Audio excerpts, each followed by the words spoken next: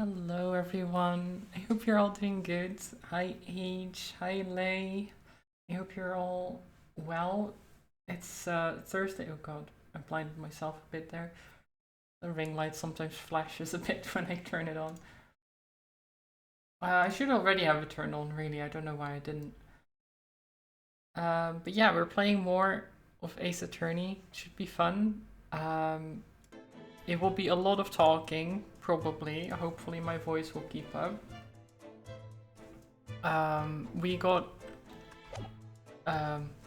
accused of murder again for the second time. Who knew? It wasn't us, obviously, even though we don't know who it could otherwise be. I'm sure we're not involved though at all.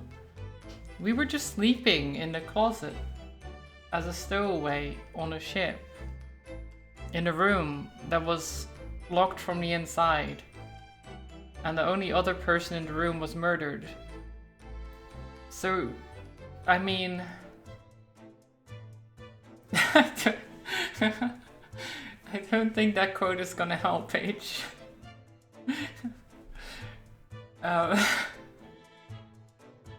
That's oh my god. That's an interesting quote to come up there. I think Leia's already left, so he can't explain his quote there.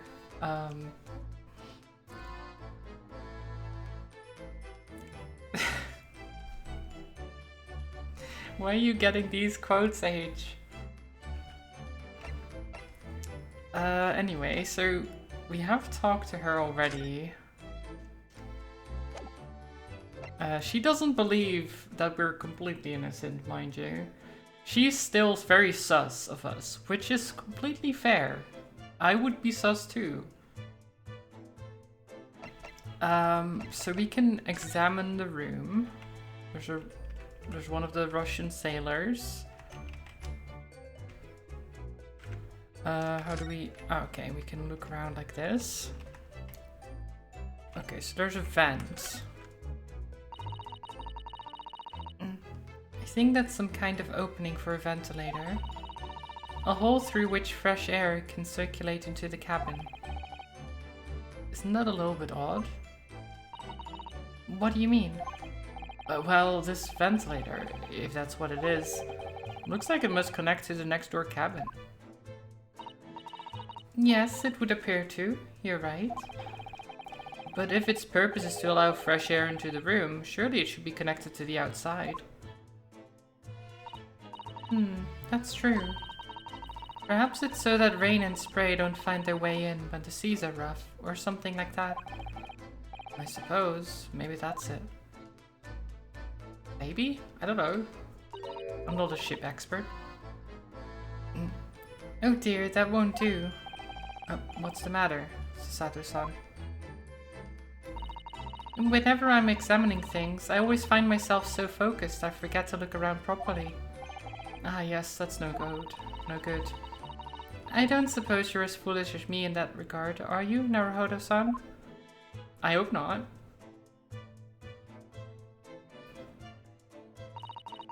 I'm sure you're careful to look all around using B&M, aren't you? Well, yeah, I just did. Tutorial. Silly tutorial. I already did it.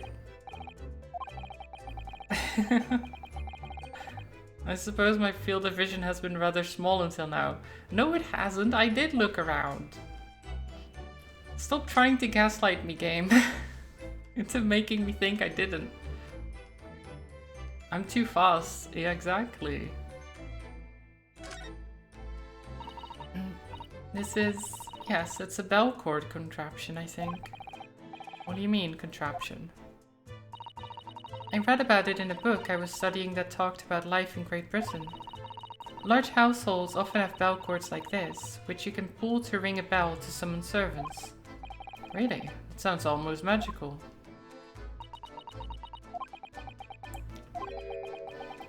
Shall we give it a little try? Yes! In the interests of cultural research, obviously. Ding ding! Does it do anything? I suppose nobody comes for lowly Japanese people. Wow. Don't put yourself down, Sasato. I'm sure it's that everyone is busy, that's all. Yeah, everyone's just busy. Oh, it got a check mark. Oh, that's nice, actually. That it gives you a check mark for like, oh, you've already done this thing. That's nice. It's some 2 weeks since we set sail from Japan. Have you really been living in that wardrobe the entire time? I think living isn't quite the right description. Oh, no, I suppose not. Although it must have been rather exciting making this voyage in your own secret hideout. The trouble was, I never knew when a member of the crew might come in. So yeah, I did basically have to live in the wardrobe. And last night was no exception. But because of that, you had no idea what was happening out here in the cabin. No, sadly not. Well, good old wardrobe life, exactly. So we were stuck in the wardrobe while our friend outside got murdered. It's not the smartest. But it wasn't intended that he got murdered in the first place, you know? So... This is where dear Kazuma-sama would have sat whenever he was fighting. Oh. No rent, no bills, all soft and smooth, yeah. Smooth sailing. Would have just lived in there for 50 days while we were going from Japan to London. Oh yeah. London Diary. Poor Kazuma. He didn't even make it to his destination. It looks as though the last entry is incomplete. Which means, what? He was in the middle of writing it when the incident happened? Let's see what it says. It could be a valuable clue. Hiya! What? That's out of the question. What? Why are you throwing me? Kazuma-sama may have departed this world, but you must not read his private thoughts. But what if it has a clue, Susato? What? Yeah, what if it's something important? Alright, I won't read it. Oh, but... Oh my god. And then soon we'll find out later, of course. My monitor fell upside down. It's okay, it's right side up again. Then later we of course find out that if we had read that, we would have found out who the murderer was immediately. Of course. Poor Kazuma-sama. I don't like prying into people's personal matters either, but in this case, isn't the need for clues more important? I mean, kinda. I would say so, but Susato doesn't think so.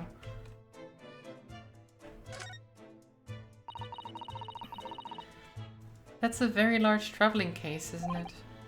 Yes, it carries a lot of memories for me. Memories? What do you mean? Well, that's actually how I stowed away on this vessel. I was brought on board inside that case. Ah, yes. I see it says "this way up" in Japanese. Which, in hindsight, I should have realized the foreign crewman wouldn't be able to read. I was turned over and over and over, and then I was tossed on the floor here. Oh dear. Being a stowaway isn't as romantic as it sounds. Well, it was less painful than a Susato takedown. I guess that's true. We have been thrown a lot. We can't look at the ink bottle. What about this message, though? That seems important. Because Kazuma seems to have wrote a message. Or someone wrote it with his hand while he was on the floor. I guess you could say that you got no clue. How dare you, H? Shaking my head. Kazuma write that before he died?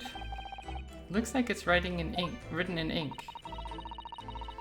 He must have knocked the ink pot from the desk when he collapsed on the floor. And then I suppose he wrote this message by dipping his finger in the spillage. Poor Kazuma-sama. No doubt he was in terrible pain. It's almost unbearable to imagine it. I suppose he was trying to leave some kind of clue in his final moments, was he? I'm sorry, partner, but I can't read your writing. I don't think that's Japanese, Naruhodo-san. What? Then what language is it? It pains me to admit it, but I don't know. It's Russian. Right? Oh. Herlock Sholmes, what are you doing?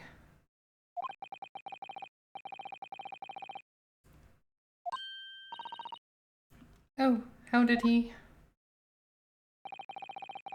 You've noticed the man too, have you? I have no idea who he is or how he got in here, but he looks suspicious and tall. Suspiciously tall. Naruhodo-san, don't tell me. Do you really not know who that is? Well, no. I don't have any foreign friends or acquaintances at all. He doesn't look like a member of the crew. There's something very unusual about him. And is he investigating Kazuma's desk, or is he just playing on it? I can't tell. I mean, yeah, investigating, I don't think he would do from inside of the desk, but maybe I'm wrong. Maybe I'm wrong. Maybe I've done my investigating wrong. In that case, we simply must talk with him. Am I just imagining it, or does Susato-san look almost uncontrollably excited? By the way, I expected you've noticed already, but just in case. If you press space on people when they're in the crosshairs, you can converse with them. Alright. I'll get that suspiciously tall gentleman in my sights and see what he has to say for himself. Oh, please do. Right. Well, what if we don't talk to him, though?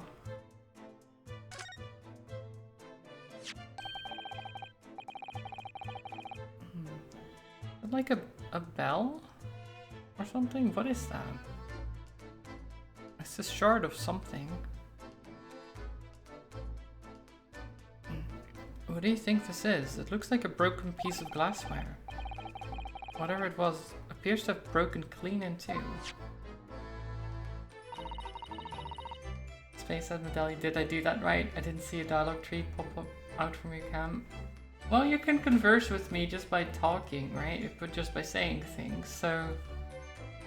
It's really more advanced than just pressing space. Twitch is interesting like that, you know? You can just type words, and then I see them. It's crazy. The glass is such a beautiful color. It looks like a cute little Natsuke fastener from a kimono outfit. I'm not sure that sounds like Kazuma. He wouldn't have secretly carried a cute little trinket like this around with him, would he? And the mark beside it. What is it, I wonder? It has a sort of brick-like hue? Yes, you're right. It's the color of brick, isn't it? Even though I didn't see anything of the same color anywhere else in the cabin. That is very strange. What is this warning? The rules of passage. It's essentially a list of requests from the captain to all passengers on board. Passengers must not keep weapons or other dangerous objects in their cabins. Pets are also strictly forbidden. Okay. No pets. No weapons. What? Why are you staring at me? Oh, sorry. I was just thinking.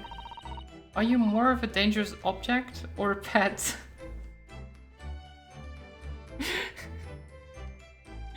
Oh, that's not nice.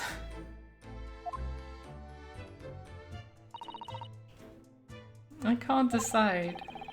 Well, one thing's for sure, either way, I wasn't supposed to be in here. What's this? It's all fallen over, which is kind of weird. It's like an earthquake happened, but that can't have been the case. We're on a ship. What's this? A statue of some god of the sea. Although he's fallen over as well.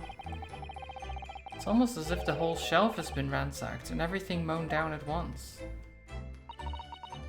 I wonder if... perhaps it was Kazuma-sama doing his morning sword training, do you think? I seriously doubt it. Then perhaps... it was you, Naruhodo-san, in a fit of rage. Oh no. I wouldn't have bothered leaving the wardrobe just to mess up a few books and a statue. Could it have anything to do with the case? Maybe. I'll just set everything straight again. I don't like to see a mess. Should we mess with the crime scene?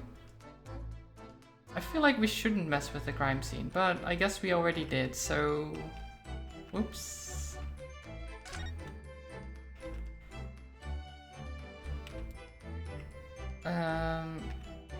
Okay, let's talk to this man. Or can we look at the lock?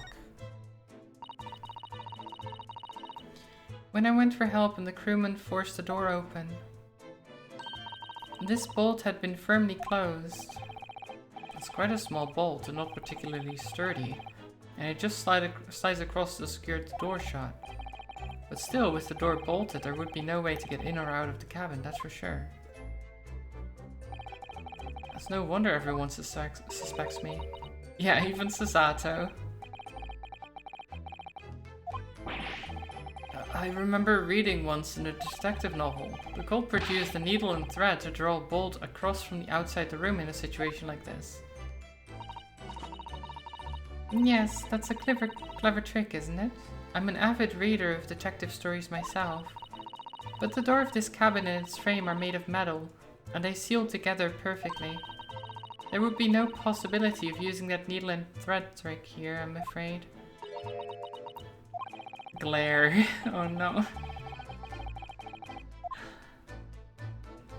Why do you suspect me, Susanna? Well, I know why, but still. Oh, knife. That's my dinner from last night. A roast chicken. It was really not. Oh, I thought he was gonna say it was really nasty. I don't know why. My brain just was like, oh, it was awful. It was. It was really tasty. Yes, it was very delicious, wasn't it? But did you eat it on the floor here? I'm not a dog. I ate at the table, of course. Which begs the question of when and how the plate ended up on the floor. Well, the table has been... like, the tablecloth has been pulled or something, so...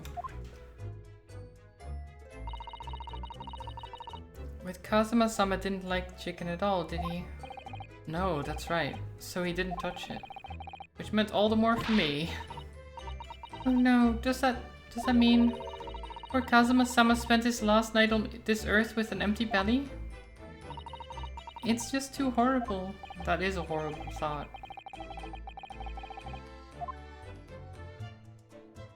I would not want to spend my last night with an empty belly, that's for sure. There's nothing on this table at all. The plate and cutlery are all over the floor for some reason. Yes, it's strange. Last night when I went to sleep, I'm sure everything was still... Oh, wait a minute. What is it? That's funny. I can't seem to remember anything about what happened after dinner at all. So then perhaps you are responsible for what happened to Kazuma-sama. No. Was he drugged? Was the chicken drugged? Because if Kazuma didn't eat any of it, and we did, and we got knocked out, put in the closet, and then Kazuma was murdered. That would make sense, right? In a way, I guess. I mean, still doesn't explain how they got in. But it explains why we don't remember anything.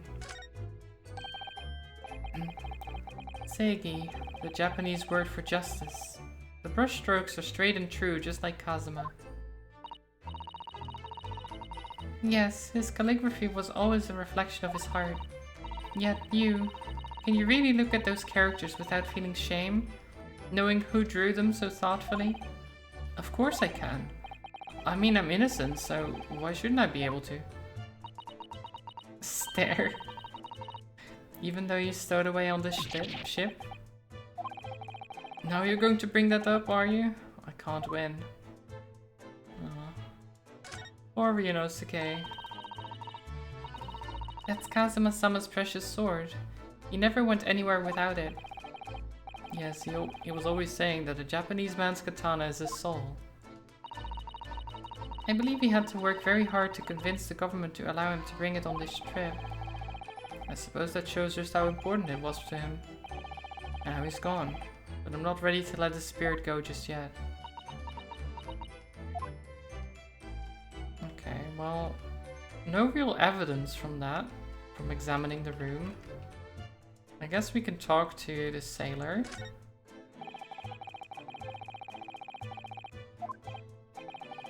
Excuse me. What? I was wondering how it's going. The investigation, I mean. Grandmother told me Japanese people do not make jokes, but it's not true, I see. Sorry? The criminal asking investigator for information about his crime? Very funny. It wasn't supposed to be a joke. He doesn't appear to be laughing either. He's convinced you're guilty. Might have useful information though. I have to keep trying. So, last night, did you notice anything out of the ordinary at all? Yet, of course not. Now back to corner of a room and make it silent. I say no more to you. Did I hit a nerve? Just for a minute there, you seemed a little flustered. Okay, well, nothing out of him either. Okay, let's talk to Herlock. Herlock Sholmes. Mr. Sholmes. Excuse me, do you have a moment? Shh, this is a critical point in my investigation. Okay. Maybe I should leave him alone. He seems a little unfriendly. Yes, perhaps that would be for the best. Oh, there he is. Who did it? I ain't telling you nothing. Okay, case closed. Unable to solve. Wow.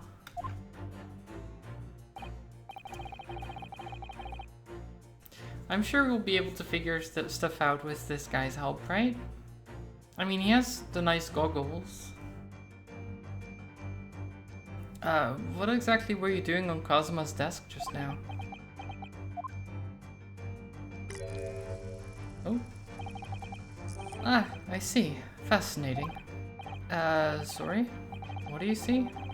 Feels like he's looking right through me. Oh yes, everything is clear now. The train of reasoning has run its course. My deductions have crystallized.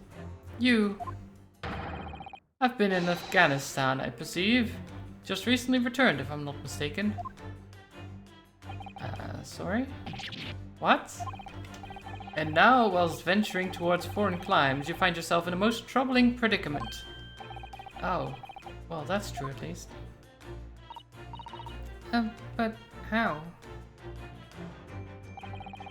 Oh, the deuce, did I know that, perhaps? It was really a most elementary deduction. Hardly worth explaining. Have you perhaps managed to deduce anything else? But of course, a great many things. There is no mystery, my dear madam, for example. You have fled your native land of Russia, being as you are a merciless revolutionary. You leave 16 victims of assassination in your wake and now travel to England to blow up the Crystal Tower. And when the beribboned occupant of this very cabin discovered your identity, you ended his life too. Yes, I believe that summarizes the facts beautifully. No need to hide the truth now. Nothing deceives these eyes. None of that is true. Just to be clear, you are talking about me, are you? Certainly I am. Do you see another in this cabin who fits the bill? A Russian assassin with 16 victims to his name? I don't even see one person who fits the bill. So it's true. It was you who did this to Kazuma-sama. What? And you're plotting a revolution too. Why do you believe this man, Susato? He was just rambling. It's shameful behavior, Naruhodo-san. Absolutely wicked. No, listen. There's no way I... Hiya! No. Now explain yourself. Tell me everything. This is ridiculous. It is very ridiculous. Why are we being accused of being a Russian assassin? We came from Japan.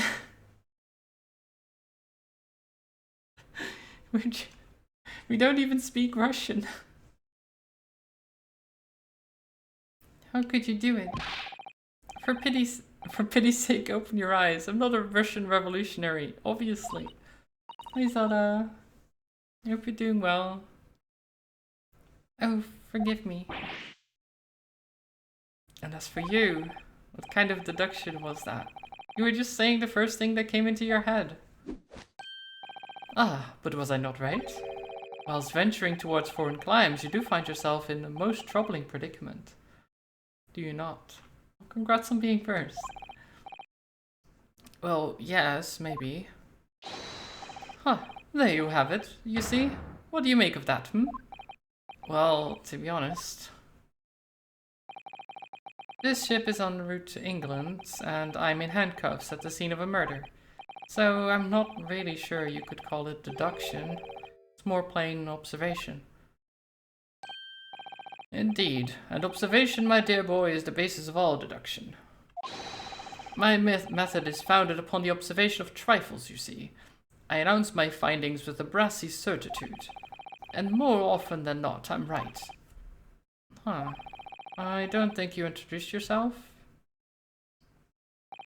Ah, my apologies. How remiss of me. I am none other than the greatest detective of the century, known to men and women the world over. The inimitable Sherlock Holmes. So, it's really you, the actual Sherlock Holmes. The very same. The inimitable, actual Sherlock Holmes. Hey Fart Bubbler, welcome. Yeah, it's my hoodie. I've had it for a while. It's very nice. Very comfy. Ooh, 20 stream streak. Nice, Zelda. And Darius, welcome as well. I hope everyone is doing good. Do you know this man, Susato-san? The most famous detective in the world? Naruhodo-san, of course I do. There's nobody who hasn't heard of him. What planet have I been living on then? We must ask him what he's deduced. We'll have worked out the entire case already, I'm sure. Really? Why do I feel uneasy about this? Oh no, he's not gonna know anything, is he? Okay, we'll talk to him, I guess. Ooh, those stats are not great. So, you're a great detective, are you? Sorry, what was your name again? Indeed, I am none other than the one and only Sherlock Holmes. Oh, I see. You're German? Sherlock, was it? No, I have no I mean, I have hair. Please call me Sholmes. What? What is this? Okay. You can read all about my exploits in this exciting London publication. Oh, yes, Rand's magazine, full of wonderful short stories and interest articles from Great Britain. I never miss an issue. I have it sent from England especially. Ah, yes, here it is. The Adventures of Sherlock Holmes. So, you're the protagonist in a series of short stories, then? Indeed, I am. And you've read so many of your own stories, you've started to think you really are a detective. Make no mistake, I'm not the poor deluded fellow you take me for. Your inference is backward. Backward? My trusty biographer records my greatest detecting achievements and chronicles them in a magazine. You have a biographer, do you? Doesn't everyone? Mine goes by the name of Dr. Wilson, presently keeping shop in London. Dr. Wilson? I must say, thanks to that publication, I've been fantastically busy of late. Why, this very moment I am returning from Asia, having solved the mystery of a cursed royal crown. Really, I can't work out whether I should take this man seriously or not. Seduction, you see, is to me a science, logical reasoning in its purest form. A science? Really? The astute observer notices even the most subtle of reactions in his subject. A furtive glance, a twitch of a muscle, a slight inclination of the posture, fingernails, arm sleeves, furrows in the skin, all these things are data. Right. And the trained logician makes deductions from this data in the blink of an eye. Thank you for the posture check, Cage. The ultimate conclusion is, without fail, the truth. As I demonstrated only a few short moments ago. That was complete nonsense, but sure. How can you look me in the eye and claim that? So you see, I have a turn both for observation and for deduction and fame. That is what makes me the one and only Sherlock Holmes. Right. What do I have in the court record? Just this, okay. Wait, can I show him the... No. I can't just be like... show this to him. Can I talk to him about people? Is that a thing?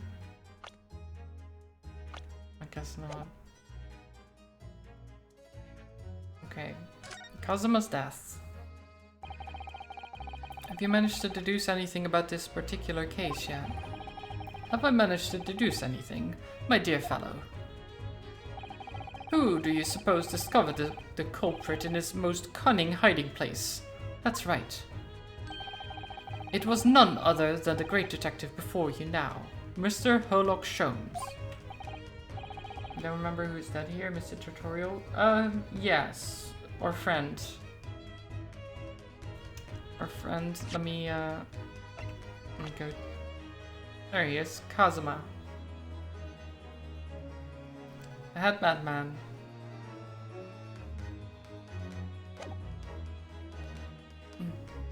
I see. In other words,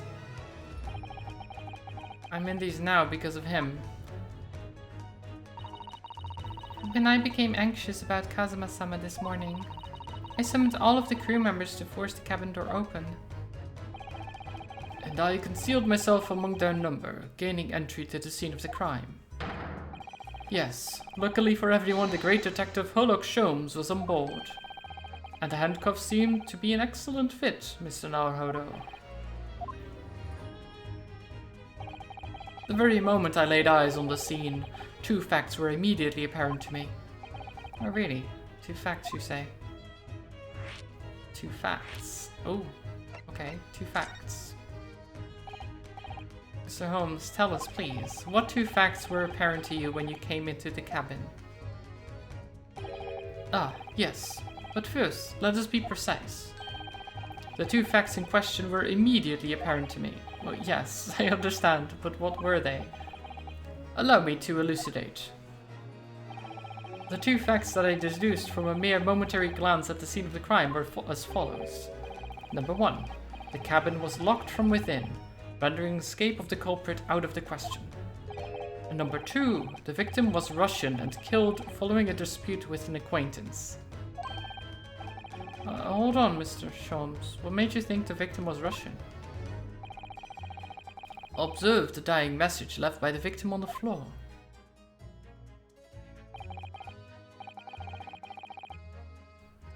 Ah. Wardrobe.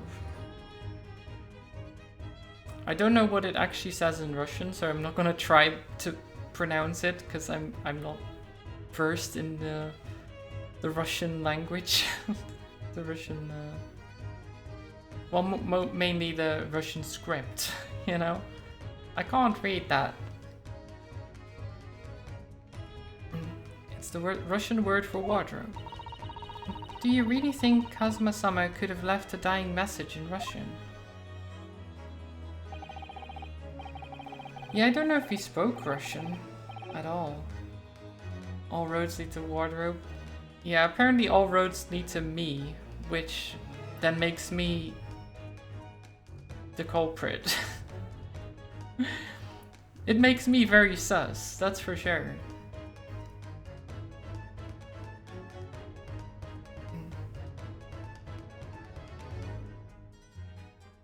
Garderobe? Pronounced like the French garderobes. Oh, that makes sense. Okay.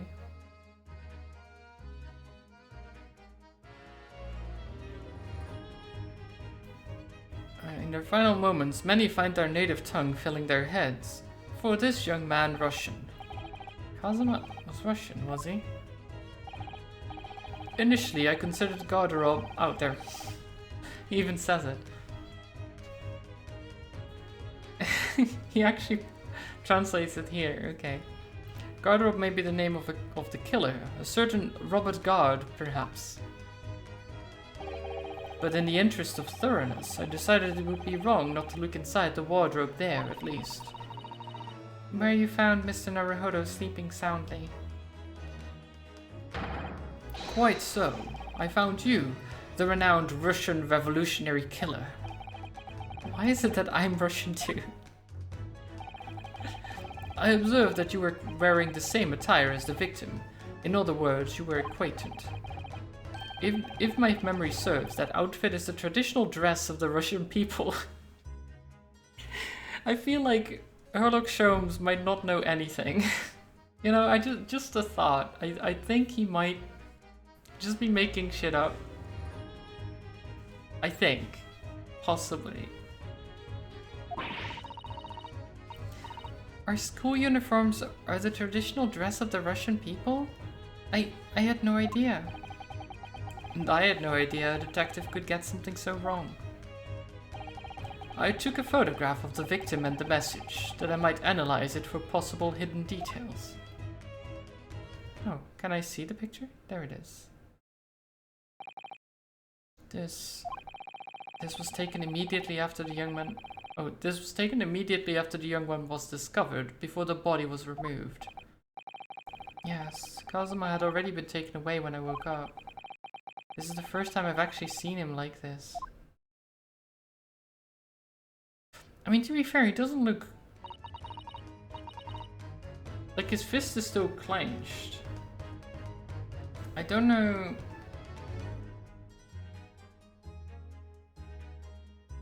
I have this inkling feeling that he's not dead, you know?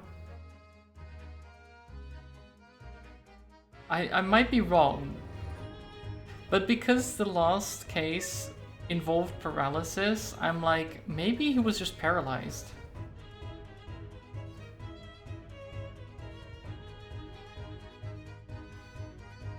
I don't know. I mean, maybe he was actually murdered. But then it's weird that, like, they would write something in Russian implicating the wardrobe and, like, them finding me. So it's basically them implicating me in the crime. For what reason exactly? And who even knew I was there? It's kind of weird. I don't know what's going on. Are you alright, Mr. Naruhodo? Oh, yeah, thank you. Okay, I got the photograph. Why did he write in Russian? Well, my assumption is that he might not have written it, but that someone else used his hand to write it, if that makes sense. So he was already dead, and then they used his hand to write. So that it looks like he was the one writing in Russian, when he doesn't even know Russian. He's Japanese, right?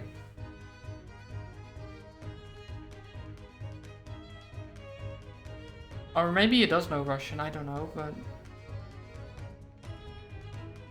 It seems to me like something the killer would write to make sure that they check the wardrobe and find me, and then thinking like, oh, the victim wrote where the murder hid, right? So that the murderer hid in the wardrobe, we find him in the wardrobe. He was the only one in the room, case closed, basically, right? Your assumption, you meant to say astute observation. Yeah, I guess, yeah, sure. Astute observation. Just like Sherlock Holmes. We're very good at observing these things. Can I ask you something, Mr. Sholmes? What, pray? You mentioned Russia before as well, didn't you? You know, when you said I was a fearsome revolutionary fleeing from Russia and all that? Ah, yes, the train of reasoning that led me to the truth. Would you mind explaining that train of reasoning to me, do you think?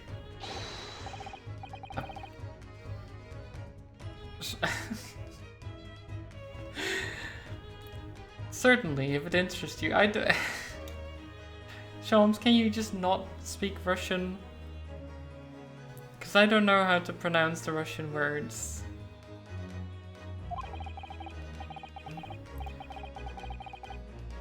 How many times? I'm not Russian and I don't speak Russian.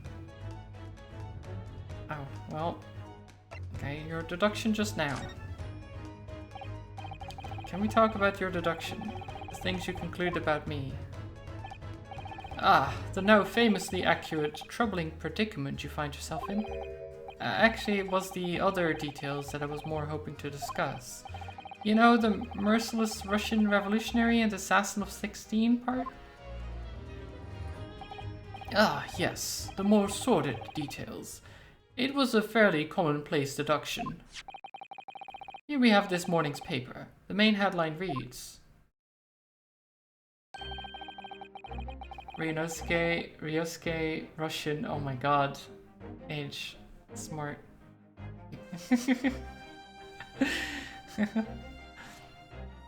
Ah yes, that looks exactly like us. Wouldn't you agree?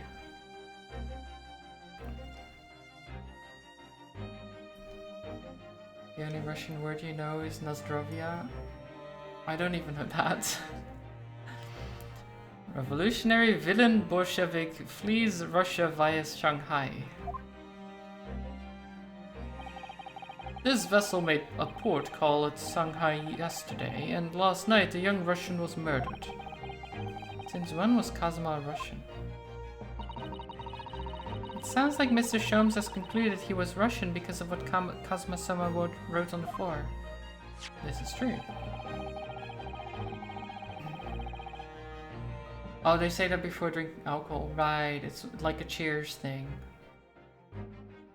Right, I do remember hearing that, but I didn't know what it meant. I guess it's just a cheers. Like kanpai for Japan. That type of thing. It was a simple act of reasoning to realize that the culprit of this crime was the same merciless revolutionary. Means two healths. Ah, okay, yeah. That's nice.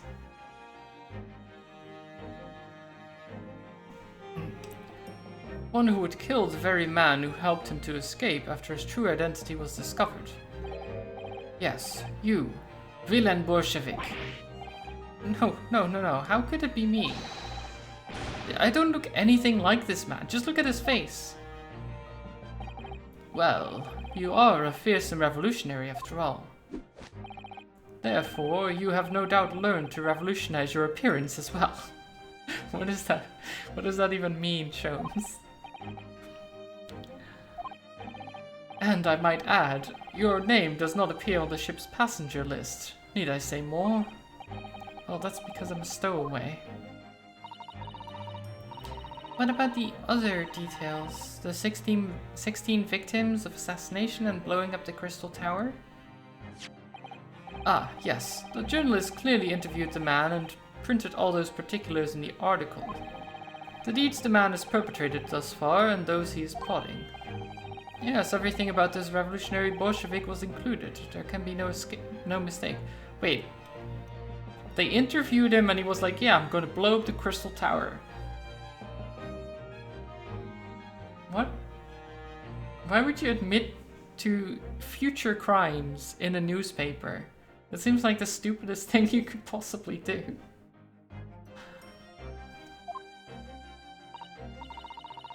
Do revolutionaries usually agree to interviews with newspaper reporters, I wonder? And what about the part where you said I was just returning from Afghanistan? Also quite clearly stated here in the article. Bolshevik has recently returned after a period of subversive activities in a war-torn region of Afghanistan. Or even is it anyway? This Afghanistan place. Oh, you don't know? Shaking my head. Not knowing your geography?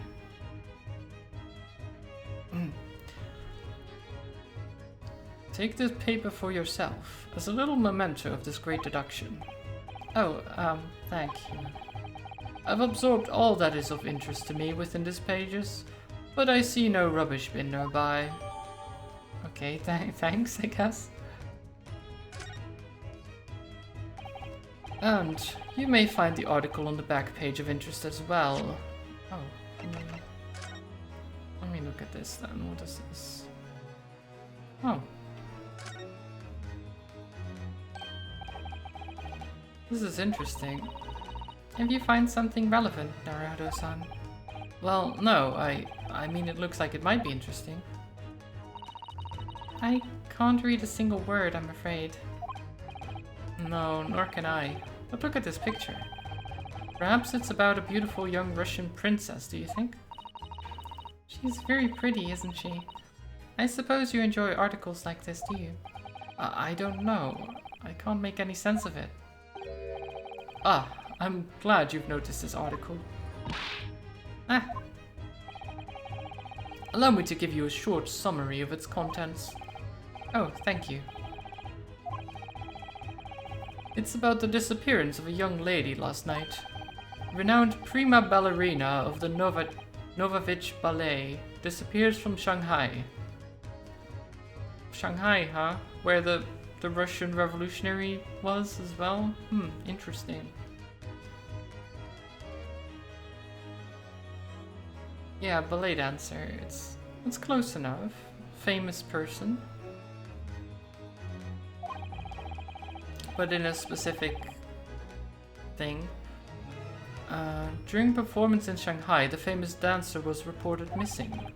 She is of course the talented young Nikolina Pavlova.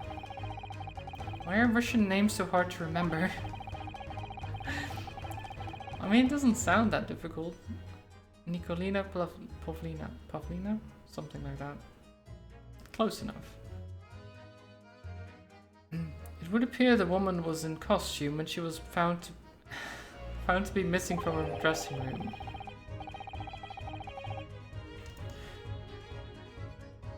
Yeah, being a Japanese person and being like, why are they so hard to remember?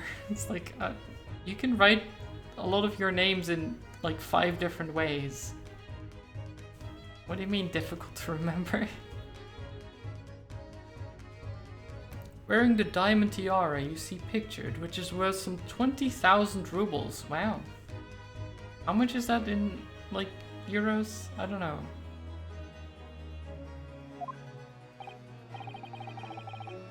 How much is 20,000 rubles?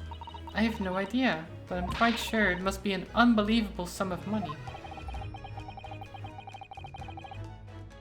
Why is Susato so... I guess she wants the money.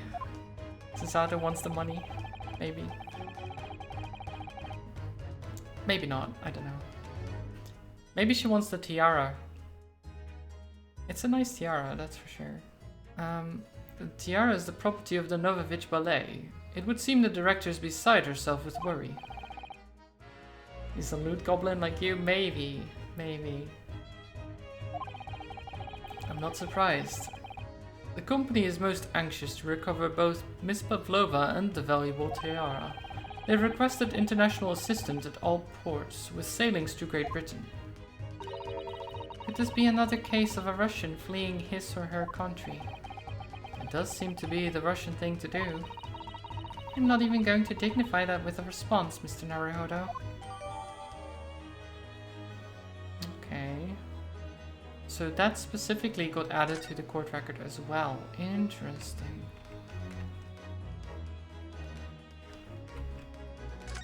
Let's look at this picture. I can't read a word of Russian, no idea what it says. The pair of you floundering is a sorry sight. Allow me to offer some assistance. The article on the front page of this newspaper is concerned with a fearsome Russian revolutionary. It reads, Revolutionary Vilen Bolshevik flees Russia via Shanghai. You told us that before. It reveals also that those who see the man's beard with their own eyes never live to tell the tale. Oh my goodness, he is fearsome. Well, presumably the newspaper photographer was alright, wasn't he? The solution is obvious, of course. If he despises his beard to that degree, he need only shave it off. I'm not quite sure that's the problem, Mr. Sholmes. Yeah, I don't think he despises his beard. I don't think that's the thing.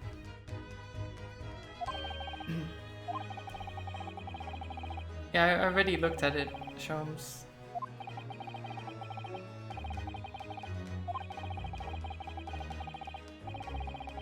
Maybe there might be a picture or two. There was. Okay. What were you just investigating at the desk?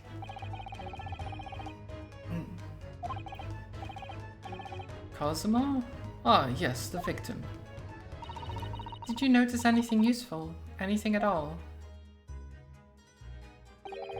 Observe, for a moment, the desktop of the victim. Right. We see that the victim was engaged in penning some text. London diary. Cosima was keeping notes of the trip. But... I don't think you should read his private writings. It could upset people. Tragic. And something you ought to perhaps elucidate before the act of reading. You mean you've read it already? Okay, of course he's read it. So we were not allowed to read it, but he just went and did it, and then probably tells us what it says.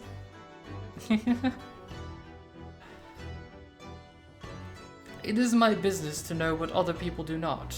Yes, believe it or not, I know a smattering of Japanese. Oh, I see. Well, you're about to know what a Susato takedown is. Does she not do anything? Susato-san, aren't you going to throw the detective with one of your trademark takedowns? I'm sorry, Naruhodo-san. What on earth do you mean? Life is so unfair.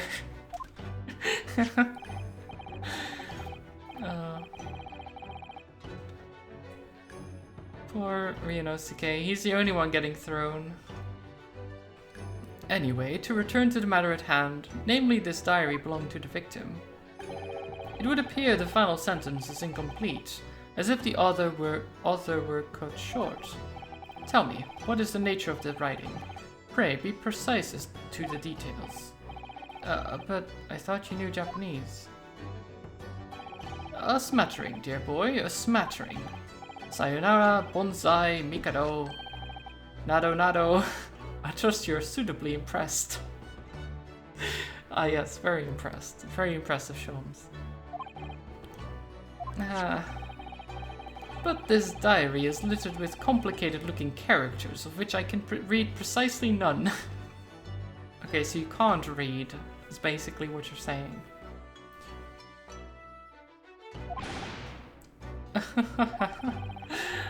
So what was all that showing off about before then?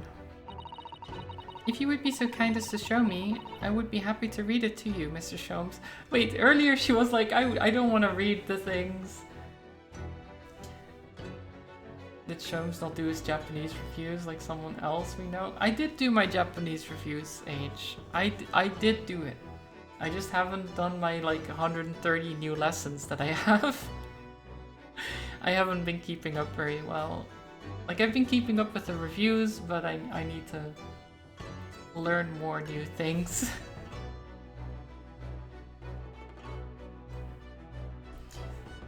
Oh, and I did do some Japanese practice yesterday, that's true. When I was playing, what's it called? Shit. I'm blanking on the name. Ghostwire Tokyo, yeah. I knew Tokyo was in the name, but I was like, Tokyo? What Tokyo? Yeah, there was a lot of Japanese text in that, so there was some practice, you know. Okay. I'm much obliged, my dear madam.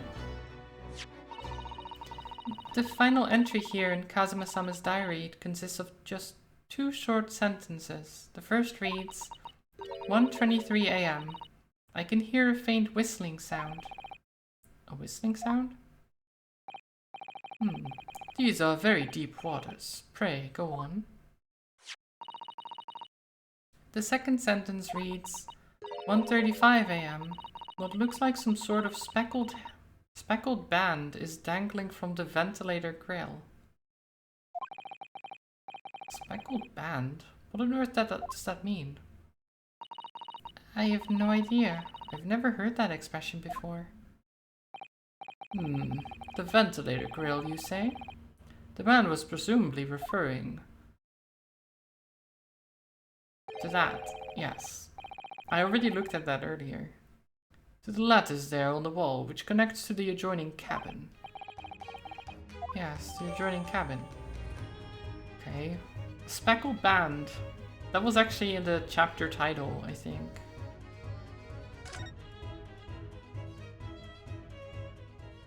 So what is a speckled band? Who knows? Could be anything. So I believe I've given you enough to consider for the time being at least. Ah, do you have somewhere to go? As it happens, the victim's writings in his diary have piqued my interest. The matter warrants further investigation, I believe, and if I am still too long, the seasickness takes hold. Oh, I suppose. You're thinking of investigating the cabin next door, which the ventilator connects to?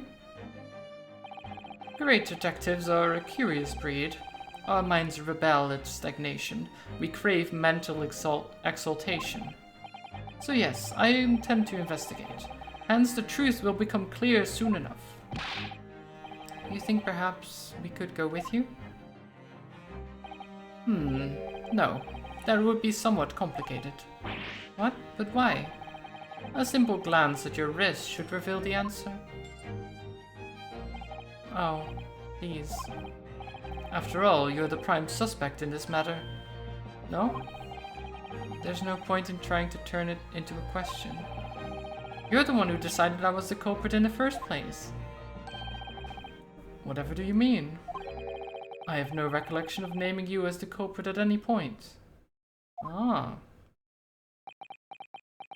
I mean, I guess he's right. He's only said the main suspect, I guess. I don't know. You never said we did it. You must be joking. You just said it only moments ago. Dear me, you are clearly misguided. I would have no cause to say such a thing. Well, actually, Mr. Shams, I did hear you say that too. Oh no, he did. Okay, he did say it. He was gaslighting us. I can't believe it. You're quite sure? Well, that's very strange. I wouldn't have said you had the face of a criminal, you know? Not really. So what, you were looking at my knees before? Some great detective you are. Well, anyway, that was then and this is now. What do you mean? What I mean, sir, is this. If you are the culprit, then you must play the part more convincingly. Roll over and accept your fate. No, he's just being plain rude. Wow. And off he goes, having just laughed in my face. His sense of humor is as twisted as his name. Naruhodo-san, what are you just standing there for? Hmm? We must go and investigate the cabin next door as well. Aren't you forgetting something? What about these? There's no way I can... Hiya! Oh my god. Why do we keep getting thrown? We don't do anything. After Kazuma-sama spent his dying moments struggling to leave us a clue, you're willing to give up? You're just going to roll over and accept your fate? As if you gave me any choice in the rolling over part. I think we still have some investigation to finish off in here first, don't we? Let's carry on examining what we can in this cabin while we wait for a chance to slip next door. Good idea. Well, I've already investigated everything.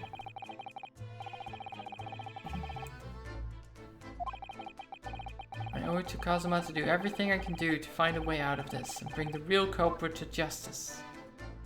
Ah yeah. Is something wrong, Naruhodo-san? Oh my god. This is the waiter. It's the policeman. It's the policeman. The undercover guy. He's back.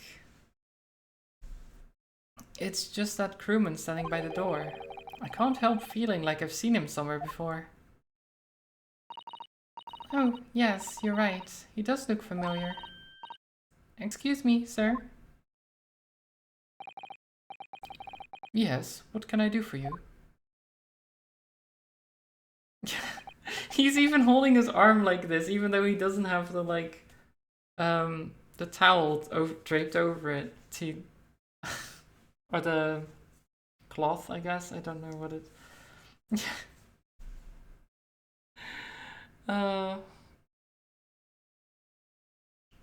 Why is he here?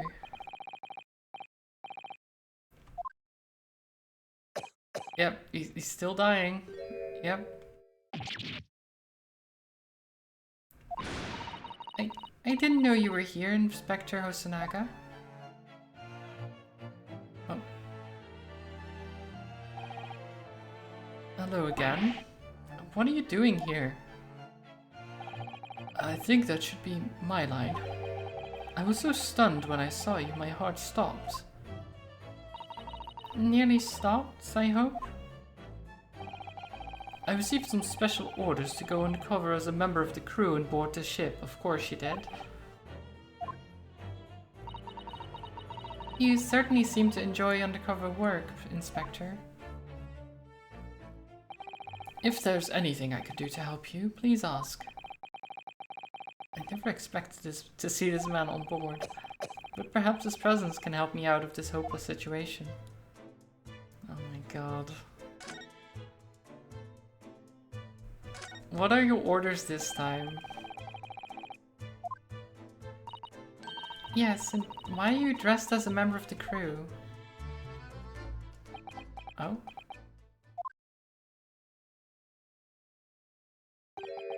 I'm so sorry. Hmm?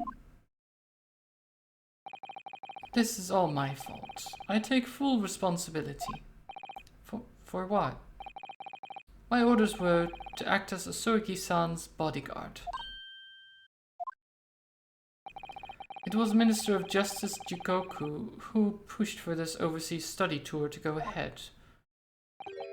And he entrusted me with ensuring that Asogi-san reached Great Britain without being assassinated. Well, again, you didn't do a very good job.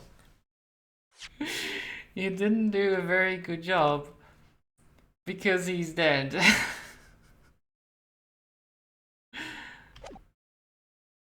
Like, okay.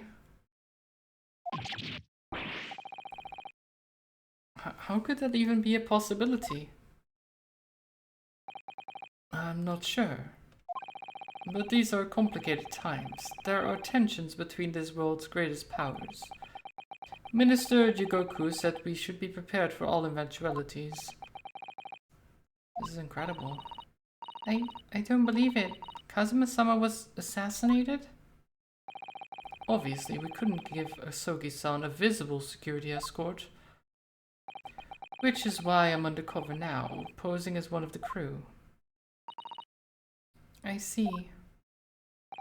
And I didn't take my eyes off him the entire time we've been on board, from morning until night every day. But I never imagined it would happen here, inside his own cabin. Not here on the first-class deck. I failed miserably at my assignment, and Asogi-san is dead as a result. I'm a disgrace. All I can do is humbly apologize. Inspector. So if there's anything at all that I can do to help now, just say the word. Can we have permission?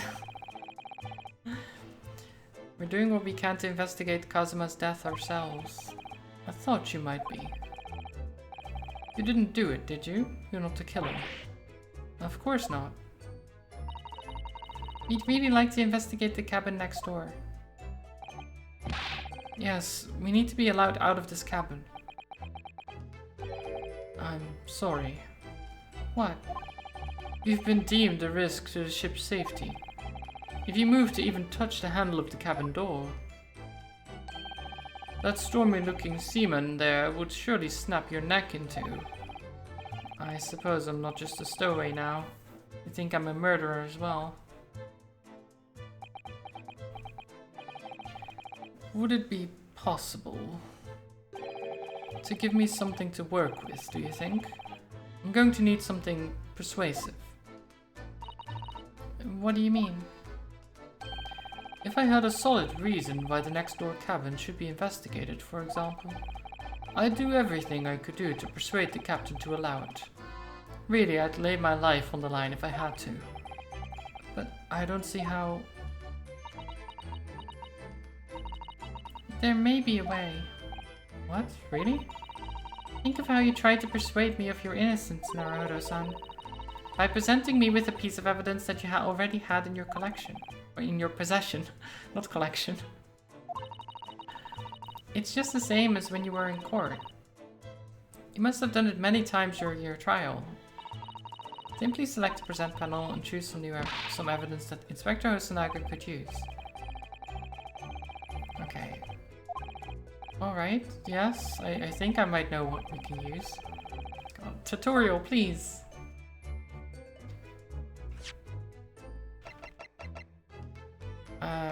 Wait, can I not... Wait.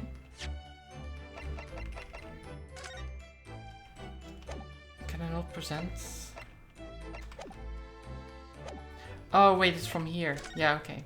It's from here. Right. This thing.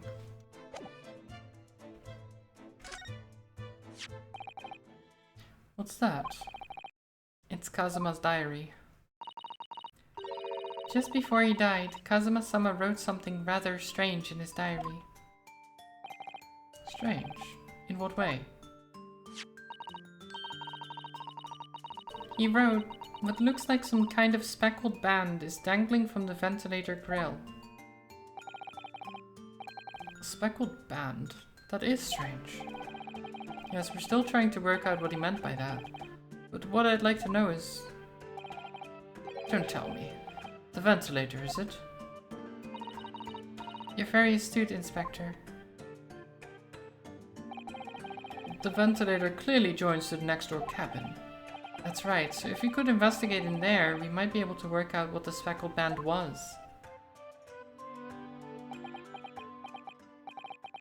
Alright then.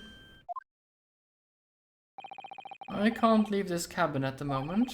I'm stuck here until we arrive at the next port. The captain has given me strict orders to guard the scene of the crime, you see. I'll have to entrust the investigation to you. Really? You're willing to do that? Yes, as long as you don't leave the first-class cabin area. I'm afraid I can't remove those handcuffs, though. But what about the captain? Aren't you going against direct orders?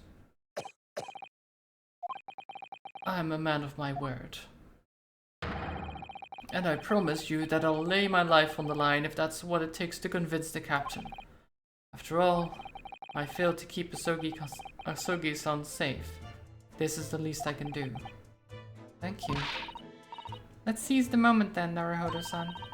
Just select move, and we can leave this cabin at last.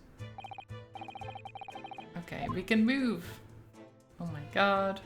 You can move if you want to. You can leave the cabin behind.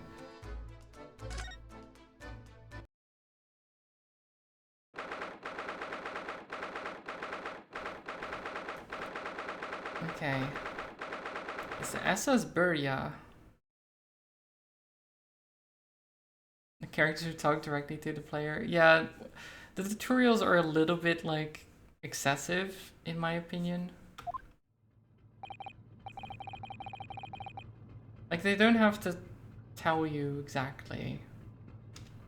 Save? Yeah, I should probably save actually. There we go.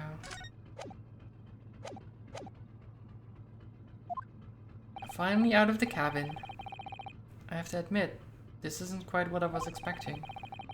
It's less spacious out here than I thought it would be, and this is the most luxurious accommodation. Sarah! Welcome and have a good lurk. Yes, indeed. Kazuma-sama was being sent on this study tour by the government. That's why he was being put up in the first-class cabin. Even still, this is about twice as large as my accommodation in steerage. Really? That must be awful. Well, there's not exactly a lot of space on the ship, generally, to put cabins and things. Depending on how large the ship is, obviously. Look over there. It's another crewman keeping watch. And he looks enormous, even if he's sitting down. The door next to him leads to the second-class accommodation.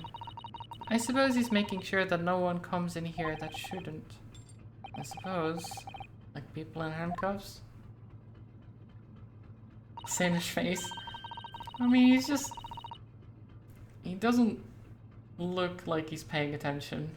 It's like a 1,000-yard stare kind of thing. Just looking at the wall, probably. Contemplating life. Summit, welcome. I hope you're well. Naruhodo-san, you look like a little boy visiting a toy shop for the first time. I would have thought you'd be used to the ship by now. We've been at sea for 2 weeks already. Well, yeah, I know, but the thing is, I was inside Cosmo's trunk when I first came aboard. And ever since then, I've been shut up inside that little wardrobe. It must have been a very trying time for you. Please, don't give me that pitying look. Everyone has bad stats today, yeah. Well, great. 2 before the first coffee. Sounds about right. Okay, we can examine. What is this? A mouse trap or something? A trap for catching mice. Yeah, we have plenty of those back home in Japan. Although they seem to be using a lump of chalk or something as bait. Let me see. Yes, I think that's what is called cheese. It's made from the milk of cows. Wait, do they not know what cheese is? Is that... I guess... Maybe in that... During the time period in Japan they didn't really have cheese? But that seems like... Didn't they have cows or something? Surely cheese shouldn't be that surprising.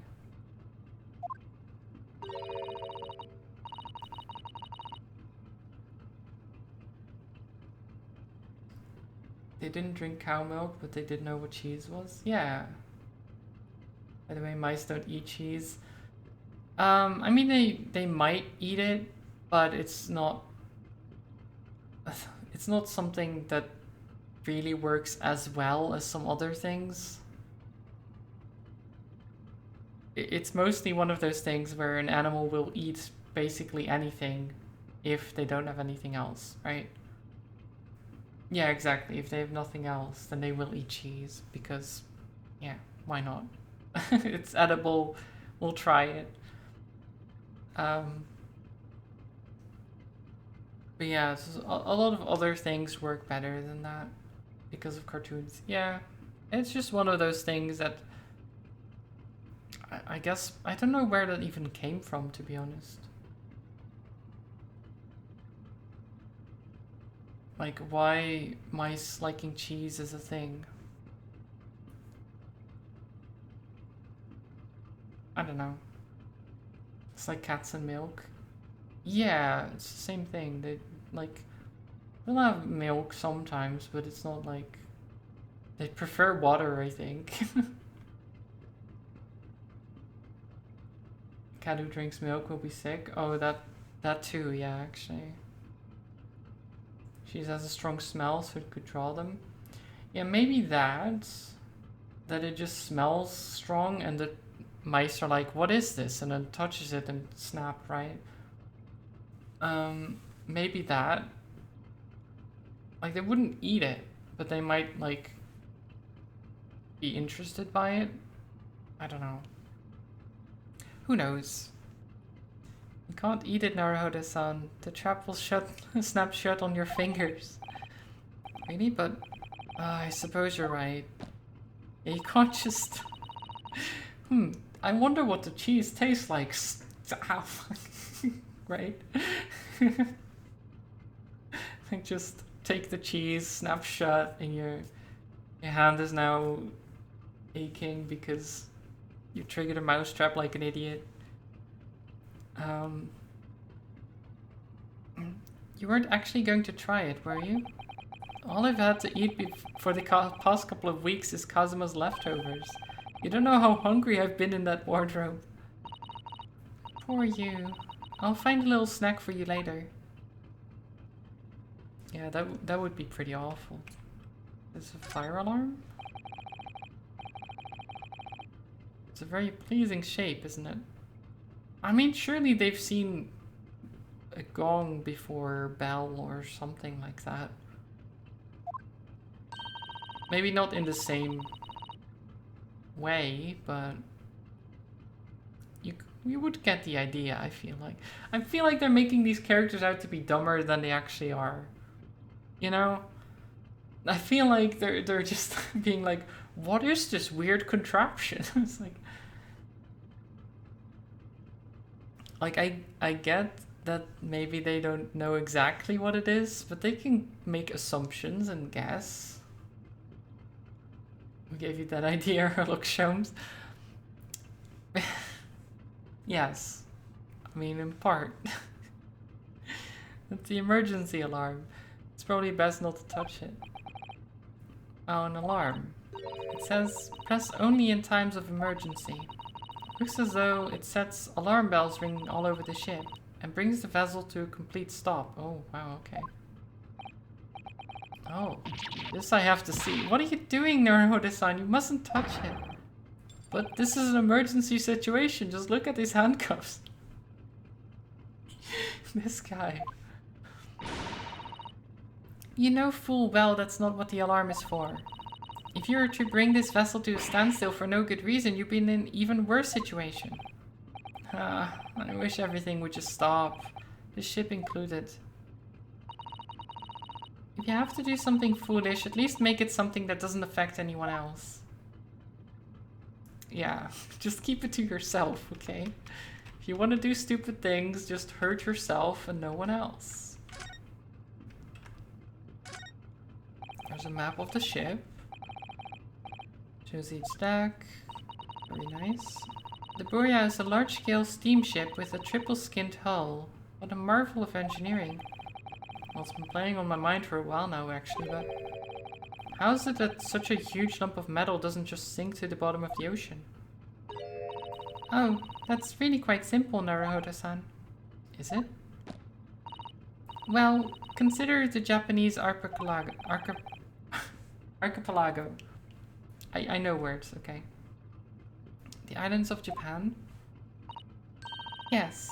They're not metal, but they're enormous lumps of earth, many times larger than the ship. And they don't sink, do they? They've been floating happily on the sea since the gods created them. Are they floating? Are they floating, Zato? Are the islands just floating? I'm pretty sure.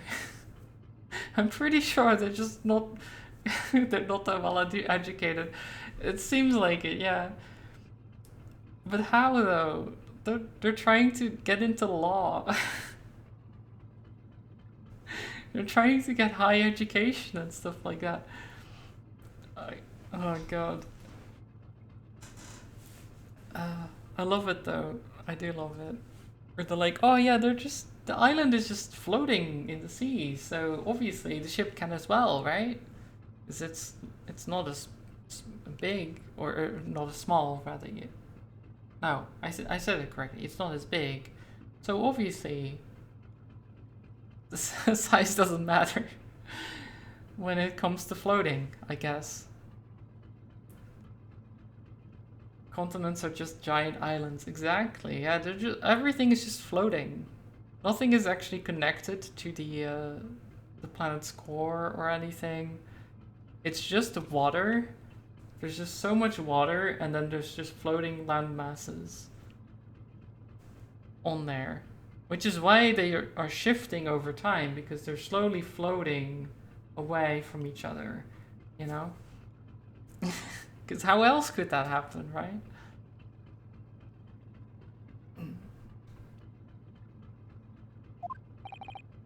Well, I suppose so. Yeah, okay. Yeah, definitely. Can we talk to this man? Excuse me, but could I ask you something? You little stowaway murderer. That wasn't a good start, was it? Alright, let me try instead. Good day, Mr. Sailor. I'm so sorry to trouble you, but could I perhaps ask something of you? You little third-class lady's maid. Wow. Okay, this guy is not very nice. Oh. You seem to have caught this sailor on a bad day, Susato-san. I am not sailor. My mother gave me name. I am senior crewman Biff Stroganoff. Biff? Wow. The best thing is to just avoid eye contact, I think. Mr. Stroganoff, about this first-class cabin area. Here we are in finest part of Buria's steamship for very important persons. What sort of very important persons? Government officials, kings and queens traveling in secret, many important persons. That is why I'm always guarding this place. Gosh, that's amazing. But somehow I let stupid stowaway inside. I want to pick you up and throw you in the ocean, but Stroganoff not animal. Thank you?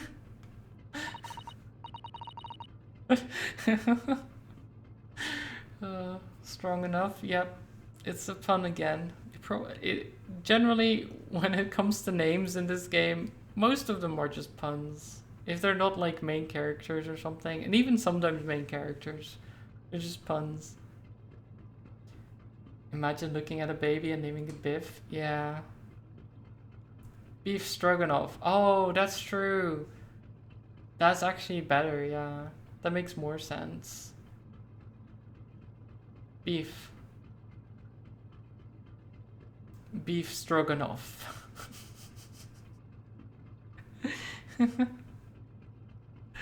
Oh god. Yeah, it's a... Oh god, is it... Let me see. Yeah, it's... Russian dish of sauteed pieces of beef in the mustard sauce of mustard and smetana. Smetana?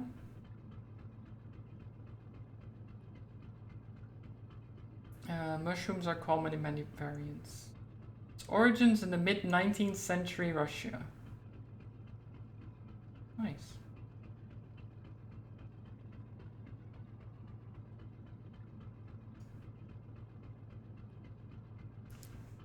So it's actually relatively new in this. Well, I guess it would be around 40 years since its inception at the time this game plays out, I guess. So it does exist in the game. Maybe his parents just liked the meal so much that they named their son after it. You know, I can imagine that. Feels weird though. I was wondering, is the cabin next to Mr. Sogi currently occupied? Duh. I think that's a duh, right? I'm pretty sure. Jaeger, thank you for the hydrate.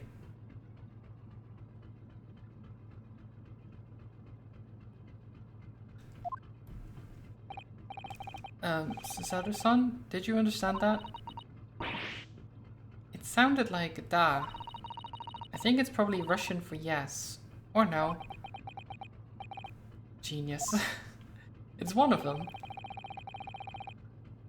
It is not permitted to visit other cabins without invitation. Well, it sounds like there is somebody in the next door cabin at least. Yes, it's tantalizing. Okay. Who is in the next door cabin? Could you tell us who is traveling in the cabin next to Mr. Sogi's? His name is Mr. Grimsby Roylott. A very important Western gentleman.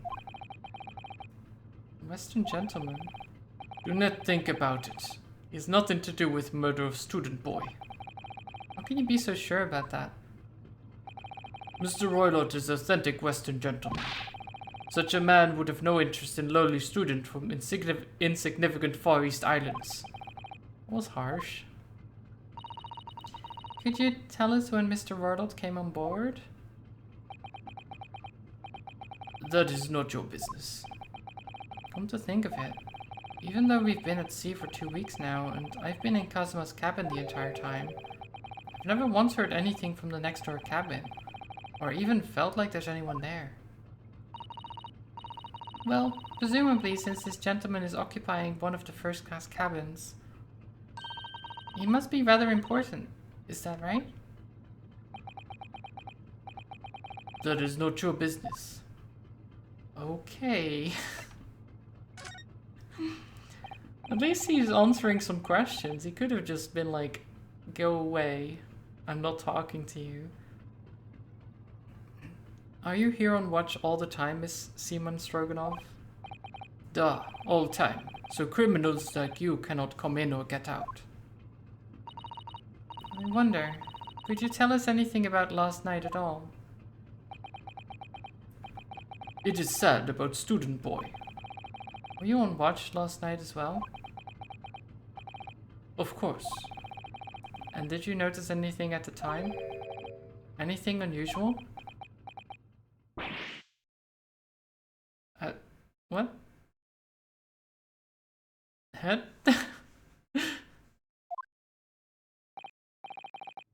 Susato-san, did you understand that? It was clearly a no. I saw nothing unusual. Nothing at all. On yet, of course, yeah.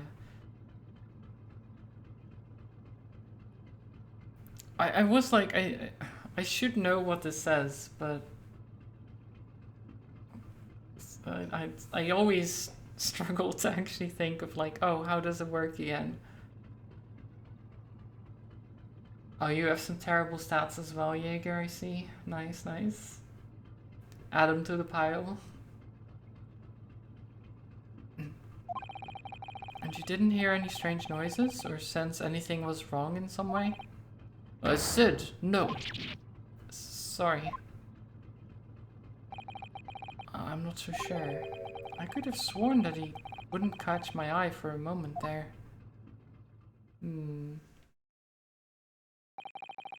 This is enough. I cannot say more now. Oh. It is time for me to report to Captain. Captain, you must return to cabin. Yes, alright. Bulkhead to second class area staying locked at all times. You escape when the lobster whistles on top of the mountain. Or as English say, when the pigs fly. Yes, I understand.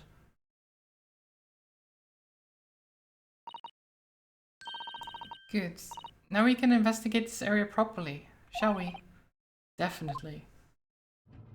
Okay. Let's look at the ship protocol thingy.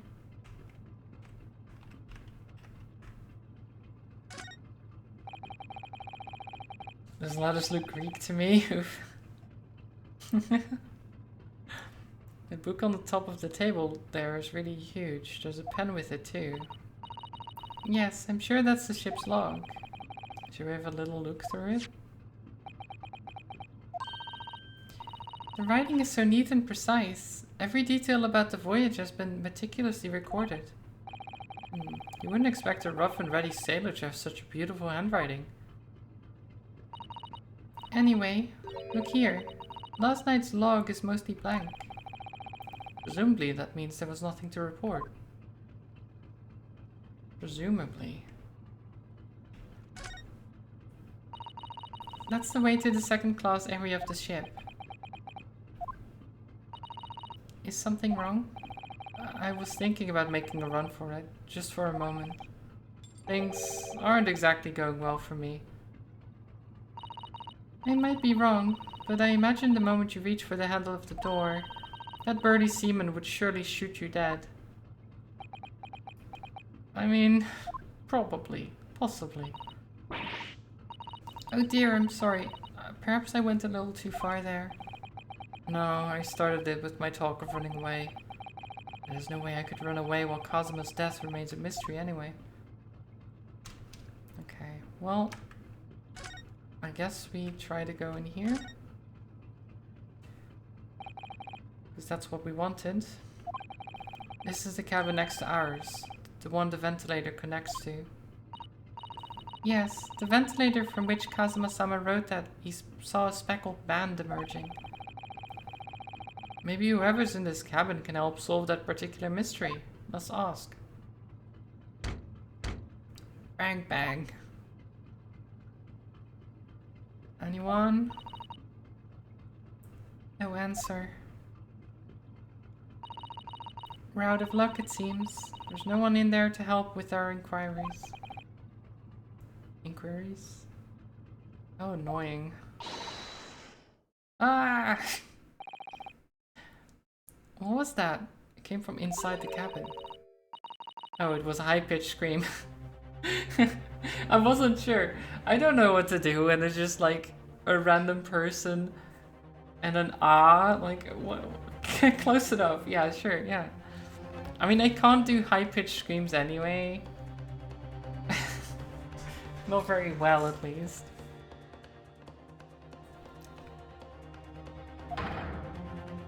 Stand aside. Oh, here he is. Clearly you're not sure Herlock Sholmes material. I guess not, no. Here he is. Right on cue. I'm about to break the door down. Mr. Sholmes. I shan't be stopped. When the fit is on me, I revel in kicking doors off their hinges. What?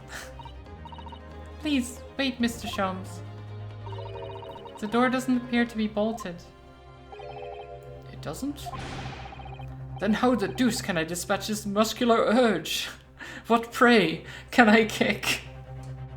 Oh no, yeah, that's an awful feeling. It's like, oh, I need to.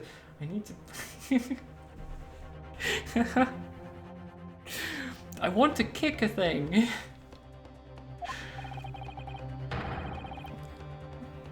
I think we should go in. There's no time to think about stress relief.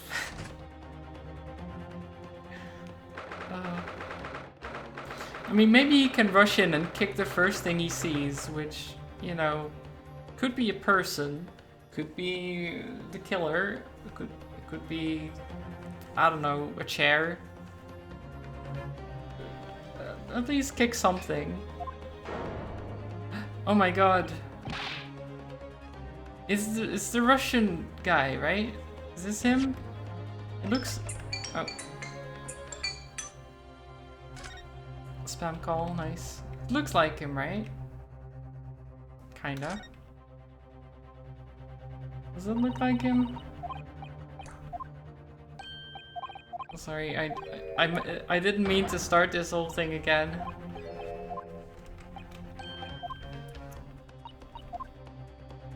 Okay.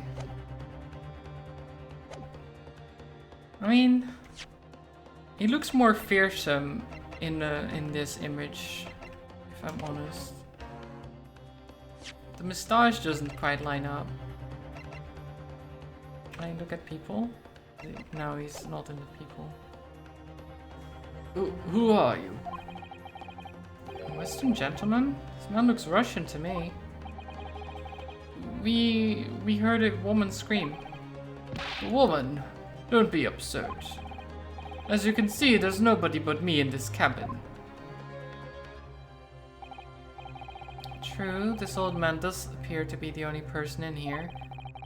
But in that case, who just screamed?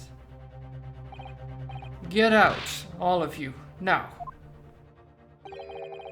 Please excuse the intrusion, but you're Mr. Grimsby Roylott, I believe? Yes, that's me. And you are? I am the one and only, the actual Herlock Sholmes. You've heard of me, no doubt? No. I am a great detective among great detectives, one who adorns the covers of popular magazines, no less. So I assure you, you may trust me completely. The man uses that magazine like a business card. A detective? Do not trust detectives. Why does he have scissors in his hands? We distinctly heard a scream emanating from within these walls. But there wouldn't appear to be a lady concealing herself within the wardrobe this time. So might I be so bold as to ask you to open that small traveling case? Well, don't be stupid. How could anyone fit in a small trunk like that? Well, it's quite fashionable these days, is it not? Traveling inside one's trunk. Don't look at me. Oh my god, he's moving. Wait, there is something in the trunk. Did you see that, Mr. Naruhodo? Yes, the case just shook. Leave, now. Otherwise, I'll call the steward. Why are you threatening with scissors?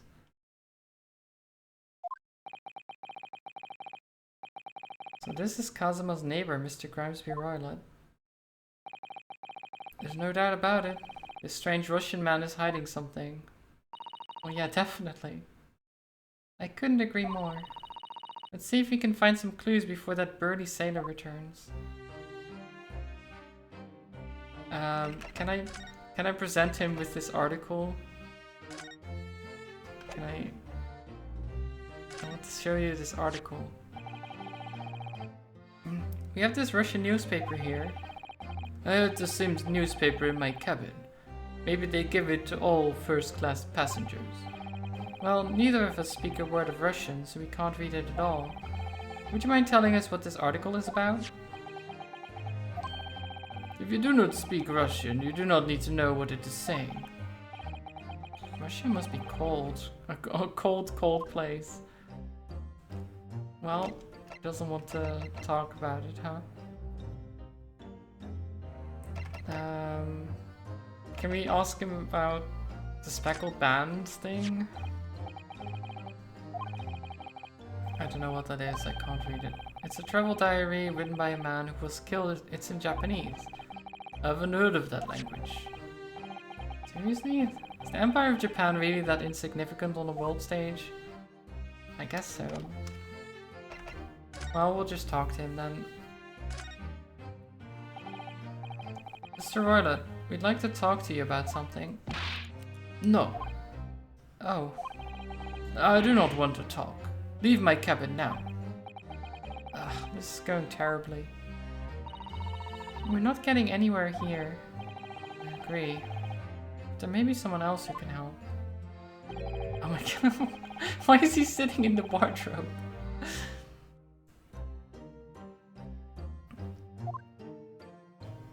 Why is he sitting in the wardrobe? What's he doing? I'm guessing... Can we touch things while he's... What do you think you're doing? This is my cabin. Get out. Okay, yeah, no.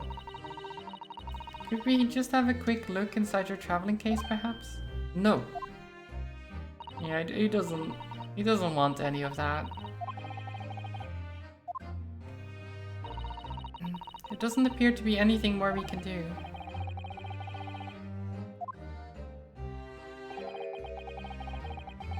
So yeah, we have to talk to the detective. Oh, damn it. Hurlock, help us out here.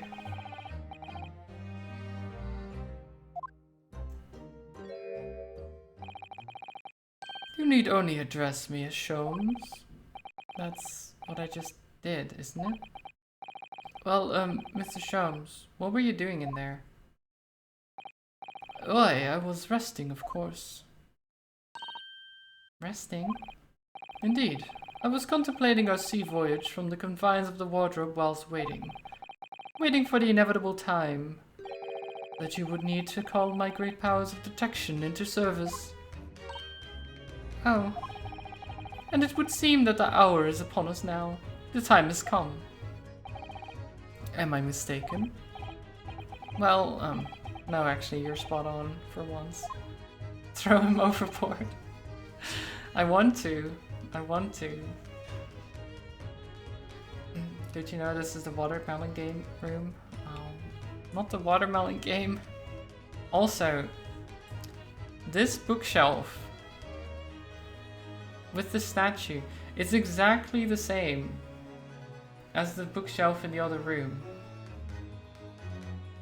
And everything has fallen over as well. That's weird, right? Doesn't make any sense. Observe closely. Our Russian host in this cabin, Mr. Roylet, is clearly trying to hide something. And do you know what is the most effective weapon to use against a Russian hiding a secret? I do wonder what that is. Why, the truth, of course. Though it should be pointed out that such methods are not exclusively for the Russians. Right. Can you imagine how the Russian will react when the secret he guards so closely is exposed? Would you like to witness it? Oh yes, please. Well then, what you're about to see may well astound you. For I am about to apply my great detective's greatly admired... God. My great detective's greatly admired great deduction to the case. Many greats in that sentence. Could this man be a more hackneyed portrayal of a dubious Russian, I ask you? What? From time to time, it occurs to me. Is the fellow dubious on account of his Russianness, or Russian on account of his dubiousness? What a sentence. I really don't think either of those things should be occurring to you, or anyone. That's right, and Mr. Sholmes. I know this man's beard and dark glasses are hard to ignore, especially on the first meeting, but once read, it is a capital mistake to theorize before you have all the evidence. It biases the judgment.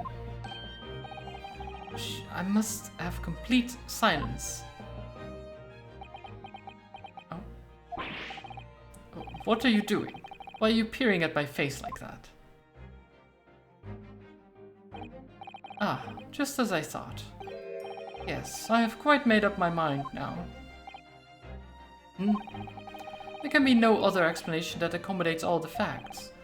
Mr. Roylott, I've reached two incontrovertible conclusions. What do you mean? Number one, your true identity is that of a villain. Using those shears, you're about to end the existence of something most dear. Are you not? Huh. And number two, the other conclusion I've drawn, you are, at this very moment no less, in the midst of committing a most grievous crime. Beneath that beard, your mouth quivers with nervous tension as you realize you've been discovered. Does it not? Ah! Oh, Naruhodo-san, I never imagined I would witness one of Mr. Sholmes' great deductions with my own eyes. That was a great deduction? Nothing can deceive Mr. Sholmes. In a single glance, he can deduce all there is to know about a person. He thought I was a Russian spy, Russian assassin who killed 16 people.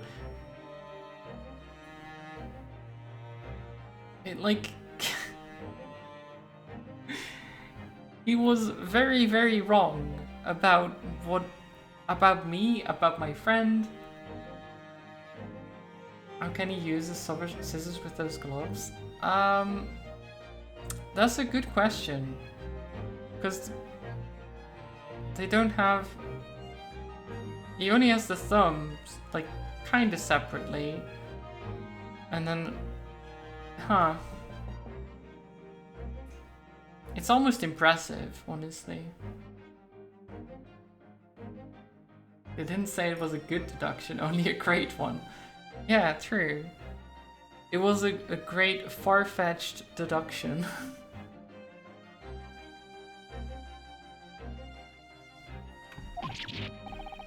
What? What ineffable twaddle? Wait, Ryunosuke, when did you start using the word twaddle? Or ineffable, for that matter? Oh yes, I've read about it countless times in the adventures of Sherlock Sholmes. And now I've experienced the astonishing impact of his great deduction firsthand. This is like a dream come true. I can hardly believe it, but all the color is drained from Mr. Roylott's face. It looks like somehow both of Mr. Sholmes' conclusions were right. How could you? How could I possibly know such things, you wish to say? Very well then. I shall elucidate. I shall explain how it was that I arrived at this pair of conclusions. So do I cordially invite you upon a journey of logical discovery. Let us board the train of reasoning. But put plainly, let us work through my deductions together. Okay, what were his deductions? Okay. The game is afoot. There we go. Topic 1, the old man's identity. So, the dubious-looking Russian, Mr. Roylott, obviously, what catches the eye in the first place? Scissors. Well, shears, I guess. It's the enormous pair of shears in your hand. Now, we ask ourselves, what could you possibly want with such an implement? The answer, of course, is staring us in the face. You are on the verge of using the shears to cut away the copious beard you sport. Okay, that's not true.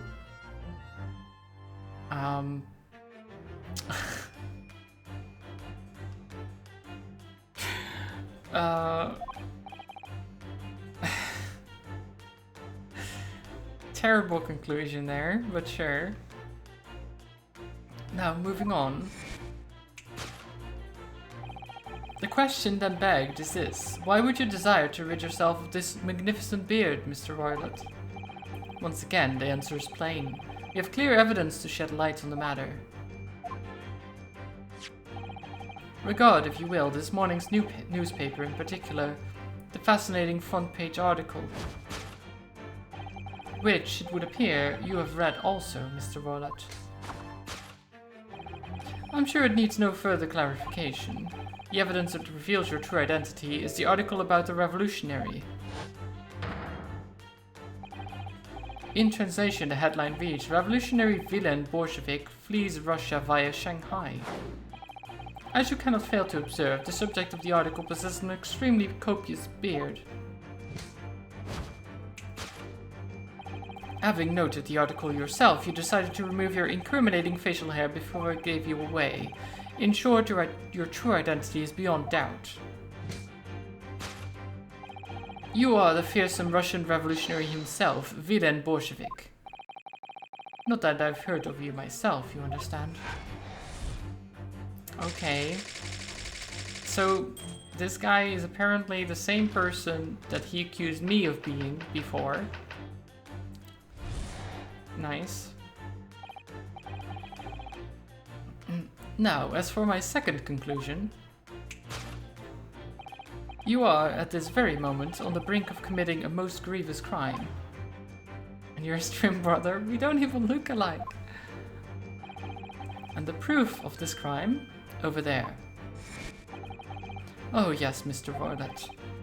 Taken unawares, people have a propensity to let their eyes stray, you see. Ah. And I assure you, the eyes speak so much more eloquently and honestly than the mouth. The answer we seek lies where the furtive glance falls. The proof of your crime sits before our very eyes. Yes, that traveling case. It is time, I think, that the case be opened and its contents laid bare. No, I refuse. What could you possibly be concealing inside, we ask? By my estimation, a young lady, perhaps? One slight enough to fit therein. It's not a person. Don't be absurd. And what, pray, would be the identity of this young lady in the traveling case? Dear me, we are not well suited to a life of crime, are we? Your callous coupe d'oil betrays you. I don't think I said that right, but whatever. Once again, we need only follow your furtive glance to find the answer. Yes, the reason you've refused to open your traveling case can be equally found in the pages of this newspaper. Have a good lurk, Zelda. For there is another, most stimulating article. If we turn from the fleeing revolutionary to the back page, renowned prima ballerina of the Novovich Ballet disappears from Shanghai. Such a headline can lead us to but only one conclusion. Your crime is that of abduction. And according to the article, the young lady's name is Nikolina Pavlova.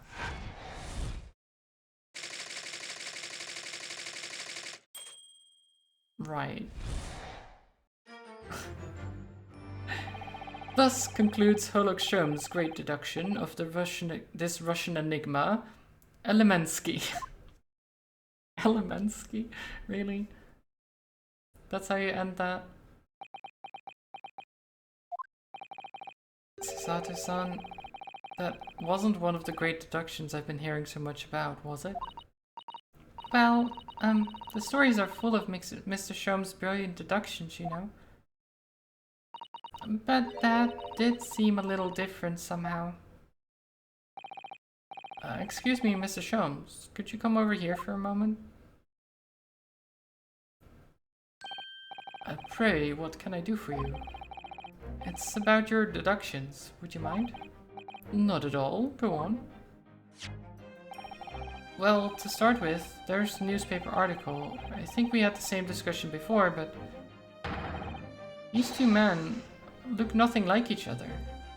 I mean, they look more like each other than I do to that man. Like they're closer together, right? But yeah, they don't look alike. This is correct. Ah, yes. I recall our discussion earlier, and at the time I believe I told you that the man is a revolutionary, well able to revolutionize his own appearance. In fairness to Mr. Sholmes, Mr. Rhoda does look more like this man than you do. Exactly. That's not the point. And another thing, the part about him abducting the ballerina? Indeed, a truly startling revelation. At first glance, the case would appear too small to accommodate a young woman. Not just at first glance, it is too small, clearly. You'd be lucky to fit a 5-year-old child into the case, even if you push really hard. I don't suppose the missing ballerina is a 5-year-old child, is she? You mean you don't know? No, the young lady is 15. No, I didn't know. How could I? Well, if she's 15, then 10 years worth of her would be poking out from the case. Some years ago, I read something pertinent, I believe. A troop of men consuming vinegar daily in order to promote a certain litheness in their bodies. Vinegar? For such a sour bunch, it would surely be simplicity itself to contort oneself into the confines of that small case. Oh dear. You might be thinking of contortionists in the circus, Mr. Sholmes. This whole thing is turning into a circus. Mr. Naruhodo, something's occurred to me about Mr. Sholmes' deductions just now. I think his powers of observation are, well, magical. His eyes cut to the heart of the matter almost instantly. It's just where he directs his attention and his logic that seem a little off. Your idea of a little may be a little off itself, Mrs. Sato. It's just one or two keywords in his deductions that seem to let him down. So I was wondering if you might perhaps tactfully switch them for alternatives. What do you think? Switch some keywords in his deductions? Yes, but very tactfully. I feel sure if we could do that, we'd unlock the true genius of Mr. Sholmes' great deduction. Precisely the thought that was going through my own mind. This man is a lot of work. At times I wonder how anyone puts up with me. It's not that funny. Ah, and you, my good fellow. Sorry?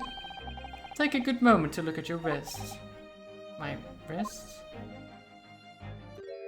What? What? Where's the handcuffs gone? Where are your handcuffs? How did... They felt they may hinder your ability to follow me in our dance of deduction. I don't believe it. Mr. Sholmes, you're a marvel. How did we not notice? He's not a detective, he's just a magician. Possibly. And don't worry, I shall restore the shackles to your wrists when we are finished. I'm not worried, in fact, I'd rather stay like this. So, let us begin. Sherlock Sholmes is proud to present his logic and reasoning spectacular. Oh. Course correction. Hold it, Mr. Sholmes. Okay. So we have to correct his deductions here. Okay. the enormous pair of shears in your hands. I can see that being correct, right? What could you possibly want with such an implement? The answer, of course, is staring us in the face. You're on the verge of using the shears to cut away the copious beard, which is not true. I'm not sure. Would you really use shears like that to cut off a beard? I doubt that's something I'll ever have to worry about. It doesn't quite sit right with me, though. Doesn't seem to be sitting right with Mr. Roylott either. Which means I suppose the abduction is wrong. Let's try to switch a keyword here, Naruhodo-san, and see if it helps matters. Alright, but how? I think we should start by taking a long hard look at Mr. Roylott. I wonder if it's really his beard that he intends to use the shears on. Exactly. If we do manage to find something that seems to fit the sense of Mr. Sholmes' deduction better, then what? Then I'll leave the rest in your capable hands, Naruhodo-san. Why am I the one to do something about this? Okay, so what can we... What is he going to use it for? Code buttons... Hats...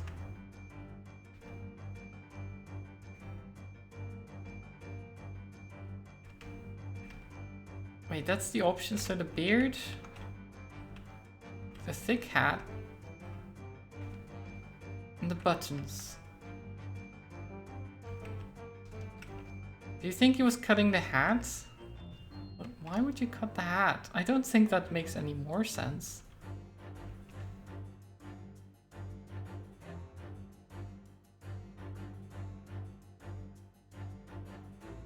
Do you think it's his hair?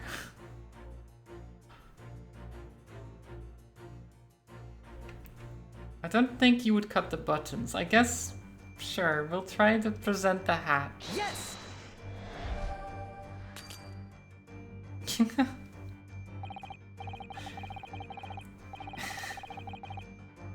I don't think... For years you've been on the run in your homeland and that hat has never left your head. As a result, almost unbelievably, your thick beard has woven itself inextricably together with your hat. But now you have an itch. Somehow you must reach it, even if that means cutting your hat off. That deduction was wanting in every way. Yes, I was wanting you to hear it. I'm quite proud of it.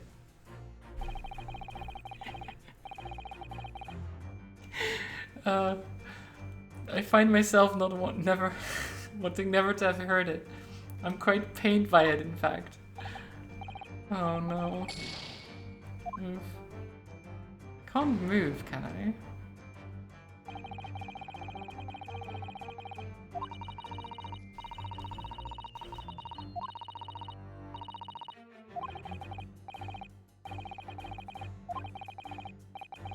Wasn't this beard? What was the man thinking of cutting?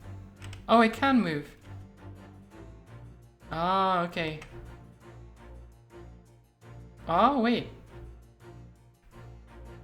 What the heck? Golden locks?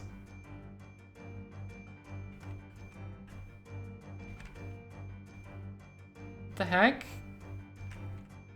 His long flowing golden hair? What the heck? Okay, I should have tried to look around first. But yeah, I guess this.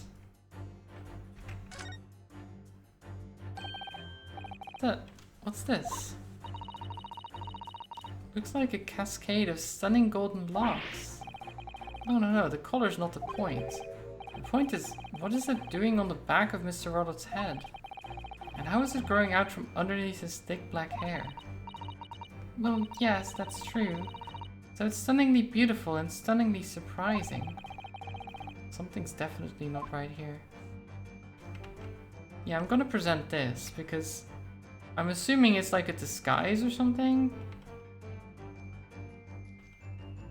And they're gonna cut off the hair, the real hair, so that the disguise doesn't...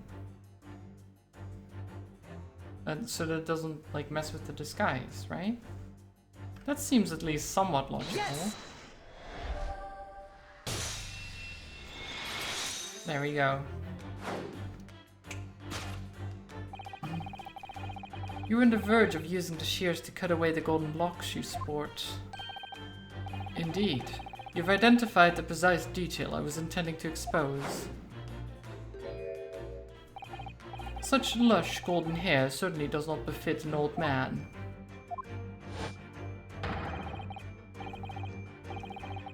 Okay, so yeah. You're not a man at all. You're a woman.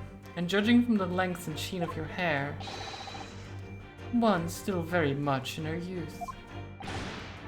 Oh no. If only I'd managed to cut off my hair, no one would have suspected. The question then begged is this: why would you desire to rid yourself of these magnificent locks? Once again, the answer is plain. We have clear evidence to shed light on the matter. I'm sure it needs no further clarification. The evidence that reveals your true identity is the article about the revolutionary. Yeah, that's no. Well, that was a shock.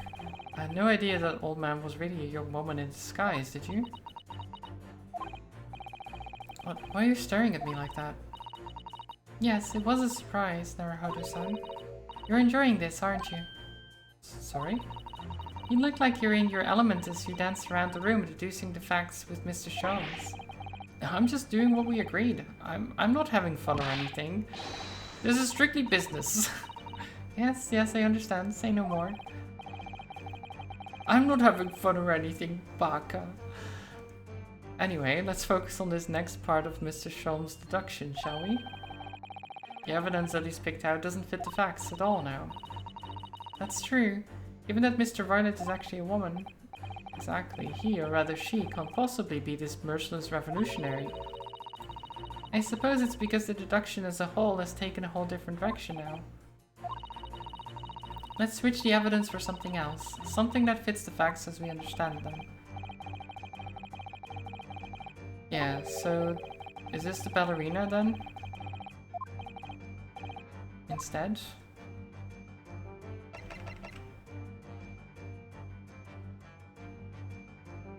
Yes!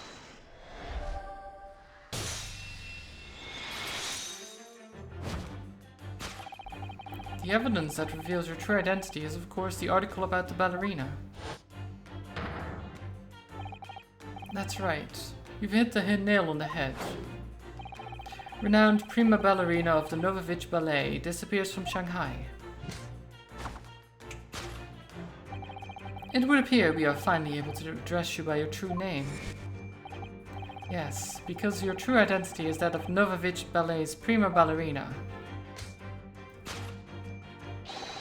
Miss Nikolina Pavlova. Ah.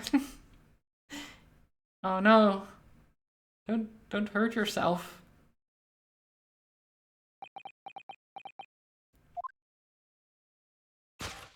Oh. Off comes the beard.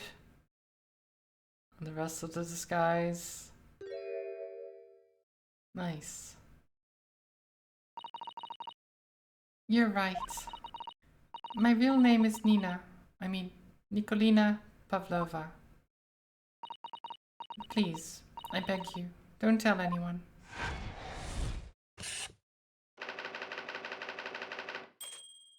But why, though?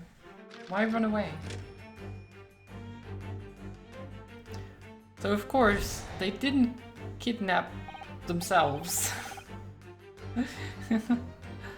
Now, as for my second conclusion. You are, at this very moment, on the brink of committing a most grievous crime. And the proof of this crime? Over there. Oh yes, Miss Pavlova.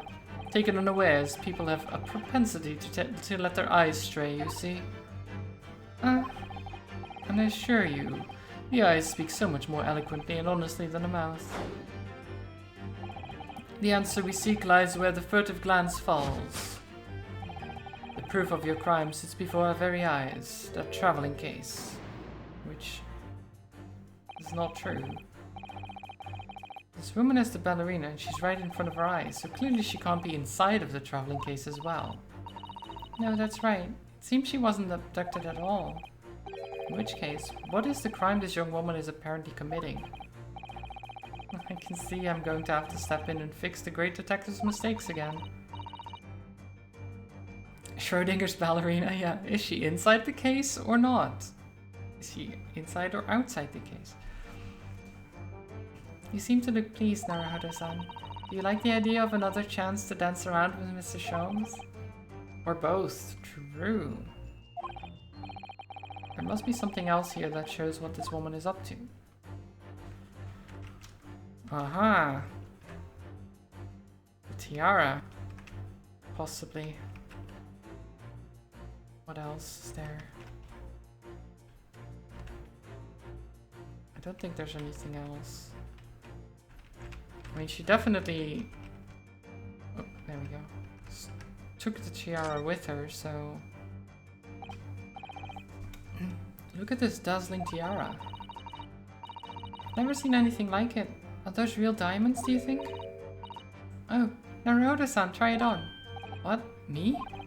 Isn't it usually girls who wear tiaras? Wouldn't you like to try it on? Oh no, I couldn't possibly. It's far too beautiful. Why does this tiara look familiar? I feel like I've seen it somewhere recently. Well, yeah. It's... Yes! On the head of her. Bam! The proof of your crime is surely this tiara. I believe this tiara is worn on stage by dancers in the Novovich Ballet, is it not? Indeed, it would appear to be identical to the tiara pictured here in this newspaper article. And if the reporting is to be believed, it's an item worth 20,000 rubles. In summary, the crime you have committed is theft. Oh no. Yes, you left your ballet troupe unlawfully taking their precious tiara with you. I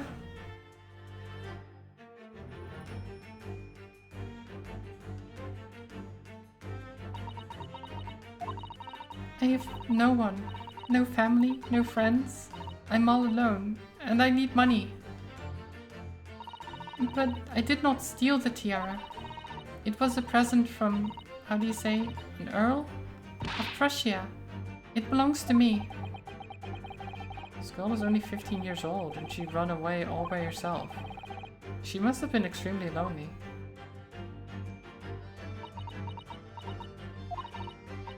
Alright, I will tell you everything. There's no point to hiding it now. Come, let us not be hasty. What? There remains one unsolved mystery about you. Mystery? What do you mean? The case.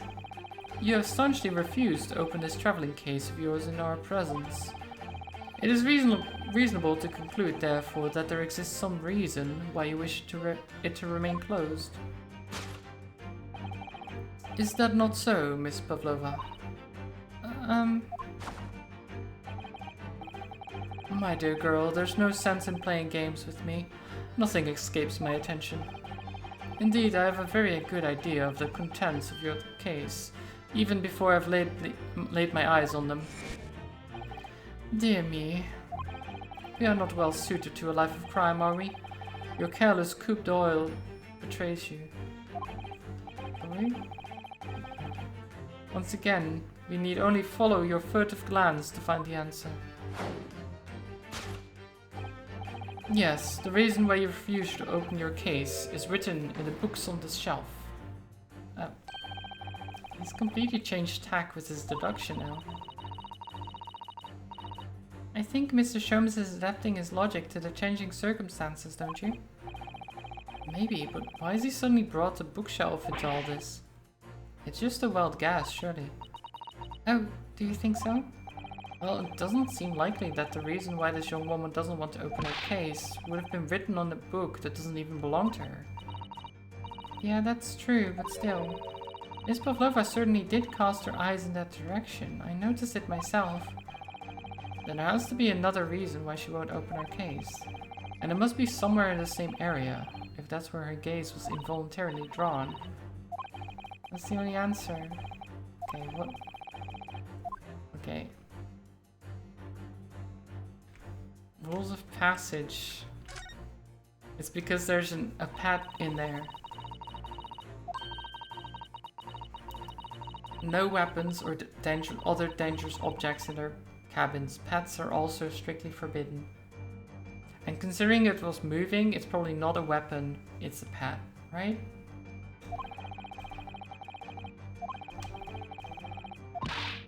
See, my deduction skills are pretty good, I think. Let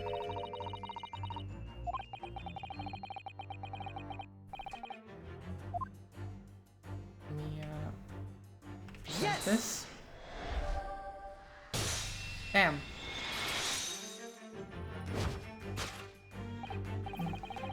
Yes, the reason why you refuse to open your case is written in the rules of passage.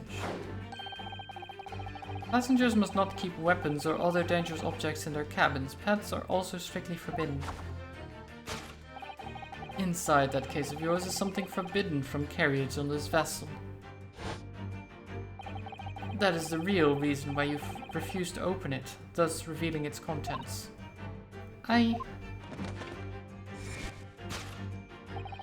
As we've seen, the trunk wobbles from time to time, but no weapon or other dangerous item would move on its own accord. Which leaves but one possibility, Miss Pavlova. Inside your traveling case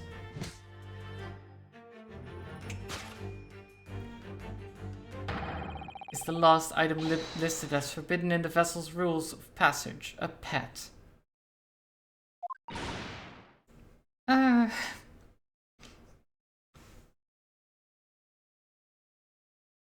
It's a bomb that keeps going off, oh no. Possession of a prohibited animal. We solved the case. GG. We did it. It's all done.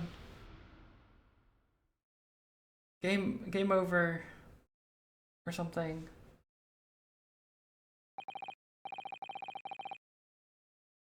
So clearly you aren't who you said you were. No, I'm not Grimesby Roylott. My real name is Nikolina Pavlova. Everything you said was correct. You absconded during one of your ballet company's performances in order to escape your homeland. Later that same night, you stole aboard this vessel. Which couldn't have been easy. The Burya is a large steamship with a vast crew. Could you really have snuck aboard without being noticed? In order to obscure your true identity, you somewhat recklessly took the guise of an old gentleman. And you intended to sever all links with your past by severing your long hair. Yet, to a woman, hair is no trifling matter. My personal recommendation is to leave well alone. So, if it was just you about to cut off your own hair, who was it that let out the scream we heard from outside the cabin? That veritable tinkling of a bell. Why, none other than this young lady, naturally. I mean, I guess, but why was she screaming, though?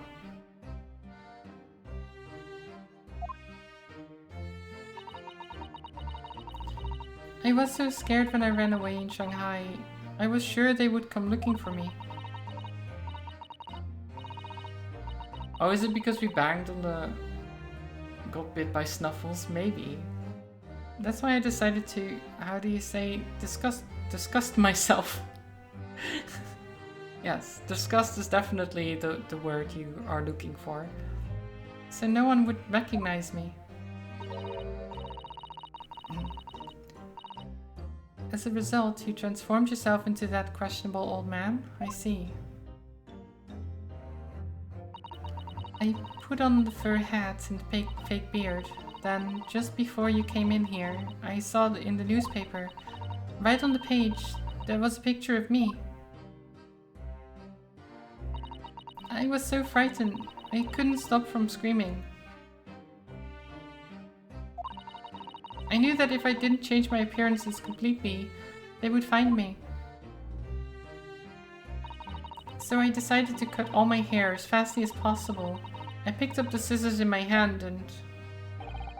At that precise moment, we walked in through the annoyingly unlocked cabin door. Things happen like that sometimes, don't they? Things do indeed happen like that from time to time. Are those two even talking about the same thing? There's just one more thing I'd like to know. What exactly do you have inside your traveling case? You were right. It is my dear friend inside. My only friend in the whole world. Please, don't tell anyone. If the captain finds out, if you say to any of the crew... Your secret is safe with us, I assure you. But in return, you must tell us, in as much detail as you can muster, about the events of last night. Yes, alright. I will tell you. Well, Mr. Naruhodo? Wasn't it something? Mr. Sholmes' great deduction? It was certainly something, yes. I'm just not entirely sure what. But at least Miss Pavlova has agreed to tell us what she knows. That's incredible. Indeed, it is incredible. Ah, and one more thing. Yes, what? Observe your wrists. My... Ow. Not again. Herlock Sholmes, why? Why did you cuff me again?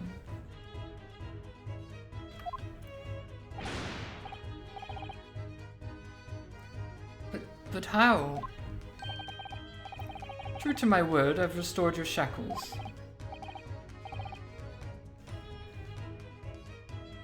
Murloc. Murloc Sholmes. Oh. Yeah. There is still a shadow of guilt cast over you, Mr. Naruhodo. I'm sorry to say, it can't be helped at the moment. Can't it really? Anyway, let's listen to what Miss Pavlova has to say. I can't go on not knowing. I have to find out what the speckled band that Kazuma-sama wrote about in his diary really was. Can we at least examine the room a bit? Can we touch things now without her... Okay, no.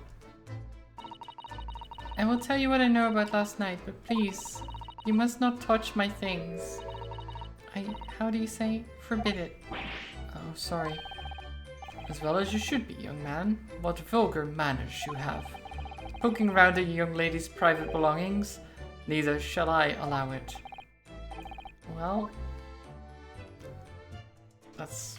fine. Oh, wait, I didn't mean to... Okay, there you go. Back. Reverse. Okay. Did you know that someone was killed in the cabin next door to this one last night? One of the crewmen told me this morning when I was eating breakfast. The man who died, he was a friend of mine. Oh. That's why we're trying to find out what happened. Did you notice anything unusual last night? Perhaps you heard a strange noise, for example. Perhaps people talking? Perhaps the ship was absorbed in a wild tempest. Perhaps its steam engine exploded. Perhaps everyone on board would have noticed if that had happened. Miss Pavlova, is there anything you can tell us? I don't know. I'm sorry, But all I could think about last night was what I had done and whether they would find me. I didn't notice anything that was happening around me. I see. Let's talk about running away then. You've run away from your ballet company, haven't you? The Novovich Ballet? Yes. I'm traveling to Great Britain, and from there, I want to go to America. I will never dance again. I want to forget everything about the ballet. I will start a new life. You wish to forget? A challenging proposition. When you have that striking tiara as a reminder. But the tiara is mine. I need it to live.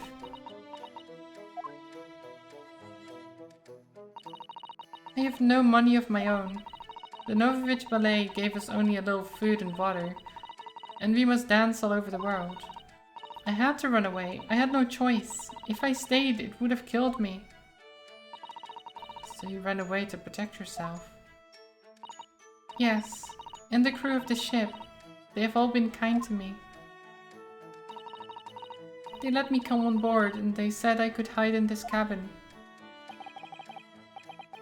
If that is indeed the truth, Miss Pavlova, it creates a most intriguing conundrum. Yes, it does.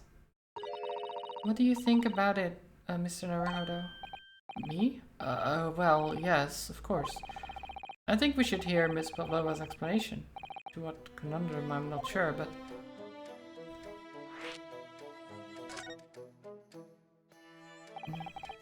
Miss Pavlova, allow me to pose you a riddle.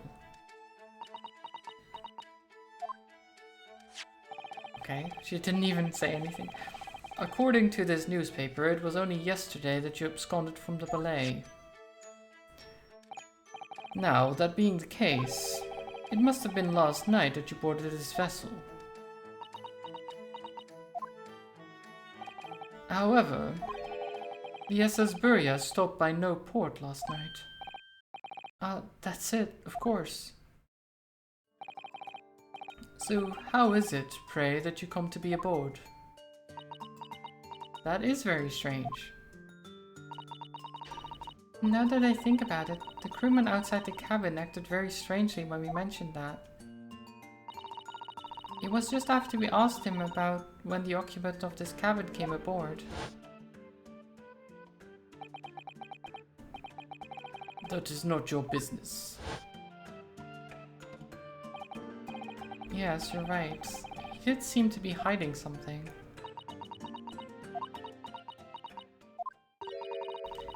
An angel descended from the heavens, bringing grace and beauty to the stage. Sorry, what was that? It's how the Russian newspapers described one of my performances. And that is how I came here, too. I descended from the heavens, because I am an angel. Okay, sure. Were you catapulted onto the ship? Considering English isn't your mother tongue, your description is very vivid. Mr. Sholmes once said, I never can resist the touch of the dramatic. It seems Miss Pavlova is the same. A genius descended from the heavens, bringing grace and beauty to detection. Words once said about myself. I feel like you just made that up, but sure. A quote from a wonderfully extravagant advertisement for the adventures of Sherlock Sholmes, in fact. Yes, Mr. Showy. Anyway, it doesn't look like Miss Pavlova is going to tell us what really happened. Let's talk about your friend. So the friend you mentioned is inside your traveling case, is that right? I don't think animals are allowed on board, according to the rules of passage. Oh please, don't tell. Don't tell any of the crew. If they found my precious... Then the burly Russians would bestir themselves in unison to throw you and your case overboard, no doubt. Ah. So reassuring, Mr. Sholmes.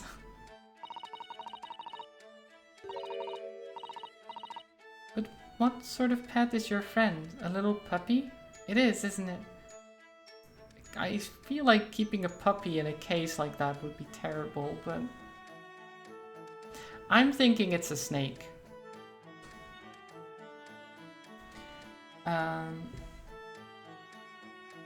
It's a gecko, obviously. Maybe, actually. But would a gecko just move the case like that? Like, do they have the strength to move the case? Nearly said Sherlock Holmes, and that would put you in legal licensing trouble. It's true. It would. They know how to shake their booty. Ooh. Shake that booty. Okay, she shakes her head. Maybe an adorable little rabbit? Nope. Ha! You credit Russia as a land with small rabbits, do you? Oh, don't they have small rabbits there then? You may well ask. I have no idea.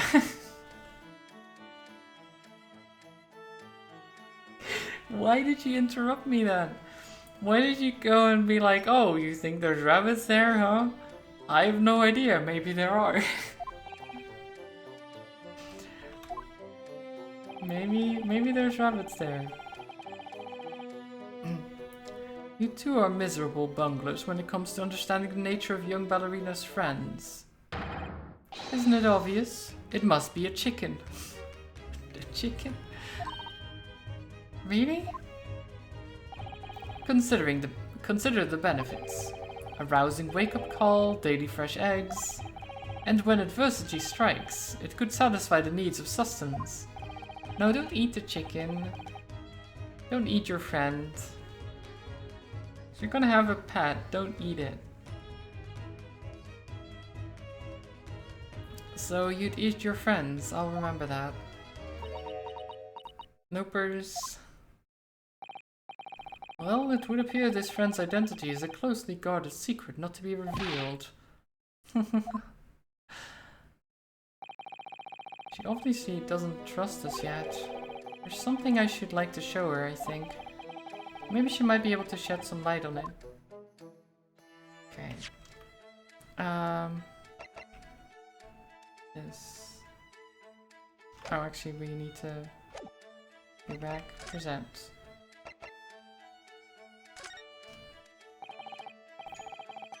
I'm just gonna do that. Would you like to take a look at this?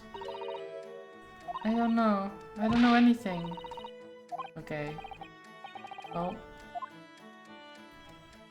That didn't work. I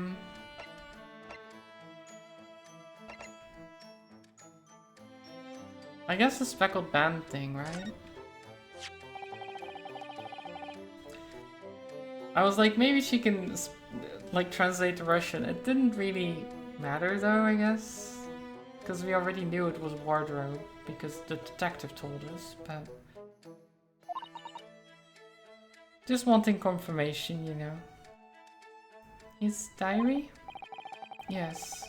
He wrote in it last night before he died, something a little unusual. It reads, I can hear a faint whistling sound, and then a few minutes later, what looks like some sort of speckled band is dangling from the ventilator grill. Speckled band? I don't understand. It's strange, isn't it? But the ventilator he mentions joins to this cabin, you see. It's up there on the wall. In other words, this cabin and the victim's cabin are connected together. Oh. Miss Pavlova? Has something occurred to you? Does the speckled band the victim mentioned mean anything to you? Or the whistling sound, perhaps? No. I don't know anything. Oh.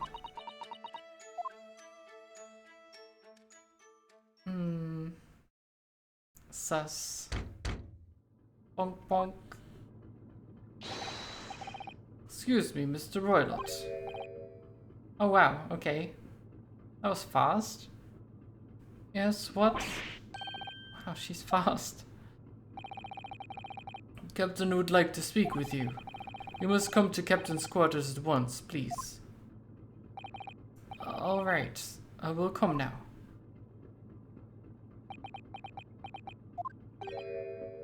What? You must leave now. Oh no, it's fine. Don't mind us. Yes, please don't worry yourself, Mr. Wright. Get out. The person just said out. Or do you want me to throw you out? Looks like we'll have to leave investigating this cabin until later. What a pity. Yeah. I'm not getting any info now. And so we lost our chance. Having still not managed to investigate Miss Pavlova's cabin, we were unceremoniously chased out. That is to say, we were quite literally picked up and thrown into the passageway outside. It's not very nice. To be continued. There we go. So that's part 1, huh?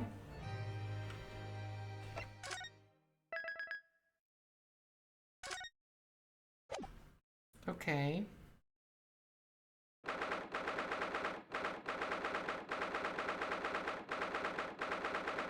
So now what? I wish we hadn't been thrown out like that. I wish we'd managed to find some clues as to what that speckled band might be. We didn't manage to investigate at all. And I imagine that we won't be able to for a while longer.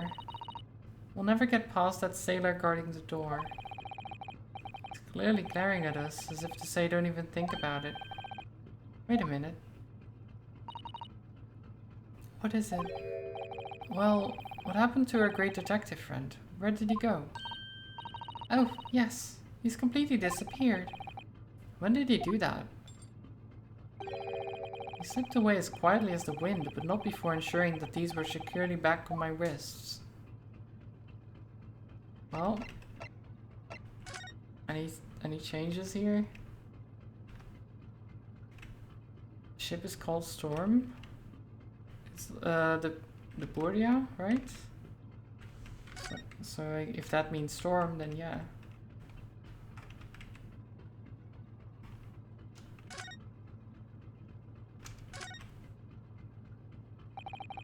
It's not a bad name for a ship.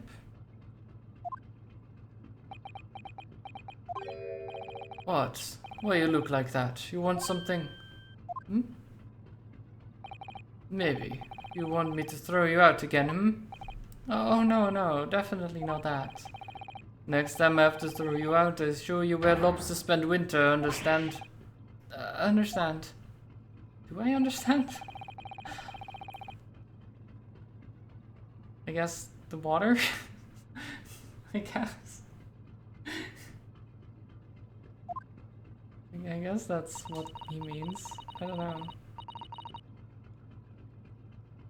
I don't think he'll ever forget your face, Naruto-san.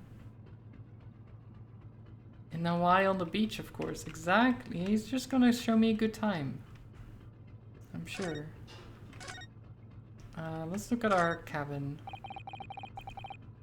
First class cabin number 1. Not our cabin, it's Kazuma-sama's.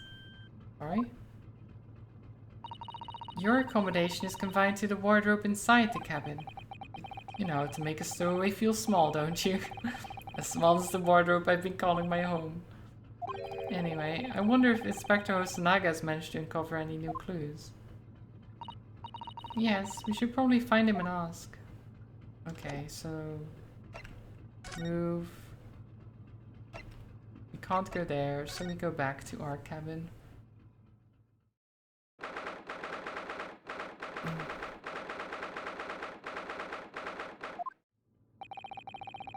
Looks like they're still investigating in here.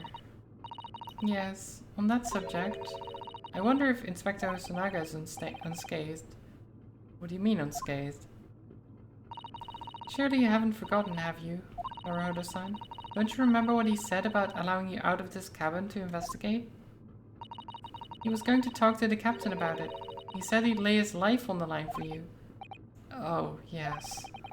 But I'm sure he was exaggerating. Let's see what he has to say for himself. He might have some new information for us.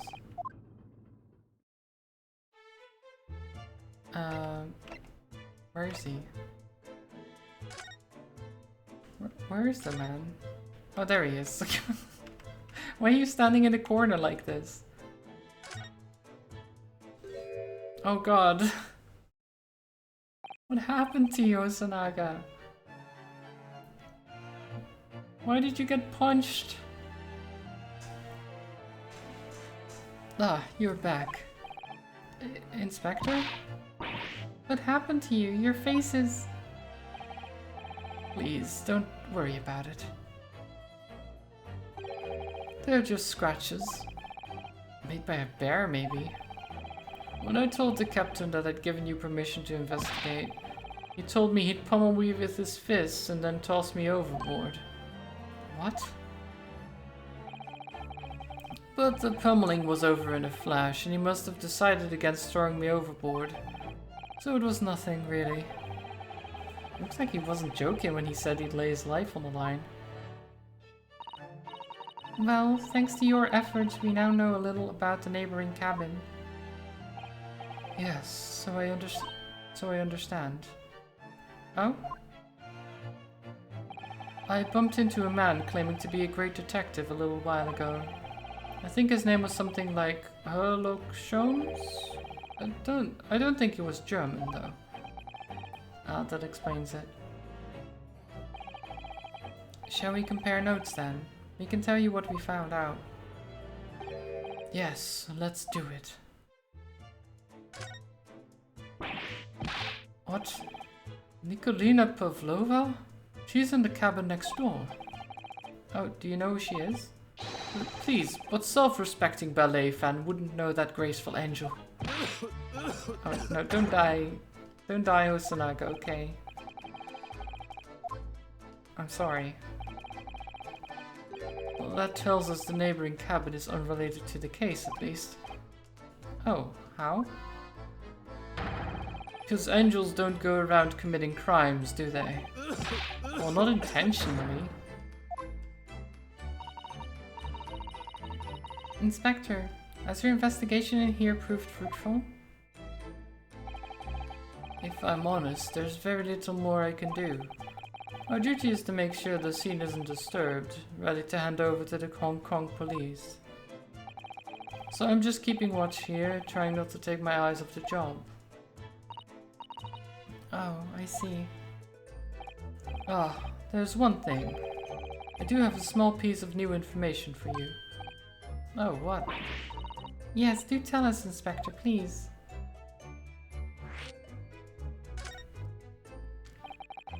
What is this new information you have? It is this. The Buria's medical officer has finished his examination of the body. I managed to obtain a report. I actually want to check if there's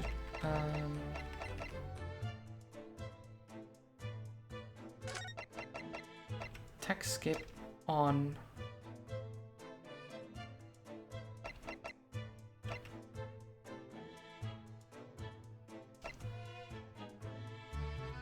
in 5 seconds.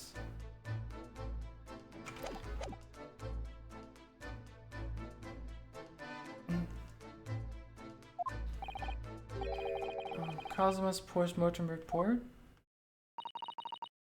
Kazuma-sama. Yeah, now I can click faster. Just to speed it up a little bit, you know? Especially if I click something I've already read or something, and then I can just click through it faster. I should have done this earlier, but, you know.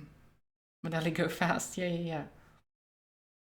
What was the cause of death? Damage to the cervical vertebrae is what's written in the report. What? His neck was broken? Yes, it would have seemed so. There were no obvious wounds or other signs of injury. So at first I think they were considering poison. But it turns out they found no trace of poison in his system at all. Well, what weapon was used then?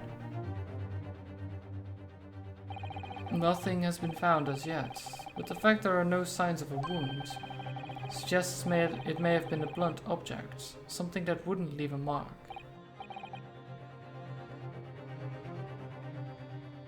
A broken neck. It's not a good way to go, that's for sure.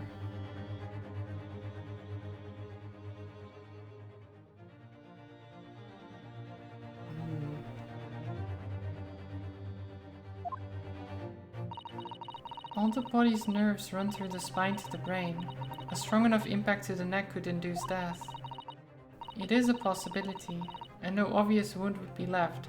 So you know about that, Susato, but you don't know what cheese is. Well, you've heard of cheese, but apparently...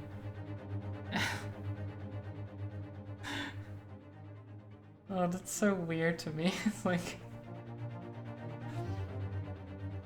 They're like, yeah, I've never seen or had cheese before, but I know what the nerve system is, though. Okay, interesting.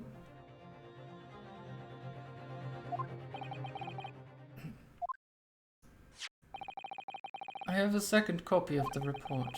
If it might be useful, you're welcome to have it. Really? Are you sure? Yes, it's fine. I trust you. Oh. After all, if I didn't trust you, I'd never have agreed to you leaving this cabin in the first place, would I? Ah.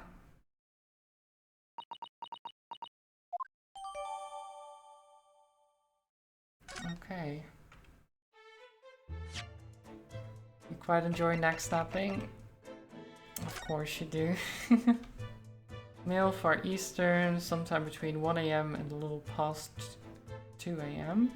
Damage to the cervical vertebrae resulting in instant death. The victim's neck was almost certainly broken as a result of a strong blow to the area. No obvious external injuries or traces of poison. Interesting, okay. Let's talk about Herlock Sholmes. Oh, Mr. Sholmes was here, was he? Yes.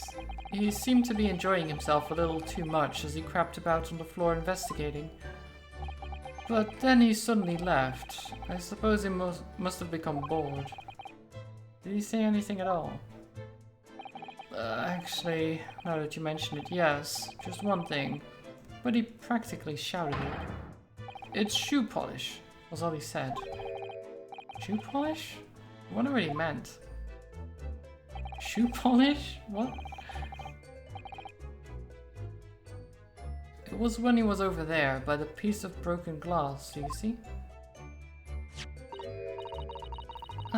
Perhaps he was talking about this brick-colored mark, do you think? Or maybe, I guess. Oh, yes, that must be it. But how could Mr. Sholmes know that it's shoe polish? That leaves me cold, I'm afraid. I have no idea. What is it, Susato-san? Well, Kazuma-sama was wearing leather shoes with a very dark tan hue. Dark tan? Sort of brownish red then.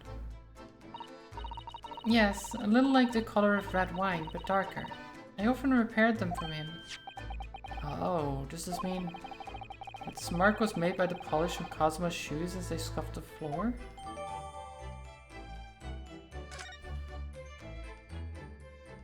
Okay. Interesting. It's really all I can tell you at this stage. I should return to my post. My fellow crewmen's eyes are boring into the back of my head. Yes, that might be for the best. Thank you. Poor Inspector, you look exhausted. Oh, no. Well... I feel terrible that I failed to protect Asogi-san. It was my responsibility. Of course, my pain is nothing compared to yours. You were his friends. The truth is, I seem to have had a heavy head ever since I woke up this morning. A heavy head? Interesting. My head's still throbbing too. Both of us, huh? Now that's sus.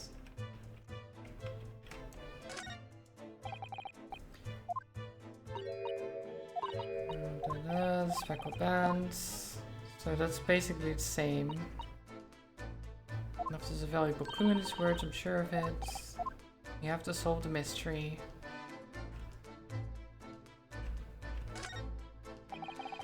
It's clear that these letters were written with the ink that was somehow spilled on the floor, and they spelled a Russian word for wardrobe. It does seem to be an unambiguous pointer to you, as you were sleeping in there. But to be truly unambiguous, it should have just spelled out my name, don't you think? Well, either way, one fact remains. It's hard to imagine that Kazuma-sama would have written his last words, or word, in Russian. Which begs the question of who did write it.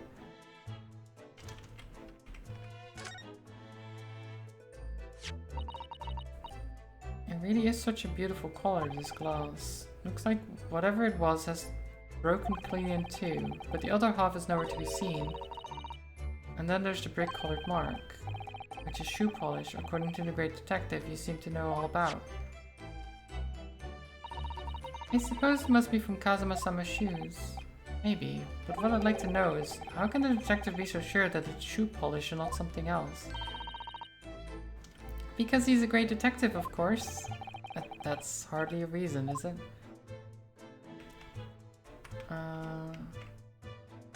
Bookshelf.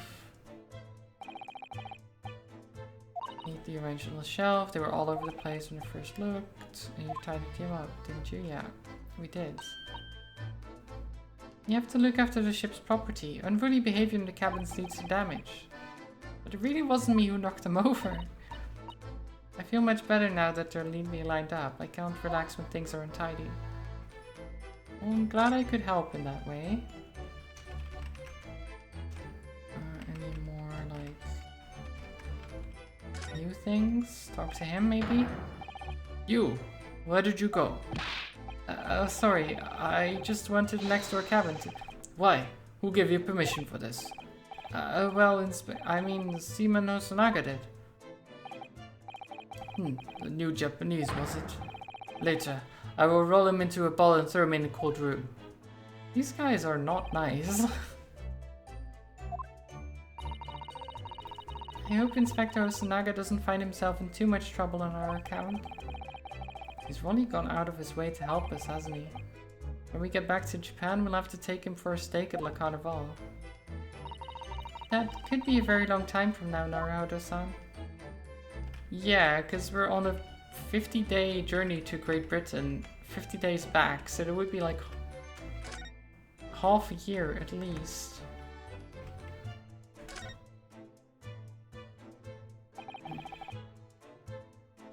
This ventilator joins to Miss Pavlova's cabin. That's right. And just a few minutes before he died, Kazuma saw something emerge from it. The speckled band, as he described it. If only Miss Pavlova had been able to shed some light on it, but she seemed as baffled as we are. I wonder if she's telling us everything, though. I mean, she didn't seem... Like, she seemed to put things together and then was like, oh no, I can't tell you anything. I'm sorry, I don't know. She was like, oh no, I can't tell you. Right? And she was... It was weird. She knew something.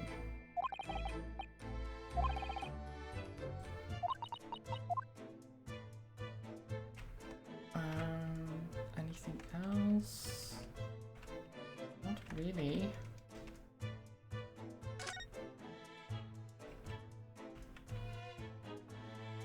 Nope. Should I just...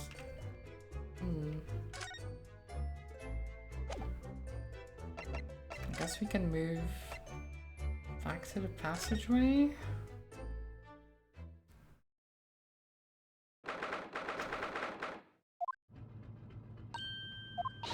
Ah!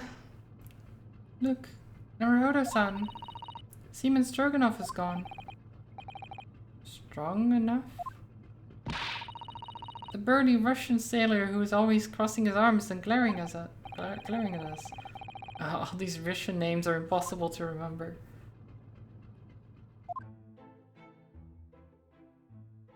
Oh la la. Did you hear that? Sound like someone singing. Oh my god. Tra-la-la-lee-la-lee-la-lee. I did it the great detective way. This caroling. I know that lark-like voice. Oh, never mind that now. This is a golden opportunity for us.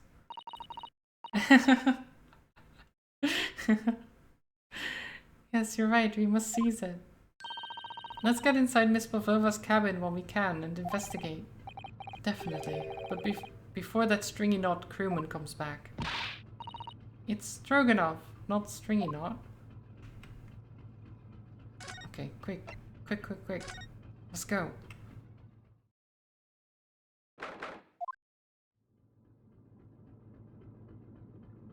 Oh, the wardrobe is open. Miss Pavlova isn't back yet. Oh, and the case is also open.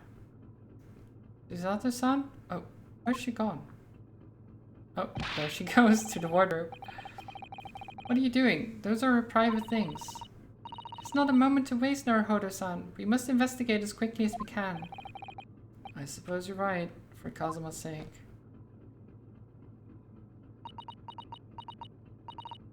Not just for Kazuma-sama. What do you mean? It can't be long until we arrive at port in Hong Kong. I don't want you to be in those handcuffs when we get there. Really? We must solve this case, Naruhodo-san. By ourselves if we have to. Yes, we will. Okay, we've got this. Clothes. Naruhodo-san, are you there? Sorry? I'm right here, yes. Why? Oh, good. I thought you might have climbed into the wardrobe when I wasn't looking. There's no place like home. Believe me, I don't have some strange compulsion to jump inside every wardrobe I see, you know? Well, anyway, I'm not sure anyone could fit inside this one. It's full of beautiful outfits. I suppose they're all stage costumes. I was rather hoping we might find Miss Pavlova's friend hiding in there, but no such luck. The vent from here. So this ventilator connects to Kazuma's cabin next door. Yes, although what a fool a shipbuilder must be to open a ventilator into another room. Maybe. It's so that if there's a gas leak next door, the occupant of this cabin would notice and raise the alarm. Or the occupants of both cabins would die of gas poisoning. That is a possibility. Anyway, last night Kazuma wrote that he saw a speckled band coming out of this ventilator. Yep. And there's another one of these.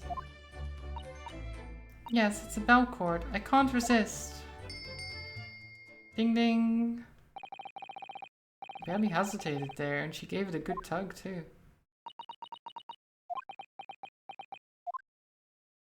Nothing, huh? No, I didn't actually expect anyone to come. We don't want them to. We're trying to investigate in secret. This is also true. There's the door. The cabin door has the same simple sort of bolted latch that our cabin door has. If the bolt's drawn across, there's no way anybody could enter the cabin from outside. Yes, it's not a particularly heavy-duty bolt, is it? But still, it wouldn't slide across on its own accord, would it?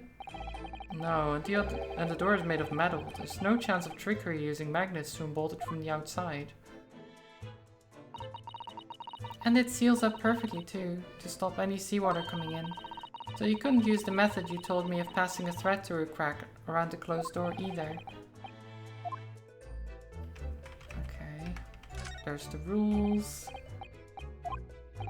Passengers must not do this. I suppose Miss Pavlova realized that she needed to need to keep the contents of her case a secret after she read this. A special friend, I mean. I wonder where her friends has disappeared to now. It's probably having fun exploring the ship, I imagine. I just hope Seaman Stroganoff doesn't find it and throw it overboard. Oh, yeah, so do I. This is also a mess. All the books have toppled over together. Look, every single one. Do you think that's a god of the sea, perhaps? He's toppled too, though. It's exactly the same as the bookcase next door. In Kazuma's cabin. Perhaps Miss Pavlova was practicing a difficult ballet pose and fell against the bookcase. I don't know, would she really be practicing ballet on the same night she ran away from her ballet company? Alright then, it must have been you. You lost your temper and knocked them all over in a fit of rage. What? Not everything bad that happens on the ship is because of me, you know. Well, anyway, I'll set them all straight again in here too. I don't like seeing things in disarray. Don't touch her things. She'll know that we've been here. Well, it's too late now, I guess. Oh my! Miss Pavlova's case is open. It's completely empty inside, but according to the great detective's great deduction, she was hiding her special friend in there. Yes, a friend that she had to keep a secret, because you're not allowed to bring animals aboard. I wonder what kind of animal it was. Where is it now? Maybe it's hiding in the room. There are just a few books on the desk, nothing else by the looks of it. Well, Miss Pavlova only ran away from the ballet last night. She's hardly occupied this cabin for any time at all. That's true. I wonder what kind of book she likes to read. Let me see. Yes, I see. It would seem that Miss Pavlova enjoys reading. Books written in Russian. Thanks. I think I probably already knew that. It's rude to ask too much of people, Naruto-san. Kindly remember that. Oh. It's a dish? I wonder what this little saucer is doing on the floor. Yeah, it doesn't look like it's been dropped. More like it was put there deliberately. Do you think there could be a leak in the roof just above here? What? A leak? Is this ship quite safe? I'm sure that even if there's a little leak in the roof, it doesn't mean the whole ship is going to sink. No, you're right. Of course you're right. She's really trying to persuade herself, isn't she? I think that's to feed her pets. Possibly. Trash can. Our waste paper basket, apparently. I suppose every cabin has a waste paper basket. Should we have a little look and see what's been thrown away? Naruhodo-san, it's poor etiquette to go sifting through someone's rubbish, you know? Ugh, those eyes. She's looking at me like I'm a piece of rubbish now. However, these are special circumstances, I think. Exactly, we have no choice. There's hardly anything in here at all. Well, that's a little disappointing. Okay, well, what's tea? It would seem this teapot is empty. So the natural conclusion is that the Russians are a very thirsty people. Or because Miss Pavlova only came into this cabin last night, she hasn't had the chance to make any tea yet. I mean, it could be either. It's definitely that they're excessively thirsty. I'd lay 1,000 to 1 on it.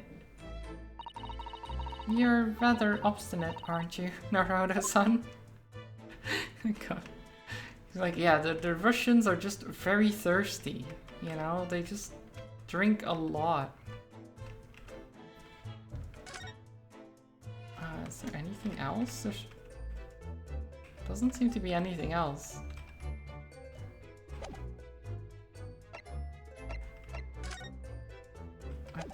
Did I examine everything? I might be blind. Maybe. Maybe not.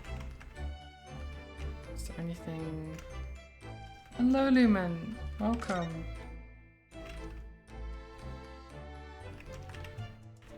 Yeah, I don't see anything else that I could investigate.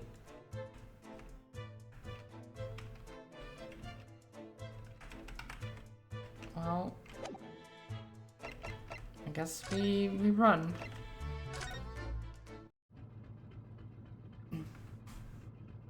Depending on where you are, it's true. It helps keep warm. True.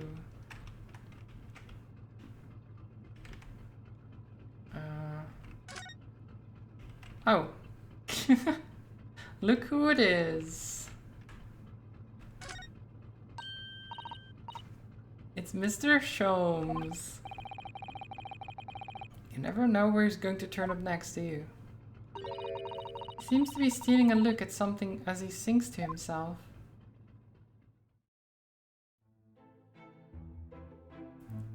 Tra-la-la-lee-la-lee-la-lee, I did it the great detective way. He's still singing. Do you think he hasn't noticed us? Or he's simply in extremely high spirits? Yes, there were times, I'm sure you knew, when the yard bit off more than it could chew. And through it all, when there was doubt, it's lucky Herlock was about. Excuse me. I solved it all and I stood tall. I did it the great detective way. Mr. Sholmes. Ah, what is it? You want to fight, huh?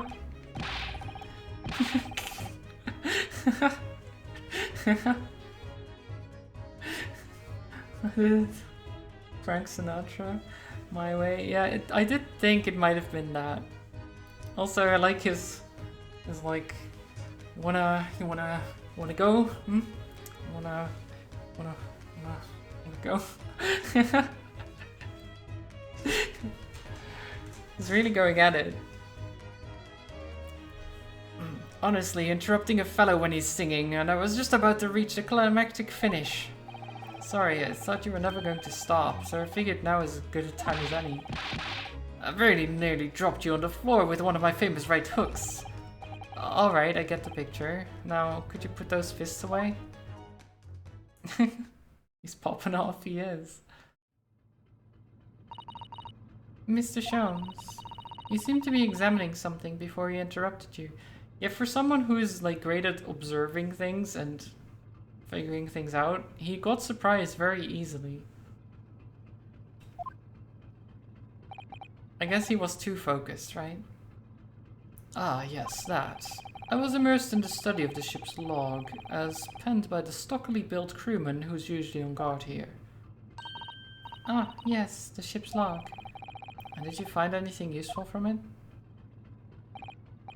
Well, after 2 a.m. this morning, the majority of the entries are blank. Which means that there was nothing to report. Nothing of note happened, so...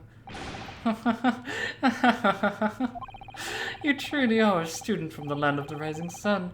You've been utterly blinded by it. Sorry? Your logic, my boy, is inverted. Whatever do you mean, Mr. Sholmes? Observe the other pages, and all shall become clear. It would seem the same crewman oft stands sentry in the first-class passageway, and he has an almost religious practice of recording nothing to report every half hour. Oh, he writes that in every 30 minutes? Nothing to report. Precisely. Put simply, the seaman writes nothing to report when there's just that. And yet, the ship's log from last night is largely blank. He didn't even write nothing to report. Do you mean... Yes. There were circumstances afoot last night which led to the seaman being absent from his post. What kind of circumstances? What happened? That remains a mystery for now, but we can be sure something significant took place. So significant that it caused the seaman to forget his regular habit of scribing nothing to report in the log. These are important details, I would stake my life on it. You must log the ship's log in your mental file. Okay, I'll add it to the court record. Now that deduction was worthy of a great detective. Ah, you're starting to understand what my way is, I see. What makes Sholmes brilliance? Oh, ouch. What is it? Are you hurt? Oh, don't worry yourself. I seem to be afflicted with a throbbing head this morning for some reason. Nothing more. Also, huh? Interesting. So 3 people so far that have had like a heavy head. Difficulty to think and stuff like that. Hey again, Zelda. Welcome back. Well, my friends, until our next encounter. Oh, and he vanishes like a ghost. He's still singing to himself. I can hear it as he wanders off down the passageways. Is something wrong, Susato-san? You seem lost in thought. It's just... well, I feel the same. Sorry? Ever since I woke up this morning, I have had something of a headache. A sort of continuous throbbing. Oh, you too.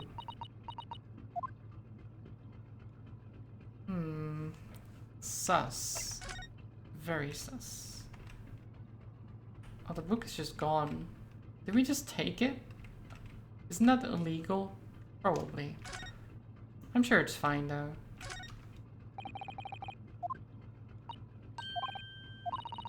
The birdie said it doesn't appear to be around. We could investigate. Yeah, I already did it.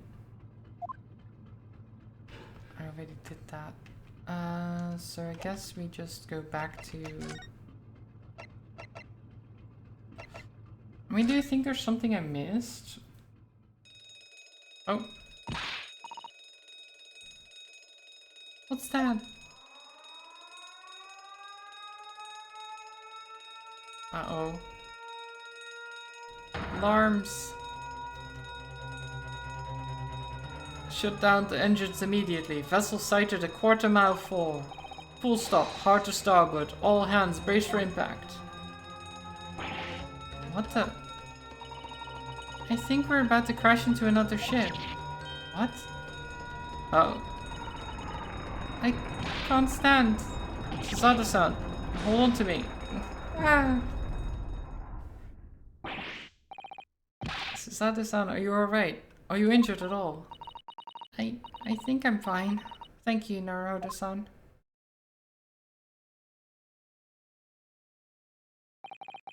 Looks like we avoided a collision. I think... yes, the ship has come to a stop. Oh my goodness. What about you, Naruto-san? Are you hurt? No, I'm fine. Oh, bang, bang, bang. Anybody in there? Shout if you need assistance. Thank you for that posture. I was about to drink. It was a posture check. Why did I grab my bottle? Thank you for the posture check. Hydrate posture. Yeah. Oh, that sounds like Inspector Osanaga. Is that you in there, Naruto-san? Unbolt the door, quickly. What? The bolt? Oh. When they came to a full stop, the bolt slides in. Like, all the books fall over, and that's... like, that's why the books were all over, right? Because the ship had stopped at some point.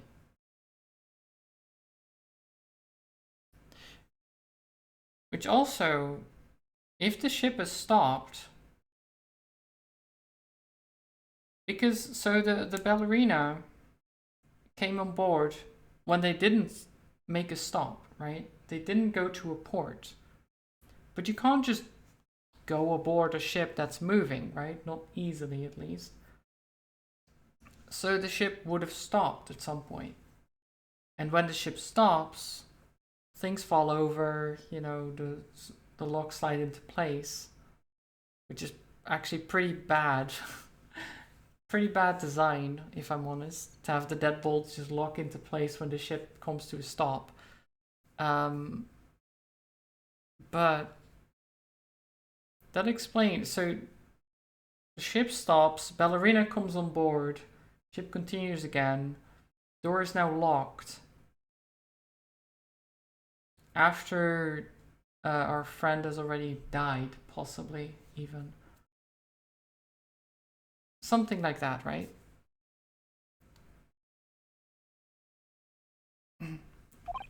It explains things, at least. The door's bolted. Did you do that, Suzuda-san? No, I didn't touch it. Well, that's strange. How did... Look at all the books. They're just like they were before again. Well, yeah. Momentum does that. Do they not know how momentum works? I guess their education is lacking even more than I thought. Naruhodo-san, aren't you going to open the door and let the inspector in? Well, you could open the door too, Sato. You know, you have hands. I'd better tidy this place up first. What? We don't have to tidy things up to let him in. A violent emergency stop had solved one mystery at least, in a very vivid way. But I knew that what awaited us on the other side of the cabin door would not be pleasant. I hurried around, tidying up the cabin with a new sense of foreboding in my heart. Oh, to be continued. That was shorter than the first part. Time for part 3.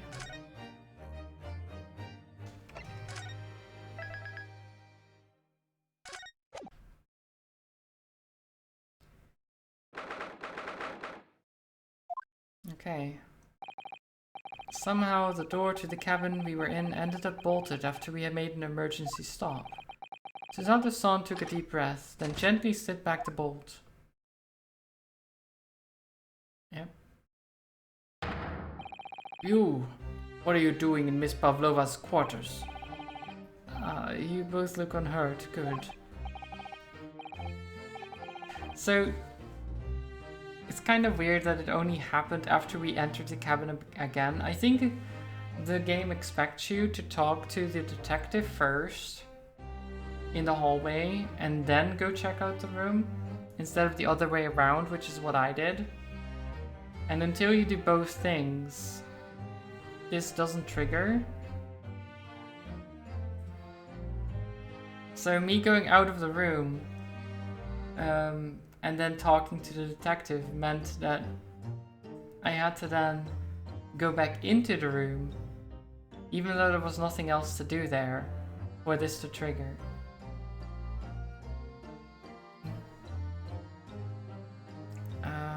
Right. Yes, we're fine, thank you. What on earth happened? We heard something about how we were going to collide with another ship. Yes, it appears to have been a false report, though. Oh, how did that happen? There is a dense fog outside, so it's extremely difficult to see. Someone must have thought he saw a ship ahead. This person obviously triggered the alarm, and that's why we made an emergency stop. Everything is chaos. Passengers are screaming, crew are running everywhere. Yes, first class area is the only quiet part of the ship at the moment. Oh, I see. Someone triggered the alarm? Does that mean that someone pressed that button outside? You wicked intruder, dressed all in black, you are the devil. Sorry, me? I've been called a lot of things before, but devil is a first. You opened my traveling case, how could you? What? No, we didn't touch it. That's right, Miss Pavlova. It was already open when we came into your cabin. Inspector. Yes? Arrest this man. I know he did it. He is a criminal. It's not enough that he has killed a man.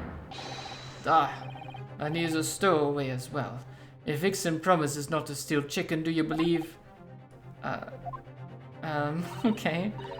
Take him away. He's a trespasser as well as everything else. Stowing away, trespassing, killing. She's right, you are devil. Doesn't look good, does it? There is a cell below deck. Throw him in. Tomorrow we dock in Hong Kong, and we give you straight to police. Wait, a cell? Please, Inspector Osanaga, is there nothing you can do? This is a Russian vessel. I really have no jurisdiction here. Do I know how my friend is dead? I guess no. Well, the only thing we found out is that his neck was broken. Because the coroner's report came in. So we know that he died by getting his neck broken. That's all. Which is a pretty bad way to go. But everything else is kind of still a mystery. We know that Miss Pavlova had a pet in her trunk, which is now open, which apparently she did not open because she was, of course, being like, oh my god, it's open, how could you? Stuff like that, right? So the pet must have gotten out itself, whatever it may be. And it's definitely very much related to this case. And I'm still thinking it's a snake. But maybe I'm wrong, I don't know. It's like, because the thing about this as well is that at the start of the case, there was like a cutscene. And in the cutscene, they also showed a snake. I think. When talking about the speckled band thing. I'm like, surely there's a snake in the thing then. That makes sense. Like a snake could crawl through the vent, could go into the other room, break the guy's neck, right?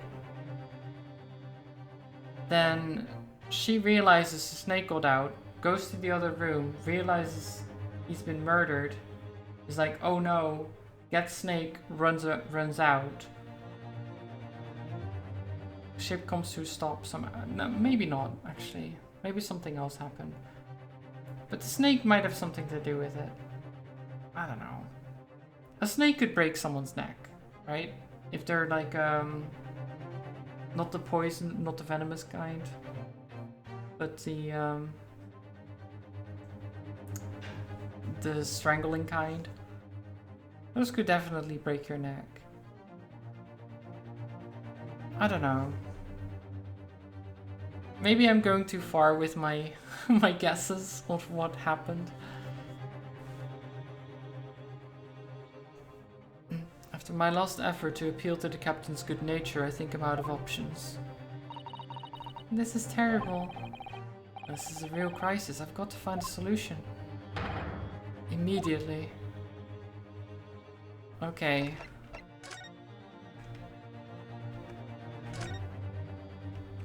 Okay. What?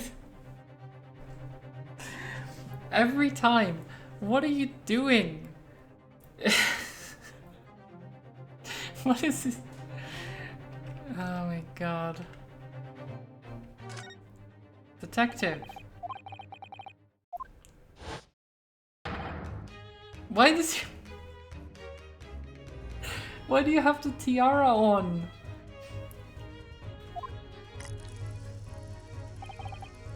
Naturally, I was analyzing what a weight of 20,000 rubles feel like on one's head. Have I not told you that as a detective it is my business to know what other people do not? This isn't mere tomfoolery, my boy. Oh no, no, no. Well, why were you hanging from that hook before then? Isn't it obvious? To properly assess the weight of 20,000 rubles, naturally. I wish to determine if it would bend that... if it would bend that conceited looking hook on the wall so full of brag and bounce. I never know whether to take this man seriously or not. Ah, you again, the great detective. Ah, Inspector. I confess I've been looking for you. I have something to report to you most urgently. Well, you might try looking for me somewhere other than a hook on the wall next time. What is to report? Speak. An urgent report from a great detective can mean but one thing. Yes. The case of the curious murder that took place last night here on this vessel, the steamship Boya, has been solved. By me, naturally. What? Oh no, wait, that was us saying wa, not her, but okay. Really? Yes, I have eliminated all other possibilities. No other explanations exist. So, allow me to illuminate all your minds. For I am about to reveal my great detective's greatly admired great deduction to the case. Okay, here we go again, I guess. Huh, you have solved it. Even Hedgehog understands this case. We all knew who was responsible for killing student boy this morning when we found criminal in wardrobe. Is this stowaway? He has handcuffs to prove it. I didn't do it. The trouble is, there doesn't seem to appear anyone else who could have killed the victim. Because as everyone knows, the cabin door was bolted shut from the inside. That means the culprit must be someone who was inside the cabin. Yes, it's what's called a locked room mystery in detective stories. Ah, locked room, that is point. The room was locked. Well, I can't deny that. There's no way the bolt could have been drawn across from outside the cabin. Well, didn't we literally just moments ago, the ship came to a stop and the deadbolt locked itself? Have they forgotten already? Are they like, oh yeah, there's no way that could have happened. No way it could have happened from the outside. Well, I mean, yeah, no one outside could have done it, but the ship could have stopped and locked the deadbolt. That's literally what just happened. Does Sholmes have to tell us this? Because I kind of feel like he shouldn't have to tell us this. You're all quite mistaken. The cabin next door is not a so-called locked room at all. What? Oh, yes, there is another entrance. An entrance used last night by the culprit in order to gain access to the cabin despite the bolted door. What other entrance? We never discovered one. Why, it gapes open-mouthed at you even as we speak. The ventilator, man. The ventilator? Ha ha. You think this is funny. I cannot even put my arm through that hole. That's because your arms are as thick as tree trunks. You're suggesting that the culprit entered and left the victim's cabin through that tiny opening. It's not possible. Ah, but it is. And last night, the victim even witnessed the intruder in the act of passing through the ventilator. Mr. Sholmes, do you mean... Are you referring to the words Kazuma-sama wrote in his diary? I can hear a faint whistling sound. What looks like some sort of speckled band is dangling from the ventilator grill. Precisely, my dear madam. But what does it mean? What is this speckled band? The answer to that particular conundrum is in this very cabin. Oh. Is he squaring up again? Mr. Holmes, what are you doing? There is a distinct element of danger, but fear not, I am ready. What I'm about to expose for you all to see will shock you to your cores. Behold. Oh god. Ah, what the...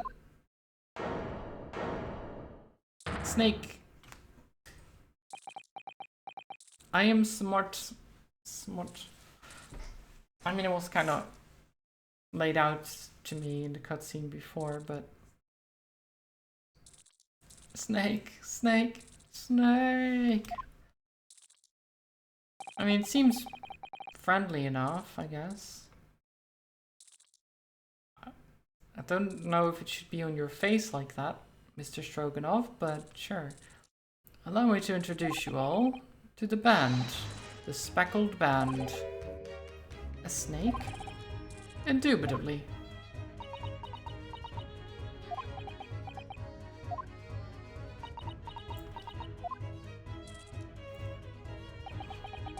Well, Mr. Sholmes, just one thing. Pray, what troubles you? Well, the snake isn't really speckled, is it? It looks more stripy, wouldn't you say? I guess that is true.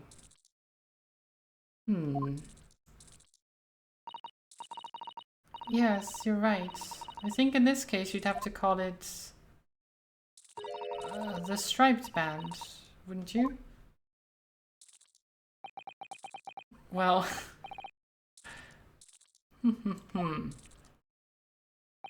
you both see and observe with distinction. However, do you not think that is precisely the trap into which the culprit wishes you to fall? Oh my goodness, really? It's a trap? How exactly? I think perhaps it's time I explained the intricacies of my train of thought. Are you ready, Miss Pavlova? I'm sorry for the young man who died, but that is all. His death has nothing to do with me. This whole thing has nothing to do with me. There are two conclusions I have drawn from the facts. Number one. Last night, your friend infiltrated the victim's cabin. And number two. That same friend was responsible for the victim losing his life. No. He's turned white as a bowl of rice again.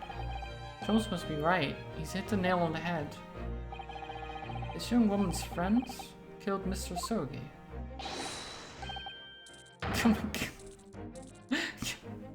Stroganoff, are you okay? Looks like he can't speak with that snake coiled around his head. What happened to Hosonaga? He got beat up by the captain for letting us explore.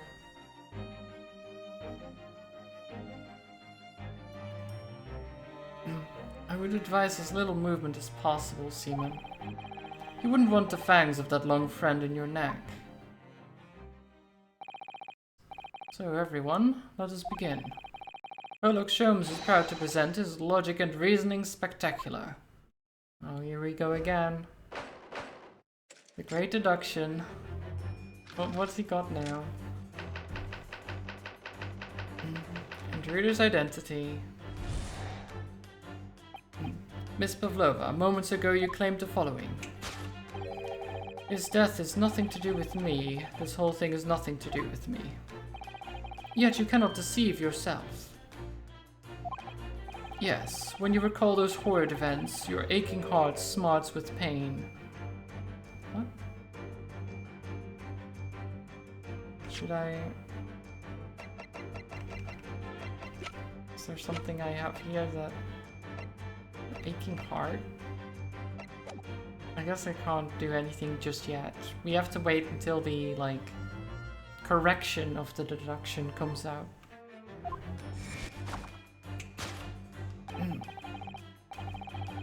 And it is that very pain that evidences your inextricable link to the victim's death. So we ask, what was the nature of this intruder that stole into the victim's cabin on this portentous night? Why, naturally, it was the friend with which you boarded this vessel, was it not? Ah, as I suspected, another telltale glance. Without a doubt, your friend is the writhing serpent we see before us. And yet, that fact leaves us in a quandary. The victim's written observations on the night in question tell of a speckled band, whereas, regrettably, this specimen's markings do not fit that description in any way. What explanation can we give then, pray? What was this sight that fell upon the victim's eyes last night? No, don't look at me. This has nothing to do with any of this. Oh, but it does. You have the answer to this quandary even now, hidden behind your back. Yes, that which you are trying but failing to conceal can only be snake sloughed skin. What? I don't think that's... No. What? Evidently, after the subtle and horrible crime, this most deadly friend of yours shed its original skin, no? I don't know what you're talking about. Last night, through the ventilator visible in this cabin, your then speckled friend slithered next door. Using the bell cord on the other side as a bridge, the serpent silently descended into the victim's quarters. Well, it wouldn't be silent, it's a bell cord. In the dim light, it appeared to be to the young gentleman who was about to lose his life as a speckled band. In summary, the nature of this friend of yours, which last night infiltrated the scene of the crime, is a rare breed of snake, whose markings change each time it sloughs its skin. A snake so dreadful, we can only imagine it would be found in the deepest depths of India.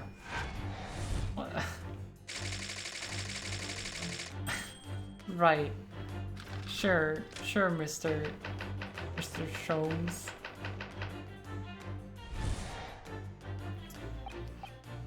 Moving on, we come to the heart of the matter, the grim demise of the victim.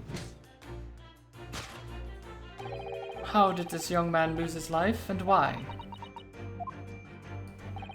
According to the data of which I have been apprised, it would appear there were no visible signs of injury.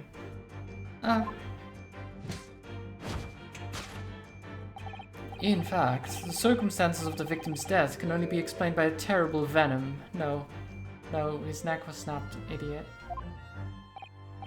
Now, if we take that as a fact, we can reasonably imagine that there remains evidence to affirm it at the scene of the crime. Oh no, could there be? Yes, an examination of the deceased's body will prove the cause of death conclusively. The almost, but not quite, imperceptible puncture wounds left by the venomous fangs will seal the truth. Yes, the vestiges of the snakebite delivered by your terrifying friend. This makes no sense. You're right, it doesn't make any sense. There's no point feigning ignorance, Miss Pavlova. After the incident, you endeavored to hide everything, didn't you? But now your involuntary glance betrays the hiding place you chose. That's right, you hid the evidence that links you to the victim's death in that traveling case. No, she didn't. When we first met in this cabin, it came to my attention that your case moved periodically. Your serpent assassin was restless inside, no doubt. You don't... It is telling that the victim made note of a low whistling sound that he heard minutes before his end. That was your signal, was it not? The sound you had used to train your serpent friend. To train? Indeed. You'd put the serpent through this ventilator and wait. After a period, you'd summon it back with a whistle. You couldn't know if the animal had done its duty, so you would listen for signs of life next door. Well, except the whistle came before, not after. If the victim appeared not to have been dispatched, you'd release the snake once more. Do you deny this snake has undergone such training? It's not true. Having slithered through the ventilator and down the bell cord, the creature needed only to sink its fangs in once. And its venom would course through the victim's veins, ending his existence forever. That is the true nature of the speckled band that took the poor young man's life. There can be no doubt. My logic is infallible, and now it's very fallible, Sholmes. It's very fallible. There's a lot of problems with your conclusion here.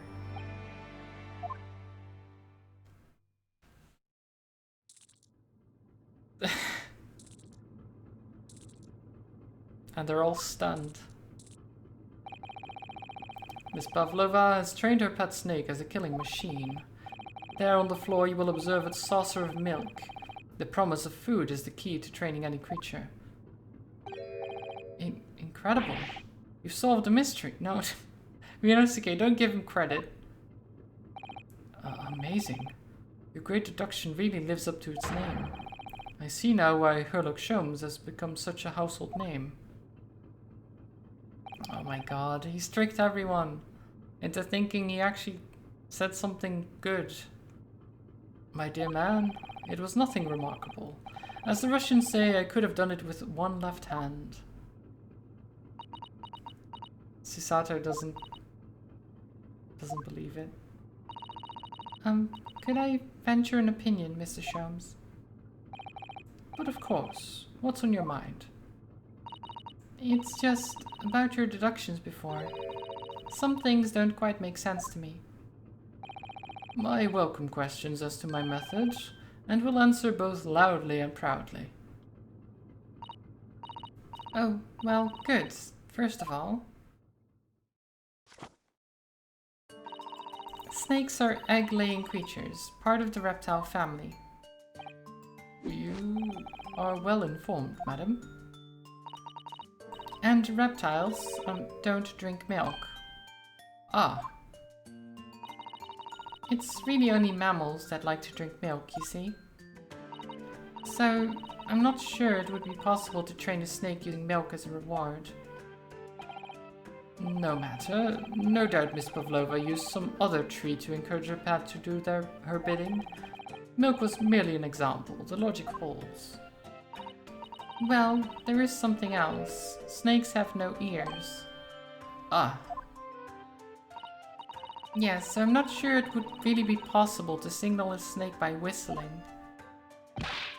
But madam, what of the tales from Arabia? Have you not heard of the snakes that dance to the sounds of the flute? I think perhaps the performers play their music in time with the snake's natural movements. Oh, I see. No hands, no feet, no ears? These creatures are so inept as to be practically useless. Don't take it out on the snakes, Mr. Sholmes. Sorry, I almost said Holmes. But he's not Sherlock Holmes, he's Sherlock Sholmes, you know, different. Very different. There is one other thing. You have more? Snakes use the scales on their bellies to propel themselves. So, I'm not really sure that a snake could manage to climb up a flat bell cord like the ones in the cabins. That it should try harder. Please, don't be angry with me, Mr. Sholmes. The point is, even if the snake had gone through the ventilator to the next door cabin, it couldn't have come back without help. What I'm trying to say is that there are a number of reasons why it's difficult to imagine the snake could have had a part in this.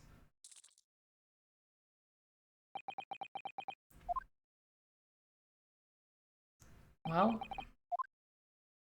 shattered immediately.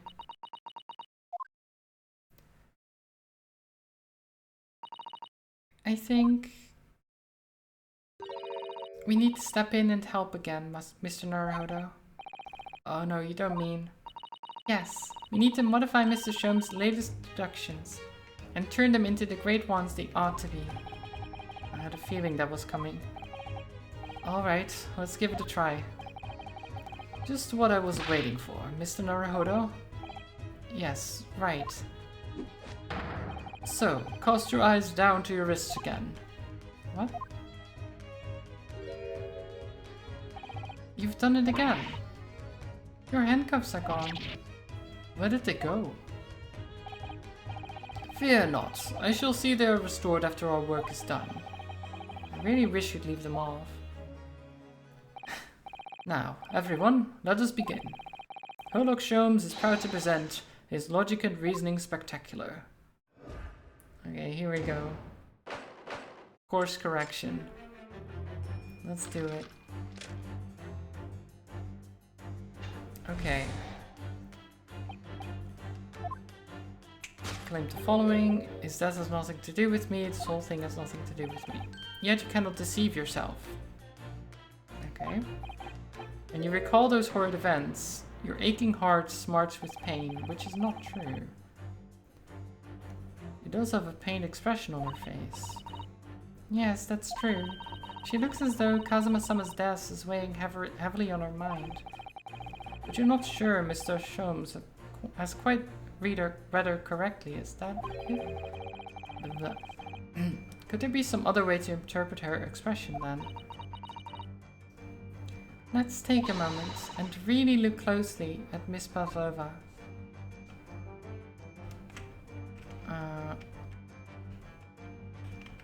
Why does she have her hands like that?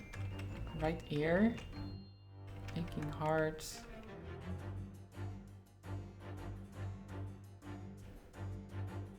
Or we can move around, I forgot. It's very important.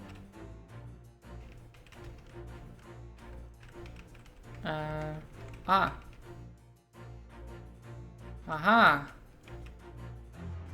Scratched by a cat, perhaps. Or something like that.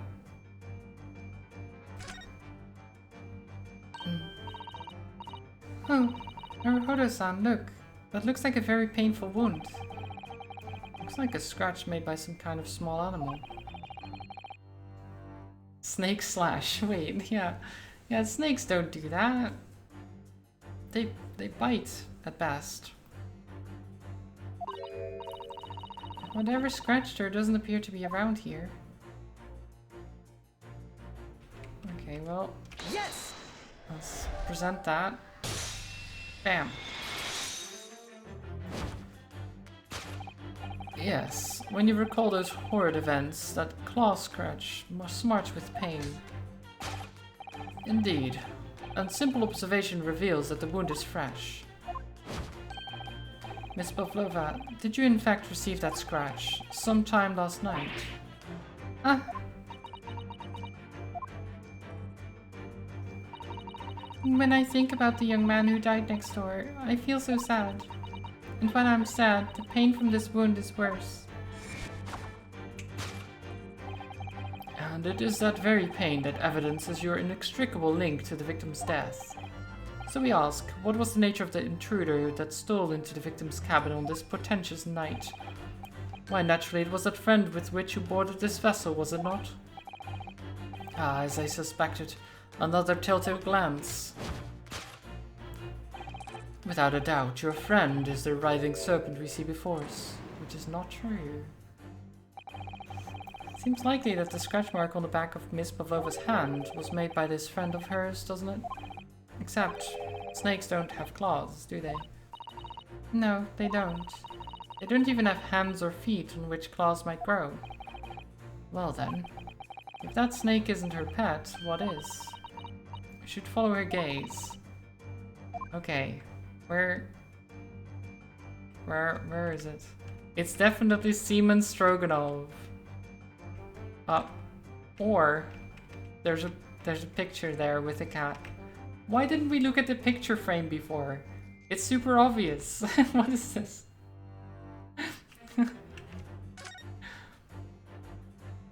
It's right there.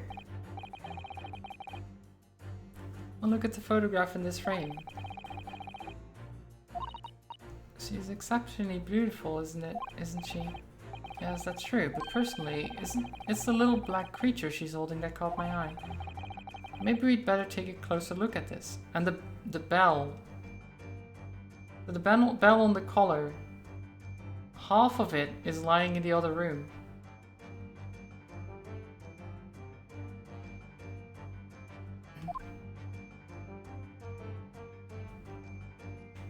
Yes! There we go. Without doubt, your friend is the little kitten we see before us.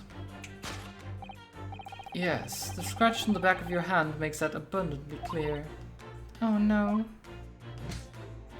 So who does the snake belong to then? The whereabouts of this black kitten isn't clear, but what is clear is that you brought this animal with you when you ran away, didn't you?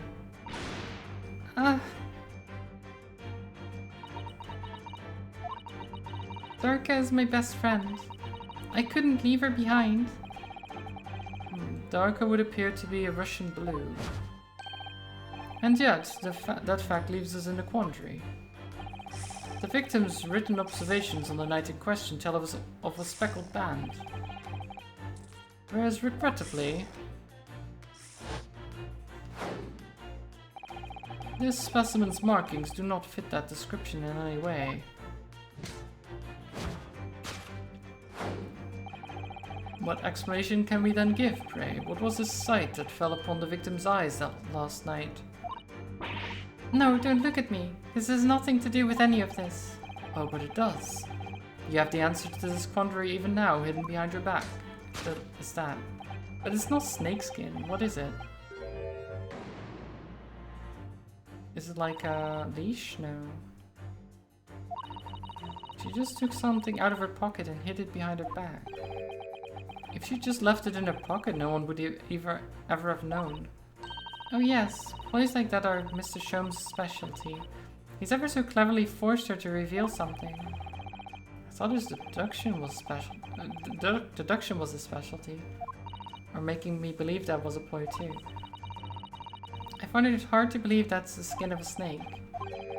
Just what is she hiding behind her back? Okay. What is it?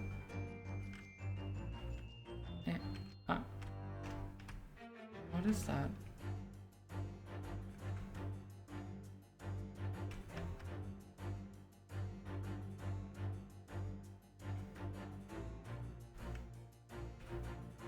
A cat toy, yeah. But it still says cats, the snake's side skin. We can go to her right ear. Can I look at this? It is speckled and it's a band, but what is it? Seems soft and fluffy, a long piece of cloth of some sort. Looks like a handle at the end. I think it may be a cat's toy. This sort is common in the West apparently. Oh, is that a toy for cats? Cats like to chase the band around and paw at it. Kittens in particular love that sort of play. Yeah, there we go. You only need to wave it in front of them and they pounce to catch it. Sounds positively adorable. And there we go. Okay, so it's changed now. Yes! Smash. Yes, the thing you're trying, but failing to conceal is a cat's toy. Precisely, and the true nature of the now infamous speckled band. And it was this toy that you dangled through the ventilator. You waved it around, I presume. Naturally, the victim could not fail to notice it. Why? For what reason? My dear boy, there can only be one answer to that. After her feline friend disappeared through the ventilator into the neighboring cabin, Miss Pavlova attempted to use the speckled cat's toy to incite the creature to return. That makes sense.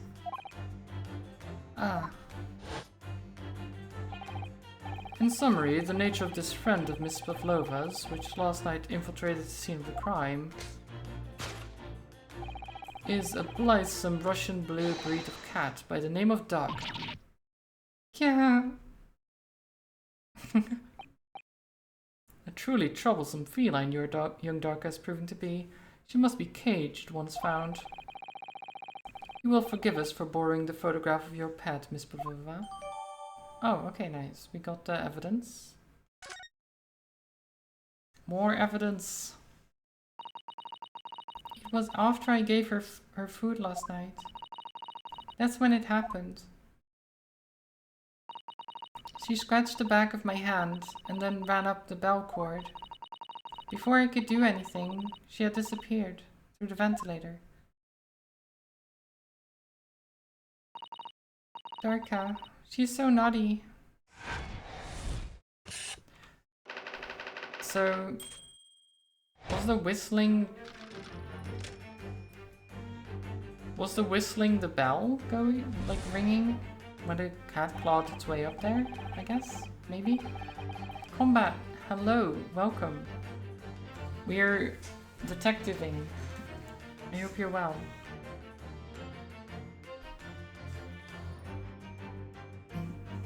Moving on, we come to the heart of the matter, the grim demise of the victim. How did this young man lose his life, and why?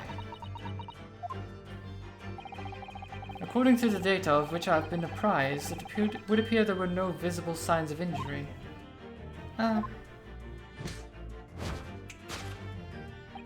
In fact, the circumstances of the victim's death can only be explained by a terrible venom.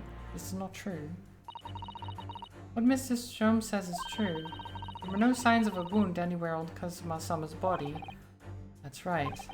But Mr. Strom seems to be unaware of one very important detail. Kazuma wasn't poisoned. Yes, it would seem so. Let's give him the information he's missing now. There. Yes!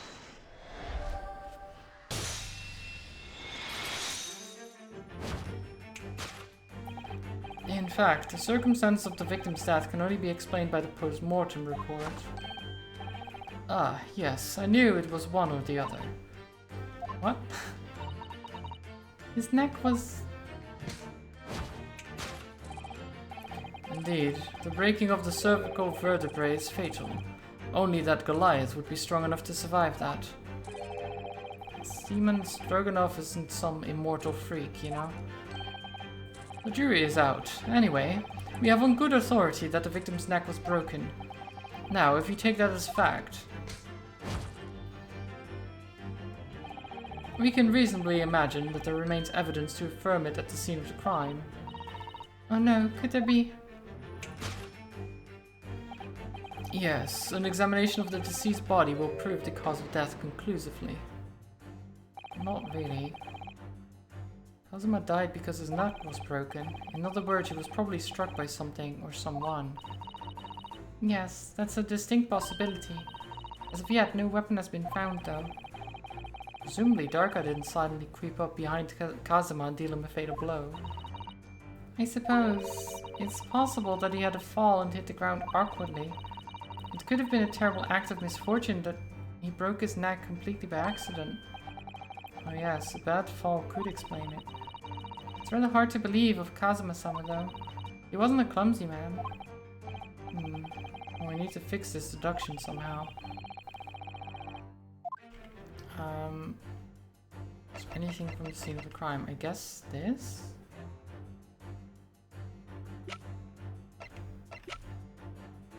Yes! Mark on the floor, I think. Yes, an examination of the mark on the floor will prove the cause of death conclusively. This particular mark, so prominently visible next to the victim's body, is a deposit of shoe polish. Shoe polish? Indeed. Positively identified by a little analysis device I constructed, which I carry now as a matter of course. Beeswax, tallow, and dye were my results, the undeniable ingredients of shoe polish. And the color of the polish is a perfect match to the color of Mr. Osogi's lace leather shoes. Looking at this mark, it's not hard to imagine what happened. For some reason, Mr. Osogi must have caught his foot at that point on the floor and tripped. Please, no. And, by a dreadful turn of misfortune, caught his neck against some immovable object as he fell to the floor. Suffering a fatal blow to the spine, the victim's vertebrae shattered, and in that instant he lost his life. No! I don't know. I don't know anything about this. Is that really true, Miss Pavlova? What about the evidence left at the scene where Mr. Osogi lost his life? Yes, the facts are clear as day to me. You did all you could to conceal the incriminating evidence. But now your involuntary glance betrays the hiding place you chose. Not the case. Not the case. I don't believe it. Kazuma-sama merely tripped over and now he's no more? It can't be true. I refuse to accept it. I know it's hard to believe, but the mark on the floor does seem to suggest what happened. And if this part of Mr. Strom's deduction is right, Miss Pavlova is trying to hide some evidence that will prove it. You're in this cabin, somewhere in the direction that she just cast her eyes. Where, I wonder? Let's have a good look around. Okay. The tiara?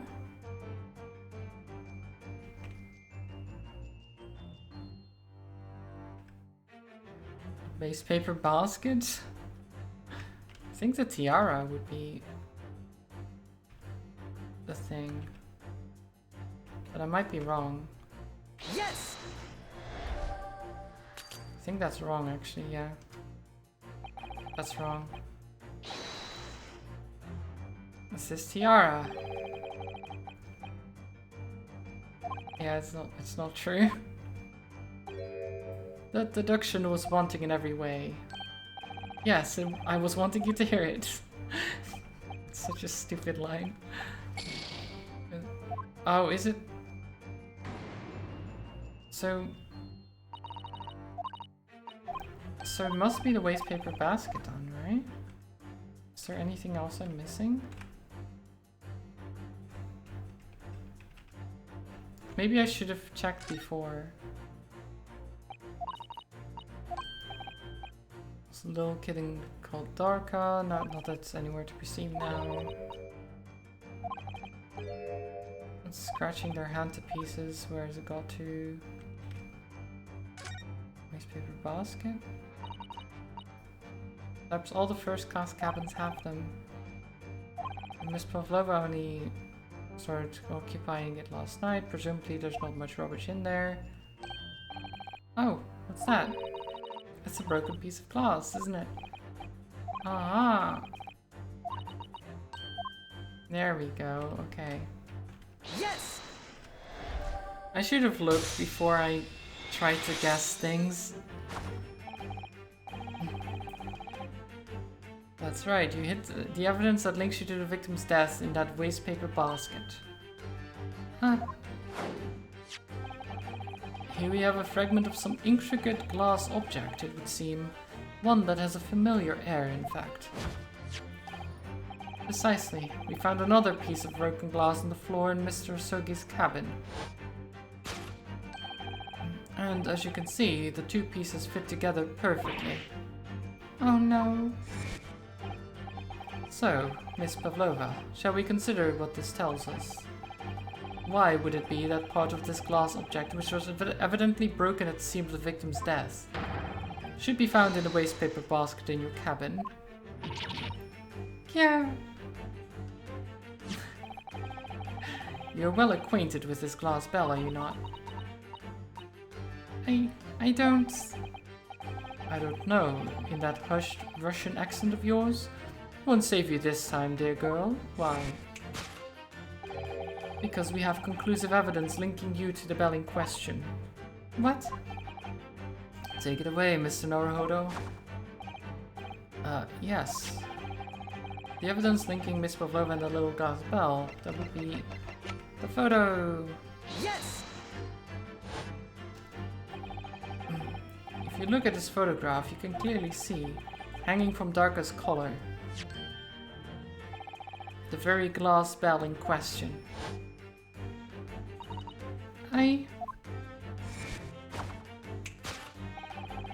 The truth has caught up with you, Miss Pavlova.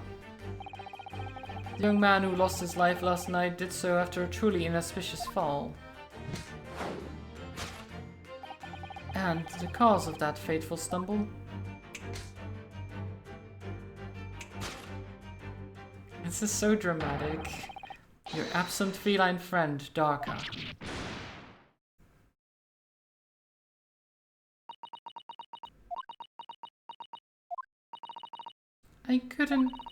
I couldn't tell anyone.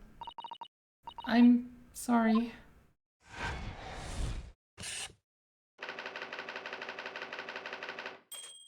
Death by tripping over a cat.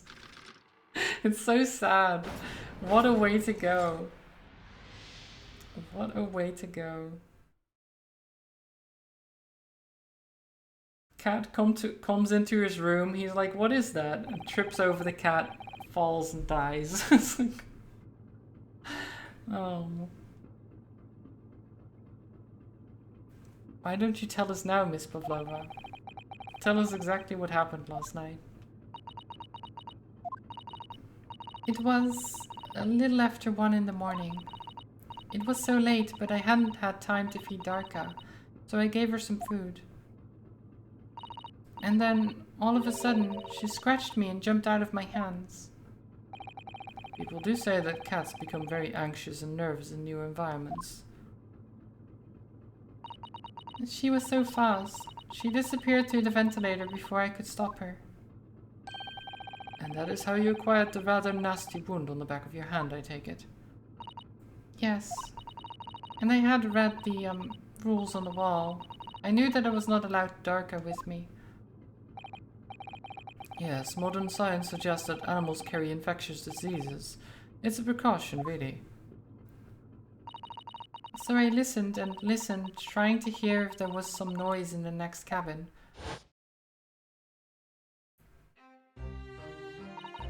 It was very quiet. I was sure if someone was there, he must be sleeping. So at that point, you thought it safe to try to lure the kitten back again.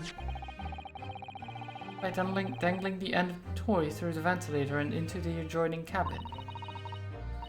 Darka always loves this toy, but it didn't work. Nothing worked. I tried using her favorite toy, I tried whistling to her softly, but nothing. She didn't return. So the faint whistling sound was Miss Pavlova trying to retrieve her pet. Okay, yeah, that makes sense. Cats have a propensity to remain hidden in the shadows when frightened. Yes, so there was nothing else I could do. I just had to wait until she had calmed down. But then...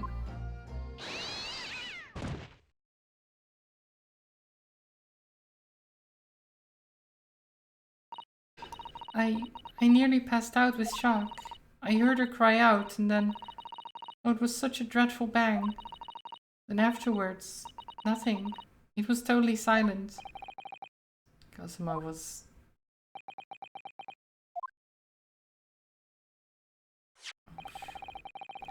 The appearance of the brown mark on the floor. It seems likely that what you heard was the victim stepping on the glass bell and tripping up. The SS Buria is a large vessel, but even she can pitch and roll violently without warning. If Mr. Sogi was already off balance as a result of the ship lurching when the kitten got under his feet, the combination of unfortunate factors could easily have caused him to fall over. But what became of the kitten afterwards? In the end, I managed to get her to come back through the ventilator. Yet Darka is nowhere to be seen. I must have forgotten to lock my case, and now she disappeared again. Gracious, that cat is as insufferably restless as I am. Well, he knows something about himself at least. When I woke this morning, I heard that the young man in the cabin next to mine had died, but I couldn't bring myself to tell anyone what had happened. I was too scared. Scared that they would send me back. Oh, hold on a minute. What about the snake? Right, where is it? If the snake isn't your friend, Miss Pavlova, then whose is it and where did it come from? What on earth is such a dangerous creature doing on board this ship? Oh, I didn't say. Snake is my friend. His name Pirozhko. Pirozhko? Pirozhko? Not sure. What? That snake belongs to you. He escaped from cage when an emergency alarm sounded. Was looking for him. Did not expect to find him here. How did the snake get into this cabin? But animals are not permitted on board. Ha! We are at sea for 1 year. You want to be so long without close friend? Without someone who understands? Couldn't you find someone a little more human who understands you better? But my dear burly fellow, a gargantuan venomous snake, surely you can appreciate the danger you're putting everyone in. No venom. Huh? Briscoe does not have venom. He is harmless, very long but very gentle. He's adorable like Granny. It's venomless? Yes. Now he is hungry, so he is in bad mood. But once I feed him, you will see big smile. And you feed him. Wait, oh, and you feed him what? Milk, I suppose? Ha! Like they say they milk chickens. Ridiculous. Snakes that drink milk are only in stupid stories. Briscoe eats mouses. Big, fat, round mouses. Ah, oh, so... Is that what the mousetrap in the passageway out there is for? Of course. How else can I catch my friend's favorite food? Nothing says top of the food chain like the look in their eyes right now. It refuses to drink milk, it can't hear a whistle, it can't climb up a bell cord, and it's not even venomous. How the deuce did something so inept land a starring role? It's my fault, I do not make up stories. My Pirozhko has nothing to do with this incident. Okay. That's the truth behind my best friend's tragic death, huh? Just a fall. But there's still the whole thing with them all feeling weird in their head and stuff, like being a bit drowsy. There's also the matter of the sailor not having written anything down since 2 AM last night. There's something else going on here.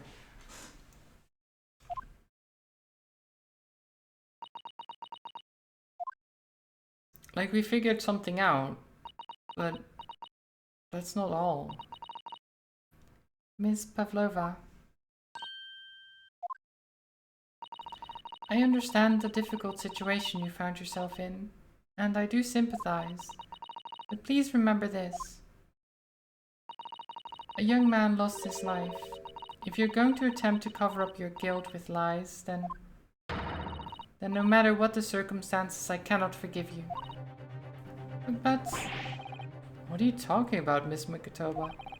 What lies? Miss Pavlova just confessed everything.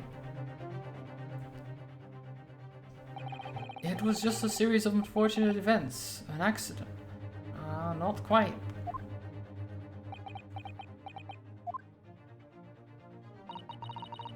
I'm no great detective like Mr. Sholmes. I don't have a gift for knowing the truth. But even I can see that was not the truth. Don't you agree, Mr. Naruhodo? I do. To be perfectly honest, yes. There's a discrepancy in Miss Pavlova's story, I'm sure of it. I just can't quite put my finger on it. Do we have to cross-examine? I confess. I was intending to let Scotland Yard deal with any outstanding issues on the matter. Oh. I am only present here for a very specific reason. The truth is, you, Mr. Naruhodo, are simply a distraction. A distraction? I do hope you've not been finding your shackles too uncomfortable. Owl. Where's the cat? We don't know, that's the thing. She apparently didn't lock the case and it got out. Apparently. But then where did it go? Who knows? I mean, the only place it could really go is the other room. But then if that door is open, who knows? Could be anywhere. It's somewhere, that's for sure. Especially as they're on your wrist as a result of my intervention. I was rather hoping I could resolve matters before we made our next port call. Or the snake's stomach. Oh no, not the snake. You were, Mr. Sholmes? Yes, but I overlooked one important detail. The deceased young man was a very close companion of yours, was he not? Yes. Kazuma was my closest friend. I owed him my freedom, even.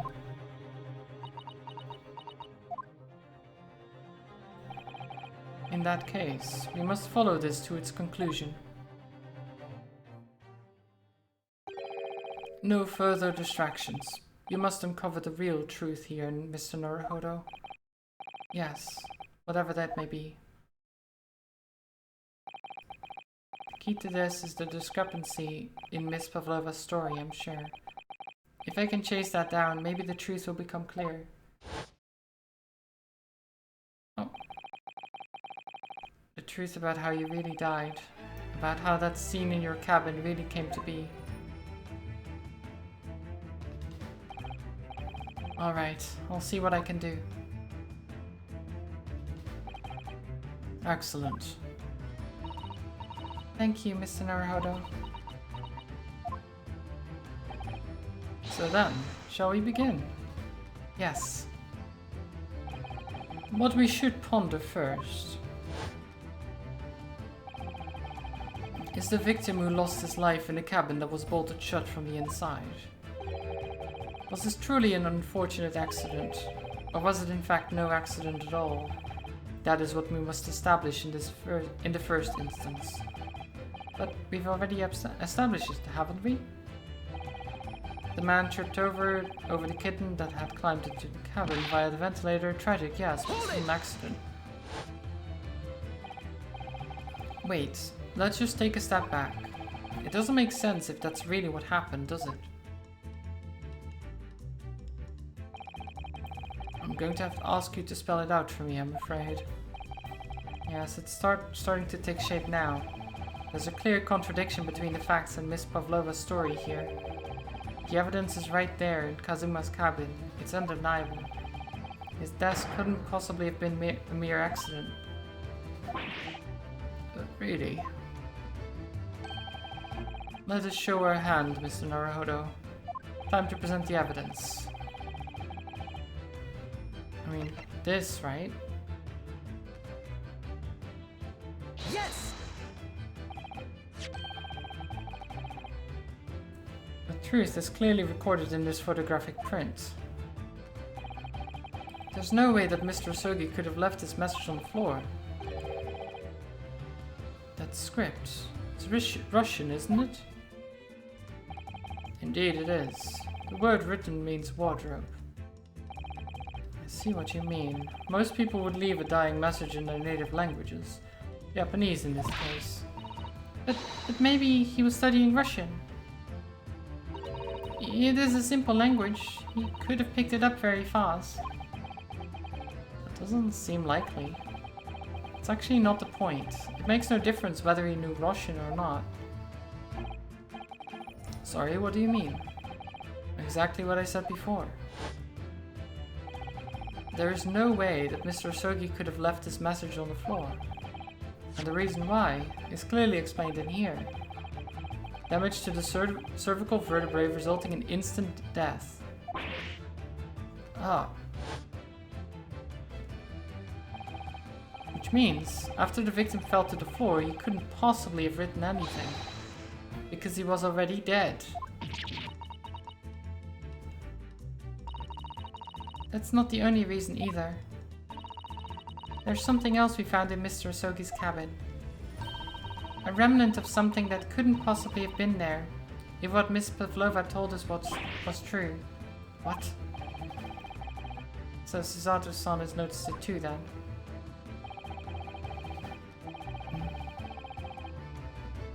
Putting this message on the floor aside, there's something else that gives the truth away.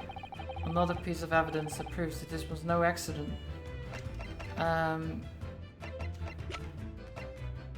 Wait, did I mean this? No.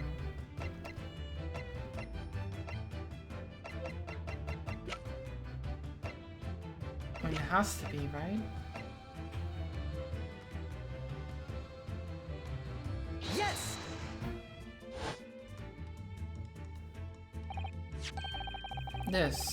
This piece of broken glass next to the mark on the floor. But that's the glass bell the kitten had around its neck. We already know about that. It was broken in half when the victim tripped over the cat and fell. So we already have a satisfactory explanation. Where's the flaw in that logic? Unfortunately, there's a very big flaw. A fatal flaw. What? If that's really what happened, then how did one half of the bell end up back here in this cabin? Ah. Yes. Remember that we found the other half of the glass bell in the wastepaper basket? Would you care to explain that, Miss Pavlova? Oh no. Both these pieces of evidence clearly point to the same conclusion. That when Mr. Sogi died last night in his cabin, there was someone else in the room. And that same person deliberately arranged the scene to disguise the truth, in order to cover up his or her own guilt.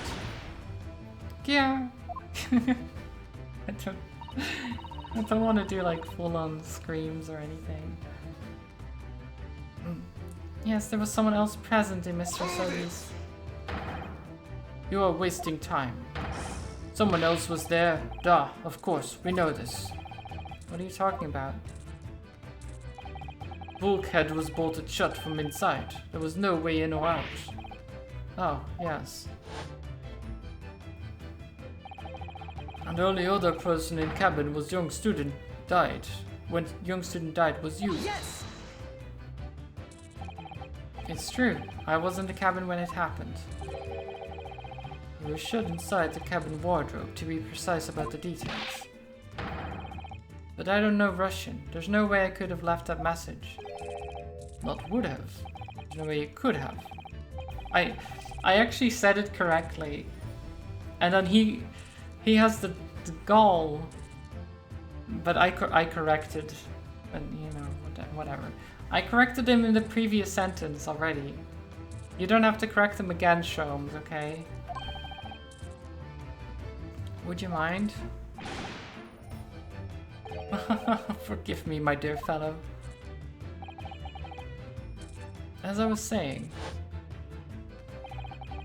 the person in question wrote the word wardrobe in Russian on the floor, in an attempt to incriminate me for the crime, even though I had been asleep in there for the entire time.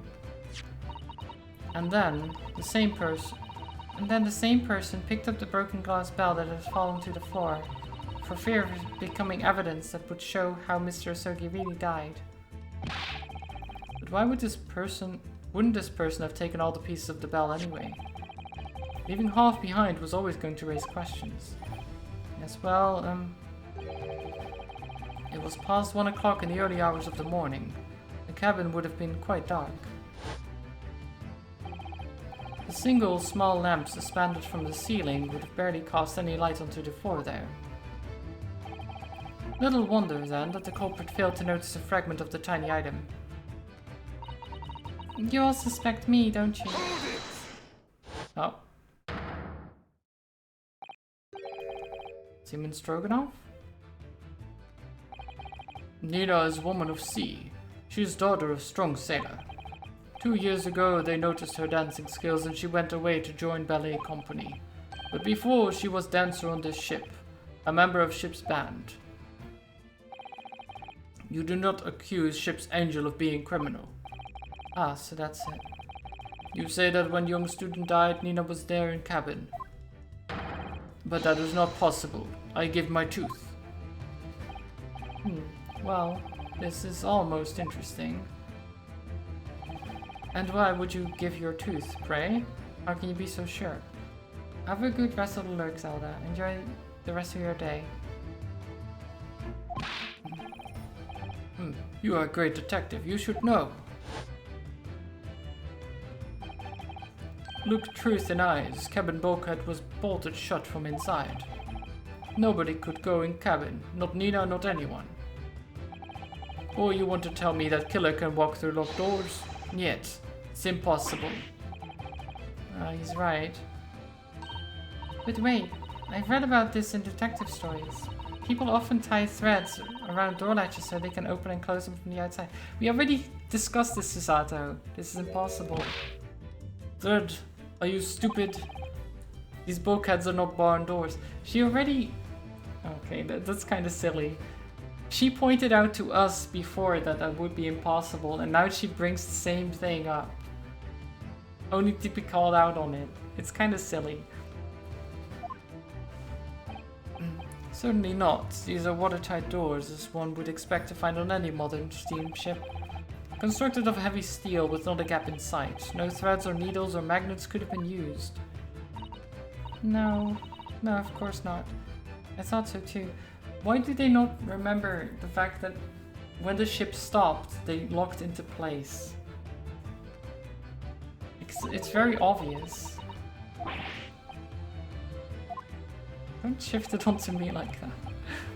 So Seaman Stroganoff has a valid point. The cabin door couldn't have been bolted shut from the outside. Not necessarily. But I put it to you that I could bolt this cabin door without laying a finger on it. And in this very cabin, you can see the traces of the method I have in mind having been used before. I don't believe it. Well, Mr. Naruhodo, I believe you know what I mean, don't you? A way to shut the bolt of the cabin door from the outside? One way does spring to mind, yes. Do you really know what Mr. Shums means, Mr. Naruhodo? Yes, and so should you. Because we've seen it happen. Indeed we have. Would you care to do the honors, Mr. Naruhodo?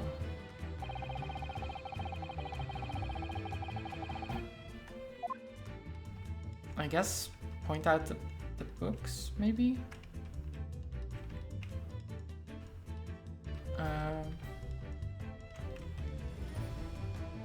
Yes!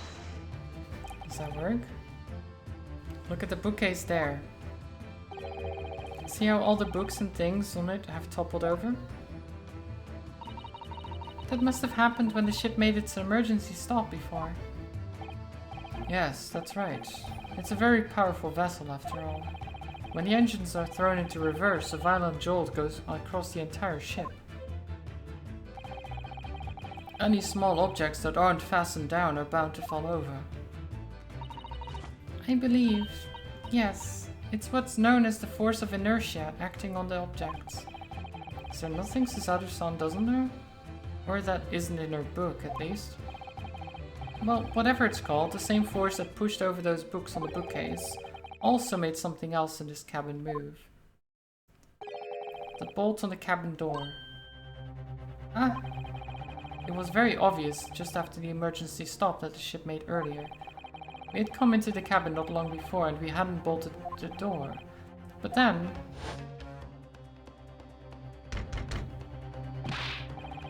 Hello, is anybody in there? Shout if you need assistance.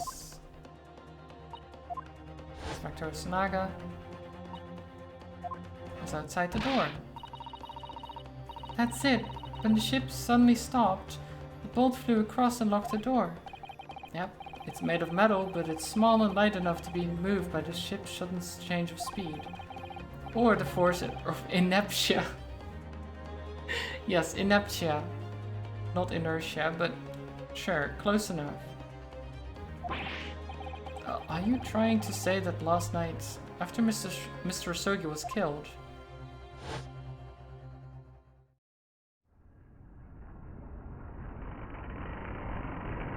Yeah.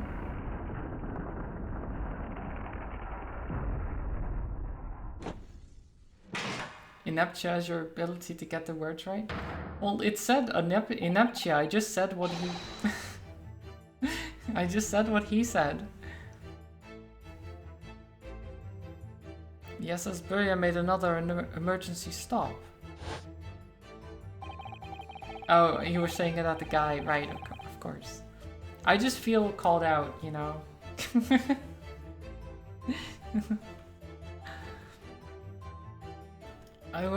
When I woke up this morning and looked around the cabin, I thought it looked a little odd.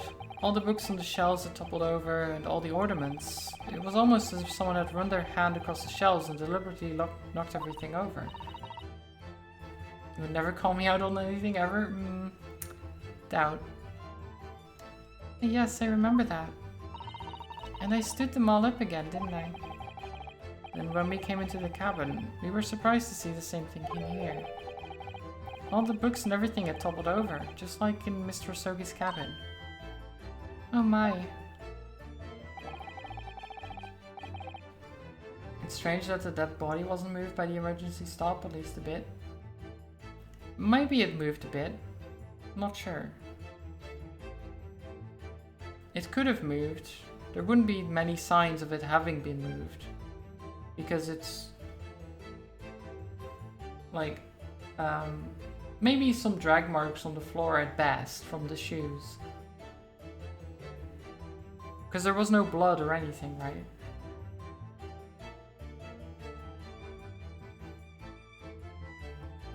Do you have anything to say about this, Miss Pavlova? Are you out of your mind? You say Burya made emergency stop. It does seem a little far-fetched. How could that possibly have happened? Unless you're saying that the culprit is actually someone from the engine room. Oh, it's simple enough. Are you forgetting the button in the passageway outside? Used to trigger the emergency alarm. Oh yes, of course. There was a notice, wasn't there, telling you to only press the button in times of emergency. Yep. On dark nights when the fog is dense, the captain cannot afford to rely on the eyes of his lookout alone. Hence the placement of a number of buttons around the vessel to allow any crewman to raise the alarm. The sort of button one is almost compelled to press to satisfy one's curiosity. Wait, it was you? When the button is pressed, two things happen in the interest of safety. The emergency alarm bell rings and the vessel comes to a complete stop. As indeed it did a little earlier today. So he made the ship stop earlier. I did think he was involved. Mr. Sholmes, surely it wasn't you who... As I always say, a button has but one purpose in life. To be pressed. Whatever the occasion. He sounds almost proud of himself. How dare you mess with ship? I report you to Captain. You are in much trouble now. Now, I'm sure all that can wait until later. Let us not overlook the fact that we now have learned a valuable lesson. When the vessel makes an emergency stop, the bolts on the cabin doors slide closed. So, what we must now consider... Yes, it all comes down to one thing now. Last night, after what happened to Mr. Sogi, did this ship make an emergency stop or did it not? You are idiots. Burya is a huge ship with many passengers. If we make emergency stop, even in middle of night, there would be chaos everywhere. What are your thoughts, Mr. Naruhodo? Well, it's certainly possible that some kind of emergency happened last night. We have evidence to support the idea. Really? What evidence, Mr. Naruhodo? Fascinating. You show us, my good man.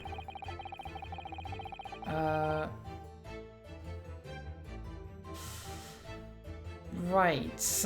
I'm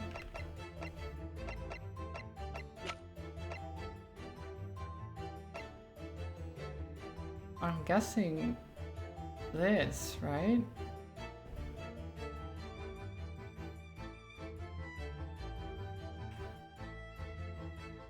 Yes! Seaman Stroganov.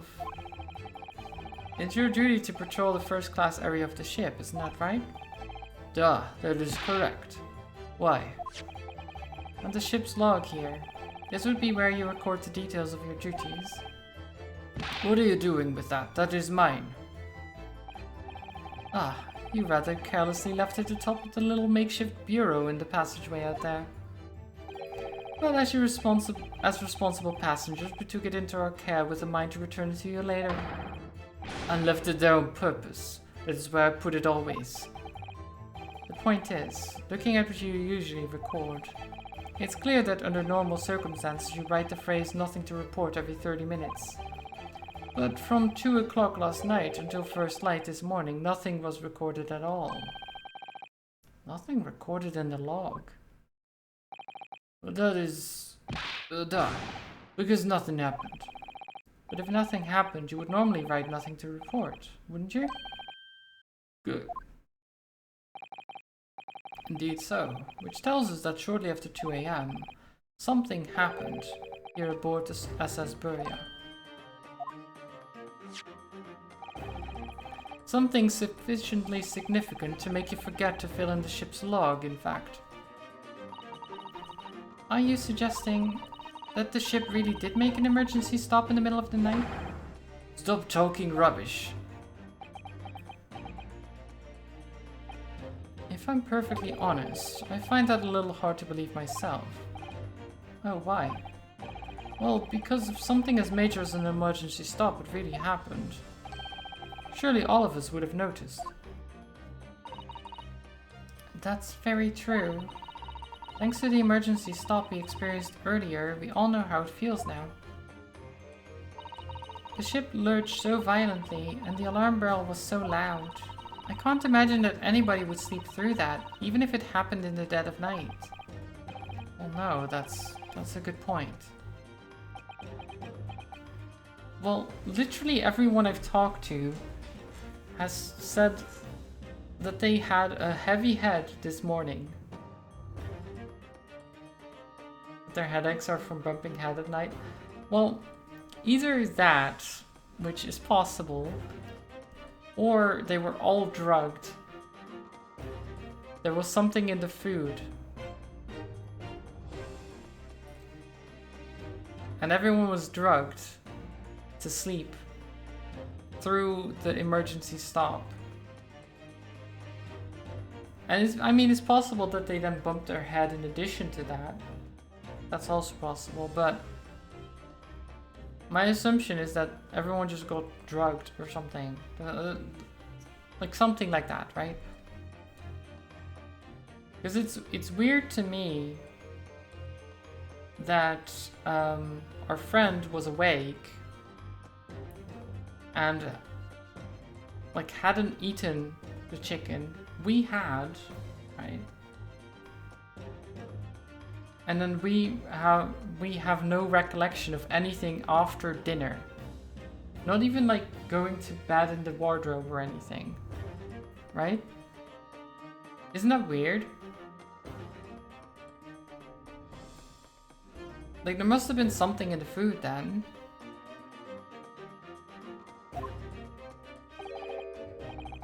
What of the throbbing?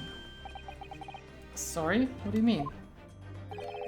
Your head, man. The throbbing of your head since this morning. You've all suffered with it. Ah. Oh, yes, I have had a headache, you're right. In fact, I haven't been feeling myself since I woke up today. Nor have I. My head has been feeling heavy ever since dawn. Yes, you've all been afflicted, haven't you? Just as I suspected. He's right, my head's been throbbing today too. And since eating dinner yesterday evening, everything has felt sort of hazy. I can't really remember anything that happened after I climbed back inside the wardrobe. Okay, he says climbing back inside, okay.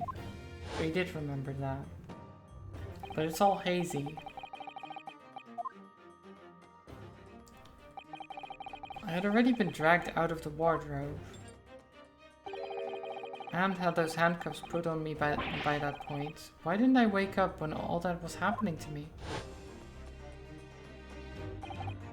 Tell me, Mr. Naruhodo. You boarded this vessel as a stowaway, didn't you? Oh, well yeah, sorry. The stowaway class of accommodation doesn't usually include meals. What do you survive on? Well, Kazuma looks after me.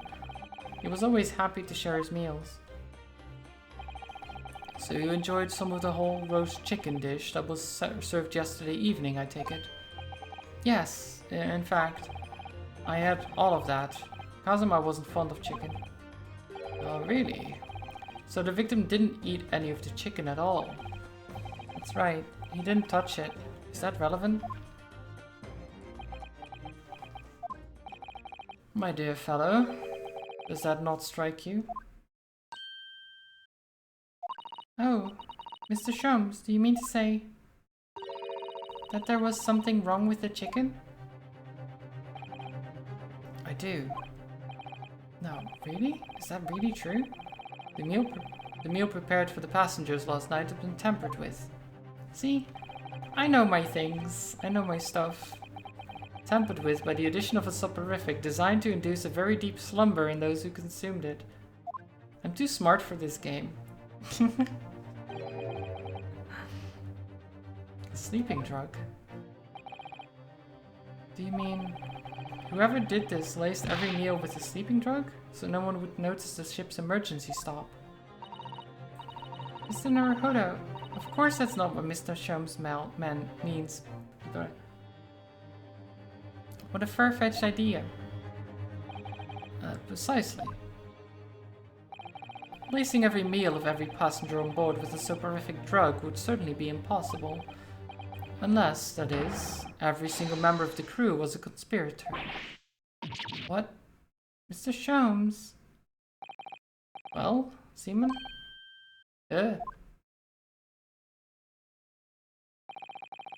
I'm sorry to say that any more deception in this matter will get you nowhere. What? If you refuse to talk, there would have to be an inquiry made through the shipping company, of course. How to increase difficulty? No, that's fine. I like the chillness of it, you know. And were that to happen, every member of the crew and the captain himself would be hauled over the coals. For aiding and abetting a renegade. Yep. The revolution guy, right? Please, no more. I will tell you everything. Yeah. You cannot make problems like this for everyone anymore. These crewmen are your former comrades, I believe. Yes. So when I decided to run away, I asked them to help me. We all agreed to help, everyone together. She threw away everything. Her fame in the ballet, Mother Russia. We wanted to help our angel. I don't believe it. You are right. We put sleeping drug in chicken last night. Yes, I remember now. I did notice chewing on a lump of something strange and bitter at one point. Duh, we could not make all drug. How do you say, dissolve? Talk about heavy seasoning. At midnight in what is near Shanghai, we brought our angel on board. Okay, so that's... Okay. That's what the sleeping drug was for, so that they could make a stop and bring her on board. Then she went into the cabin, tried to feed the cat, got scratched. Cat goes into other cabin. So that makes sense. But then more. What more? She was held by comrade on shore with small fishing boats. Okay, maybe the revolution guy is not involved. I don't know. Maybe that's just a red herring. While all the passengers of the SS Buria slept soundly. Thanks to the almost magical effects of the slumber-inducing potion their evening meals had contained. So if that's what happened, the only people awake on the ship last night were the crew, people who disliked chicken, and the newly boarded passenger, Miss Pavlova. And that means it would have been possible for you. You could have used the emergency stop trick to lock Kazuma's cabin door.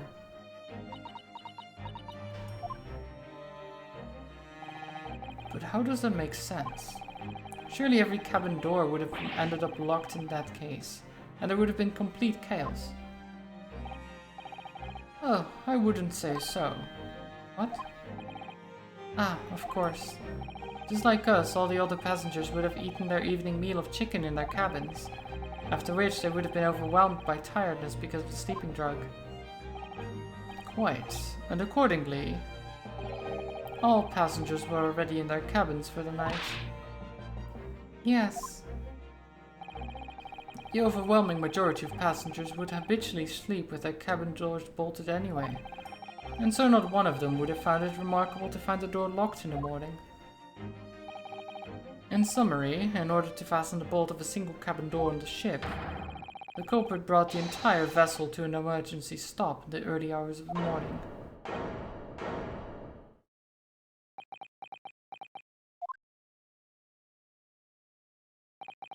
You have talked a long time and said many things. What is point? The point is what I said earlier. There was somebody else present on the scene when the victim lost his life last night. Someone who left a message in Russian on the floor and in an attempt to incriminate another. Someone who tried to desperately hide the broken fragment of the glass that would reveal the culprit's true identity. And someone who abused the ship's emergency stop procedure in order to lock a door. All told, a busy night. But...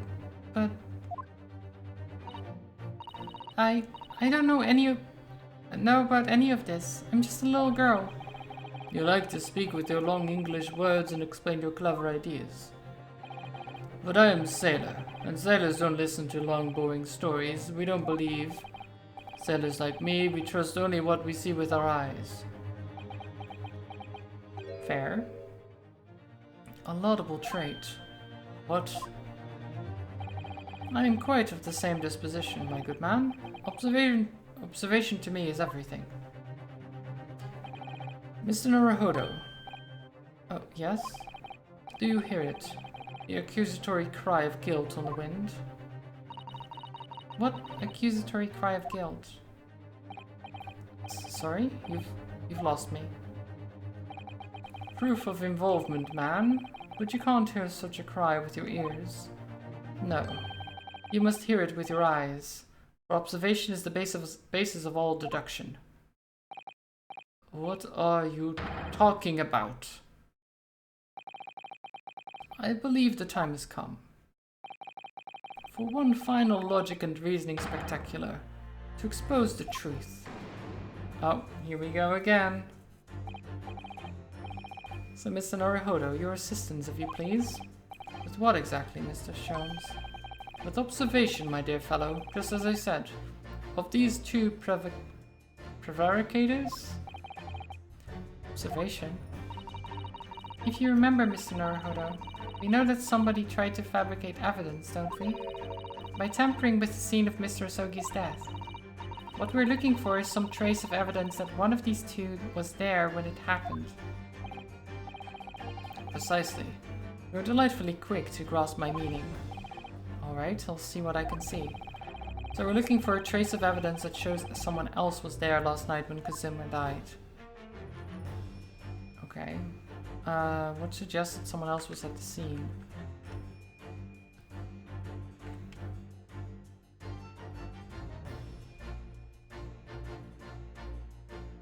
I do find it odd that she has one earring that has like a hanging bit to it and the other doesn't.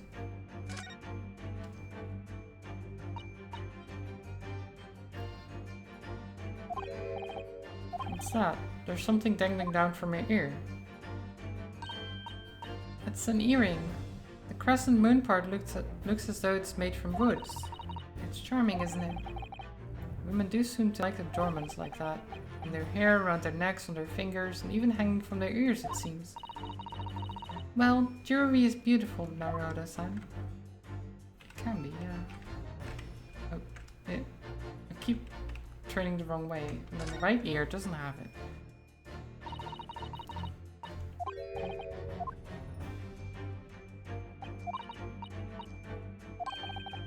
An earring, is it? It's really tiny. Perhaps part of it is missing. Maybe it broke off. Now all that's left is the clasp part that attached to the ear. If that's the case, she doesn't appear to have noticed it's broken. The arms? The chunky arms, yep.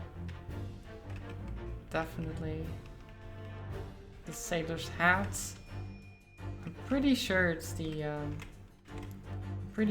earrings. Yes! No? It's not. Were we to find a piece of those earrings in Mr. Sogi's cabinet, it would prove beyond a doubt that they were there. Although, we haven't actually found anything, so yeah, that's...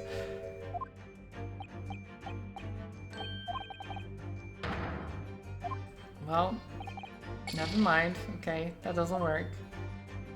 Then what? Okay, sorry. I was just... Maybe it was that, but no. So someone else was there. Either we find a trace of something that the person in question left behind at the scene, or if that's not possible, a trace of something that the person took away from the scene, be it accidentally or deliberately. Took away from the scene?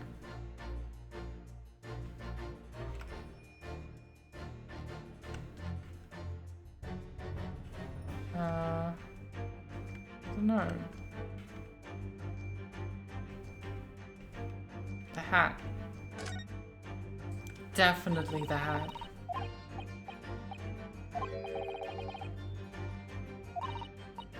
A hat dropped at the scene would have been a very conclusive evidence. I'm sure I saw your university uniform hat at the scene somewhere. That's not a point.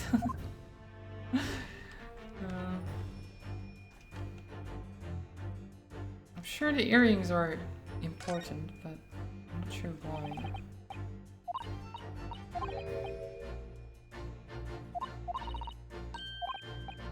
Yeah, he was like, even if I was awake, I couldn't have done anything against that. Which is fair.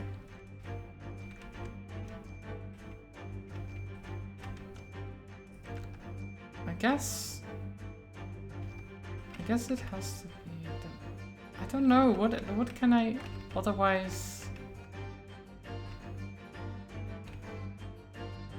There's otherwise nothing there, right? So it has to be the earrings, I feel like. Yes! Am I just crazy? I think I'm crazy, yeah. I guess not. I guess I'm just crazy. What the heck? But what did they take? Like, I don't see anything that was at the crime scene that I... Am I just blind?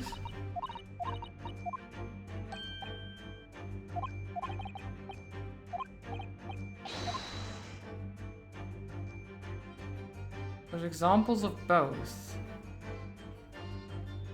So she lost this at the crime scene, possibly.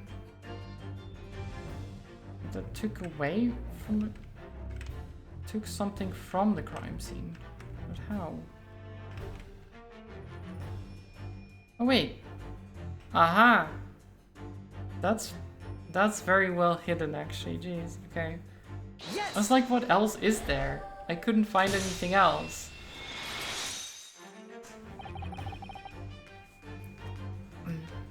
Seaman Stroganoff. You seem to have quite a large purple stain on the back of your white uniform there. Yes, I don't know where the dirt comes from. So nothing in particular comes to mind about the stain?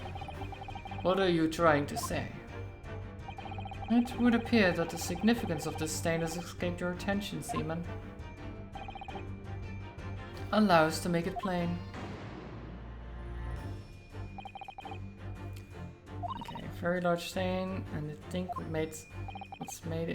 it's made of is clear. Yeah, okay. The evidence that proves what the stain on the back of his uniform really is. It is... Where's the ink? I guess this one? Yes!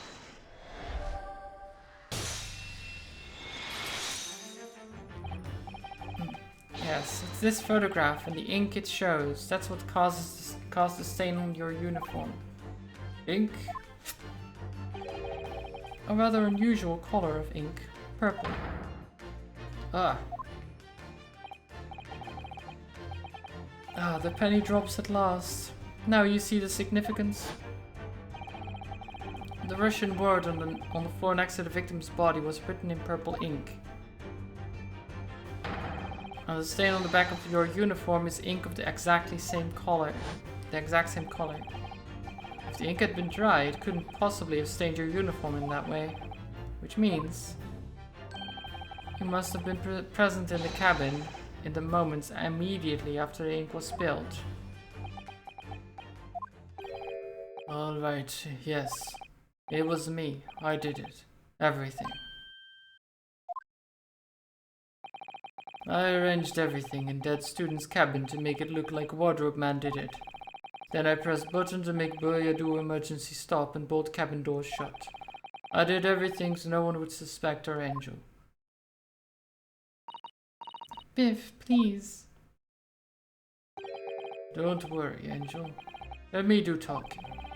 It was after 1 in the morning. I was on duty patrolling passageway. Then our Angel came to me. She was white like sheet. Biff, please, you must help me.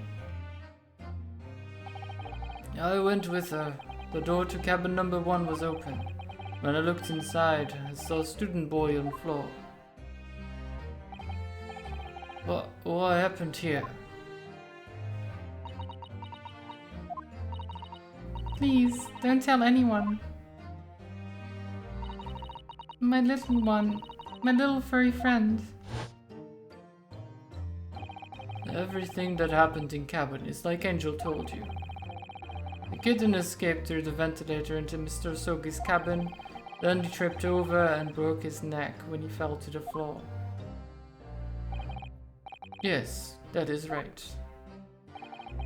So, after the incident when the cat ran away, Miss Pavlova then visited the cabin next to hers? Only to find its occupant lying lifeless on the floor. She said she was worried when she heard sounds of something falling to the floor. That's when she went to look. No, Angel?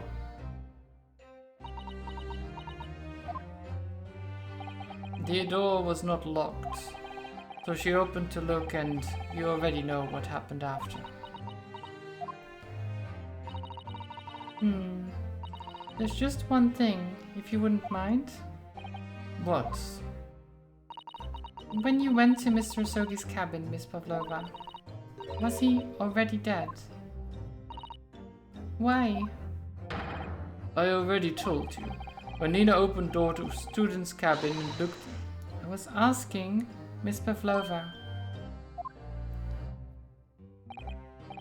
Well, Miss Pavlova?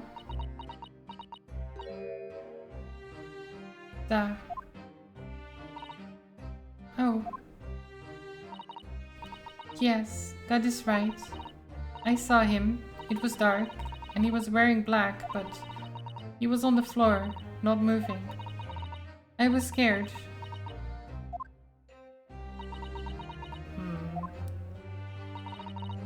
I understand, and I believe you.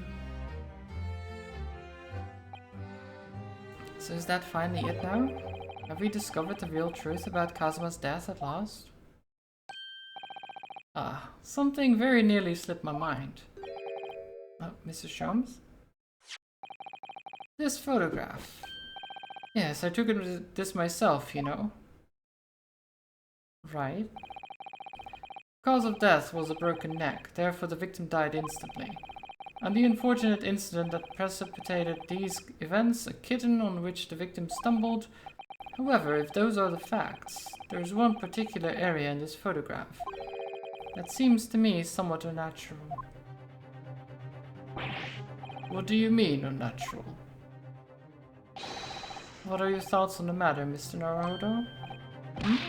Well... Kazuma tripped and fell, and by some terrible stroke of bad luck broke his neck. Which part of this photographic print seems unnatural? I mean, the fact that his hand is clenched? That would be, to me, the weird part.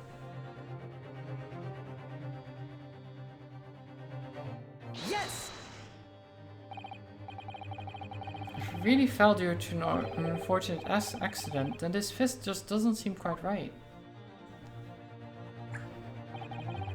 The exact same thought occurred to me. In a fall, one's instinct is to open the palms flat. Yet here we see the victim with his left hand tightly balled into a fist. Almost, you might say. As though he were gripping something.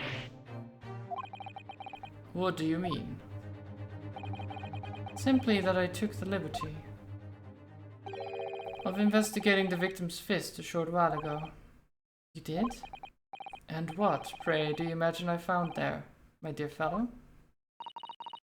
Mr. Sholmes, show us, please. Why, of course, my dear madam. Would I keep you in suspense? I mean, you have been, so maybe. Ah, there it is. The earring. I knew it was important. This is what I found. Oh, a crescent moon with a little gemstone in the middle.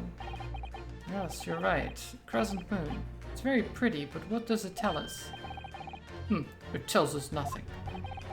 I'm not so sure. The crescent moon looks familiar somehow. Sure, I've seen it somewhere before. Observation, Mr. Naruhodo. That is the key. What? The truth is now tantalizingly close. How did that crescent moon come to be in Kazuma's clenched fist? This is the final clue, the last piece of the puzzle. Ask yourself, what does this little crescent moon mean? What significance has it? And observe. Find the answer with your own eyes. Yes! Boop. Smash. Miss Pavlova, I noticed that on your ear. Even though you have a metal earring, the decorative part of it seems to be missing. The little link holding it on must have broken, I suppose. Eh? What? But looking at your other ear, I notice a crescent moon. I don't believe it. Now, the missing crescent moon was found in the victim's clenched fist. Clearly there's only one logical conclusion. Wouldn't you agree, Mr. Naruhodo? Yes.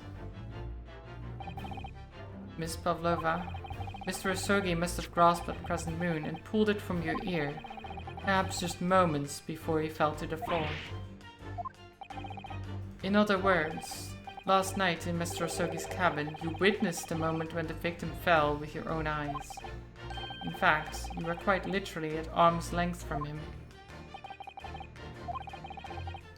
But then the question is, why did Mr. Asogi do that? Why did he pull your earring from your ear and hold it in his clenched fist during his final moments? Oh no. Angel? No one can protect you now. Please, Miss Pavlova, tell us the truth. Last night, what did you do to Kazuma? Oh god. Excessive much? When I think about everything that happened yesterday, it was too much. Running away, the fishing boat in the middle of the night. Sorry. Trying to climb onto this huge ship. And then, when I was at last in this cabin and I could relax after this horrible long day. Darka, wait!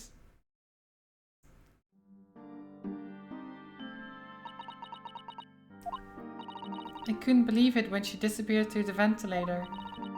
I tried to call her with a little whistle. I tried waving her favorite toy. But nothing worked. Darka would not come back.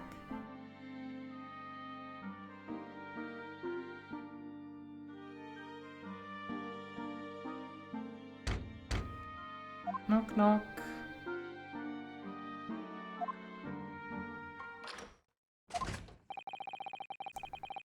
What are you doing here at this time of night, Inspector? Oh, I'm sorry. I thought it was a friend of mine. It's Kazuma. The young man from your country. He was very polite and kind. He helped me to find Darka, and he promised not to tell anyone. But then, when I had my friend in my arms again, and I was going to leave the man's cabin... Just a moment, sorry, but... Oh, yes? I'm sure I know your face. I've seen you somewhere before. Ah! Ah, of course, you're Nikolina Pavlova, aren't you? The Russian ballerina. Huh? No, I don't know that name. My heart nearly stopped when he said that. He knew who I was. How could this man from a land in the faraway east know a Russian ballerina? Yes, I saw your performance in Japan. The beauty of the ballet made a deep impression on me. But what are you doing on the ship? I'm sure I read that your ballet company was performing in Shanghai at the moment. I can't fool him. I have to tell him the truth and hope he doesn't tell anyone. I have no other choice. I see. So you've run away. Please, please keep my secret. Don't tell anyone. Give me a moment. I could use another opinion here.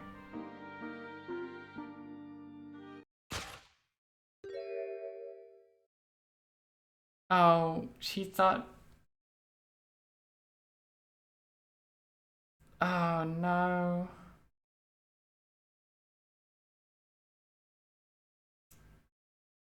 Oh my god. Of course she wasn't expecting him to go to the wardrobe to open it and ask his friend like, oh yeah, what about this? But no, instead she thought he was going to pull the cord and alert people. Oh my god. He's going to pull the cord, he's going to tell the captain. Why did I think I could trust him? Then it happened. Everything at once. It was only a second, but it felt like forever. Wait, I shouted, and then... Darka jumped out of my arms and down to the young man's feet. So she scared the cat. She was there, like holding the cat. She scared it by yelling, wait. Cat jumps out. He turns around, stumbles over the cat. Yeah, okay. I guess. As he turned around to look at me. Ooh. I pushed him. Oh, never mind. Okay, it wasn't the cat. She just pushed him. Well, that's just rude.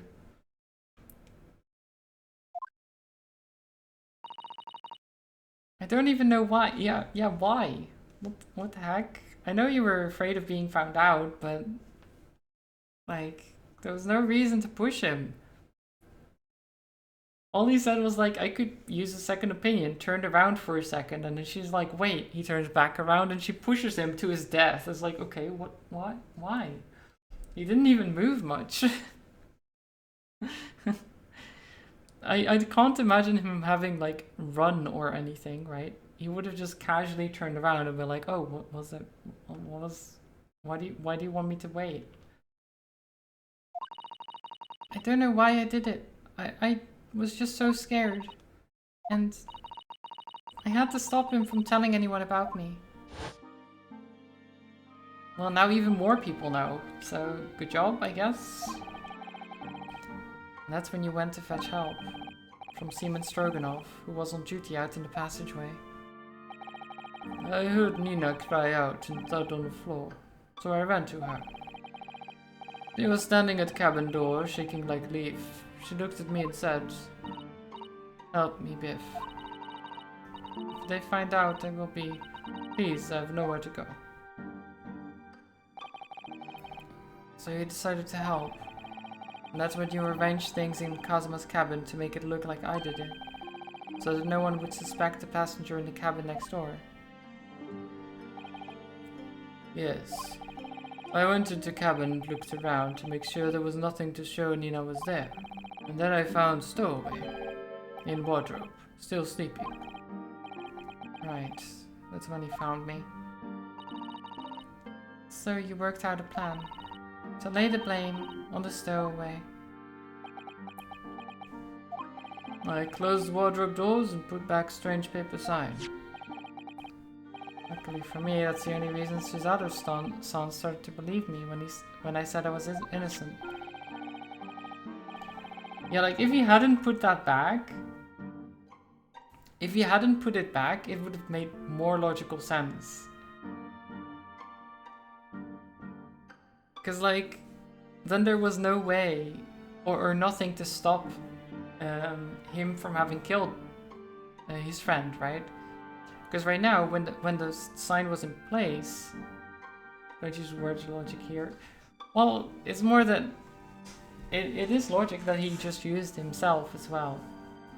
Like if this man was a bit smarter, which feels bad to say that, but like if he hadn't put it back, of course, then it would have been likely that he just hid in the closet or in the wardrobe after killing, right?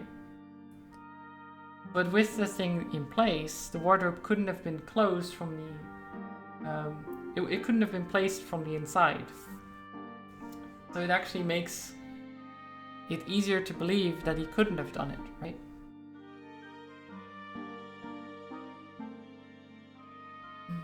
I dragged young man's body to a good place and used ink that was spilling to write on the floor. I wrote... garderobe, well, something like that, right? Garderobe. So the person who found him would look inside wardrobe and find Stowaway. And tell me, what of the glass bell? It was by my feet, so I picked it up. I see. But it was dark in the cabin. I didn't notice the other half. Then Angel went back to her cabin and I finished job. By pressing the emergency alarm button in the passageway. Yes. Accordingly, the SS Buria did indeed come into an emergency halt at a little after 2 AM. Thus enticing the bolt on the cabin door to slide shut, creating the locked room mystery.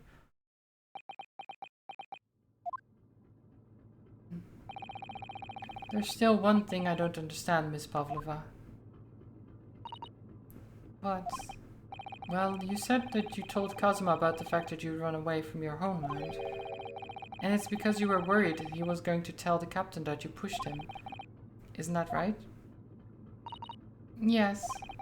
But even if he had pulled the bell cord and called for the captain of the ship, aren't you friends with every member of the crew? Why would that have been a problem? It was what he said first that made me scared. What he said first?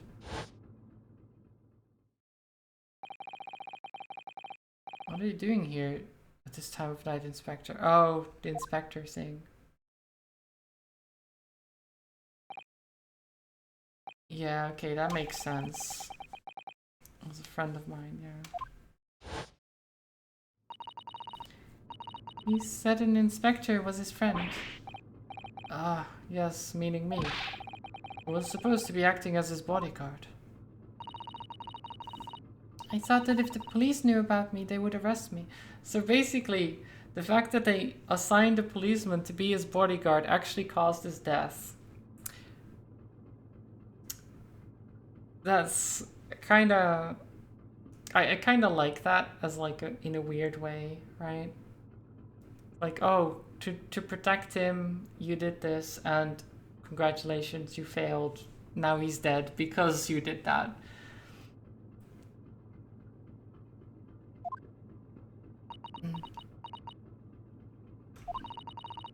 So before you could pull the bell cord, May I stop you a moment, please, Miss Pavlova?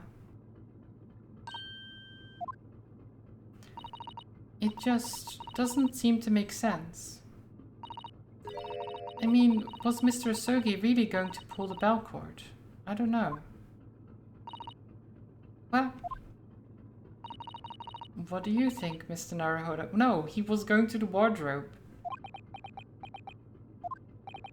Well, I'm not Kazuma, so I can't know for certain. But he was a man of his word. If he told you he wouldn't give your secret away, then he wouldn't have done. No, he was walking over to it. He was going to pull the cord. He was going to make them send me back. Well, Mr. Naruhodo, the day's work is not yet done, it seems. There's one more deduction to make. What? Another deduction? Yes. What action was the victim really about to take at that moment? He was walking to the wardrobe. I already know. Can we determine whether the young man's gaze was... where the young man's gaze was directed? First, consider the victim's location within his cabin. That's easy. I remember every detail of that room. I mean, yes, I spent quite a lot of time in the wardrobe, but still. The cabin has been my home for this entire voyage. So this is how the cabin looked last night, when Miss Pavlova visited Kazuma-sama. Yes, it's exactly how it was. Are you ready then, Mr. Naruhodo? Yes. If there's one thing I learned today, it's that a simple gaze can reveal all manner of truths. And not only that, in order to draw the right conclusion, you can't afford to be out by even a little bit when you're following the gaze to where it lands. So when you turned away from Miss Pavlova, what exactly was Kazuma looking at?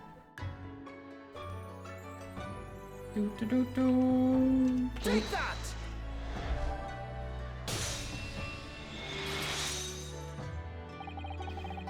Considering everything that had happened last night, certainly it may have looked as though Kazuma was going to ring the bell cord.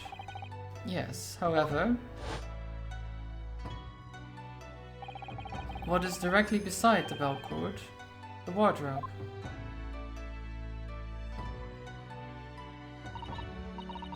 The wardrobe? And more importantly, what was inside the wardrobe?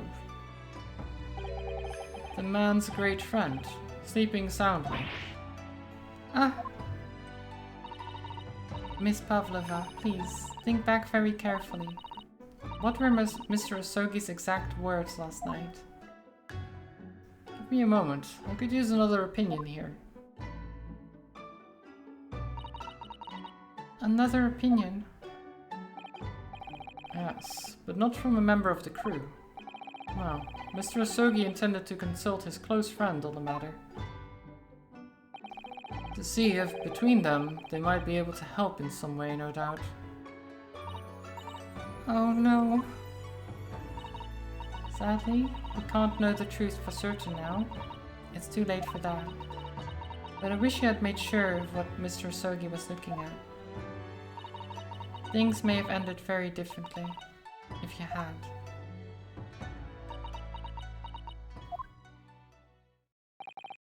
Miss Pavlova, I want to thank you for finally admitting to the truth. But unfortunately, the truth is, a man lost his life because of what you did, and that will never change. I hope you'll never forget that. I'm sorry. Really, I'm so sorry. What have I done?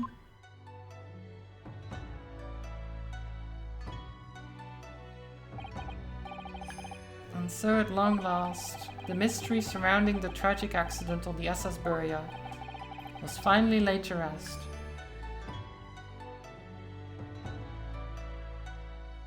Push first, ask second. Yeah, it's not the best course of action, is it?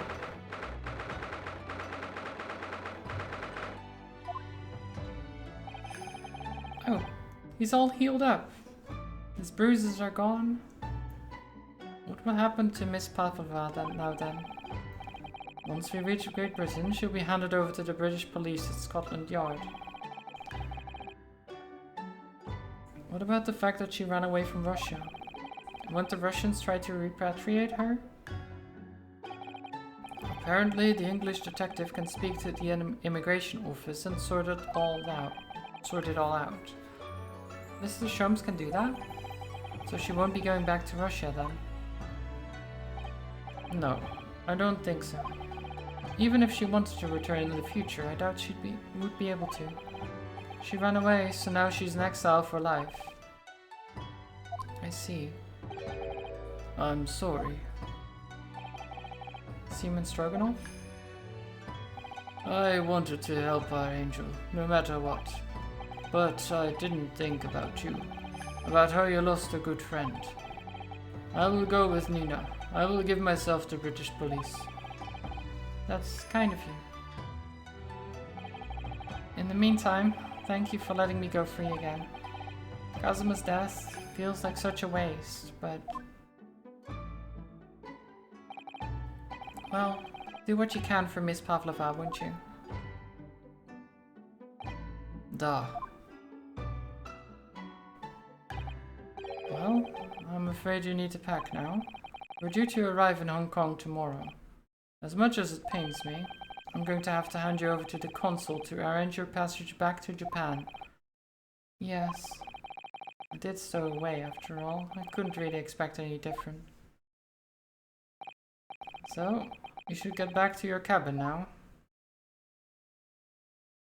Well, back to Japan we go, I guess. Maybe, I guess. I don't know.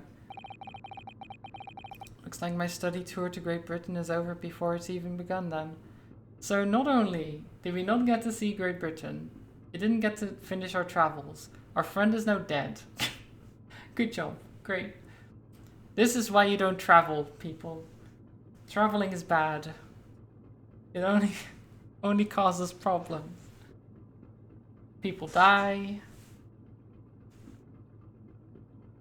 It's awful. Happy endings. Oh yes, so happy. To think that only days ago, Kazuma and I were laughing together about how we tear up the streets of London. It seems like a distant memory now. Oh, what's that? Is it someone weeping? Oh. Susato. Susato-san?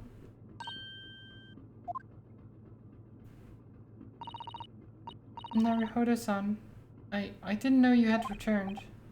Oh, well, I haven't been back long. Inspector Osanaga just told me I should pack, you know, ready to leave the ship tomorrow and all that.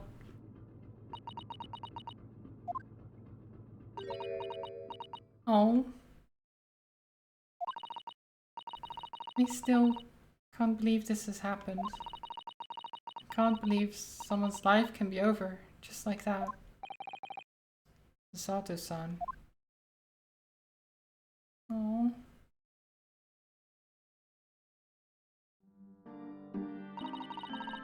You had such grand ideas for this visit to Great Britain, so many dreams. And now they've been cruelly taken away, just as he has. I thought I could never forgive the person responsible. But now we know the truth, that it was just an accident. Just a silly series of mishaps. It's too much, Naruhodo-san. It's just too much. Yes, I know. I wish there was something I could say. Spectre. My duty was to see Asogi-san safely to Britain. But I failed. And caused his two closest friends great pain and suffering as a result. I've let everyone down. And I will do anything to make up for my terrible blunder. Nobody blames you, Inspector. And I'm free again now. Huh?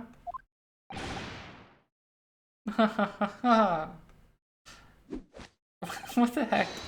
Surprise, Mr. Naruhodo. What is the meaning of this? Oh, a trifling matter. Simply that in my head I think I shall always picture you wearing those shackles. Without them, the balance seems all wrong. It's distracting. Sorry? So I decided to restore them for old time's sake, shall we say? You are a stowaway after all. He thinks this is funny? What the heck? What an asshole. Mr. Sholmes. We do appreciate all your assistance. I'd like to thank you from the bottom of my heart. Not at all, not at all. And though it's a little late, may I offer my sincere condolences. The loss of your companion is truly heartrending. I hope you will be able to fulfill some of his aspirations in his honor. I'm afraid that won't be possible. We shall be disembarking at the next port in Hong Kong. We have to return to Japan and make a full report about everything that's happened. What? Wait a minute. It's just me that has to go back, isn't it? I mean, I was a stowaway.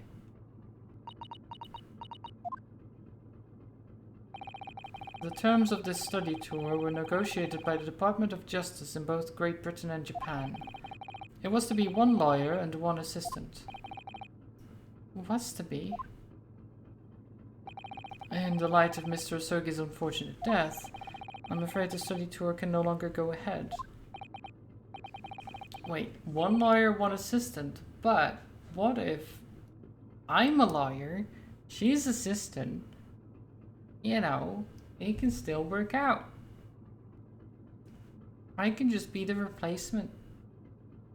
Replacement lawyer. That's me.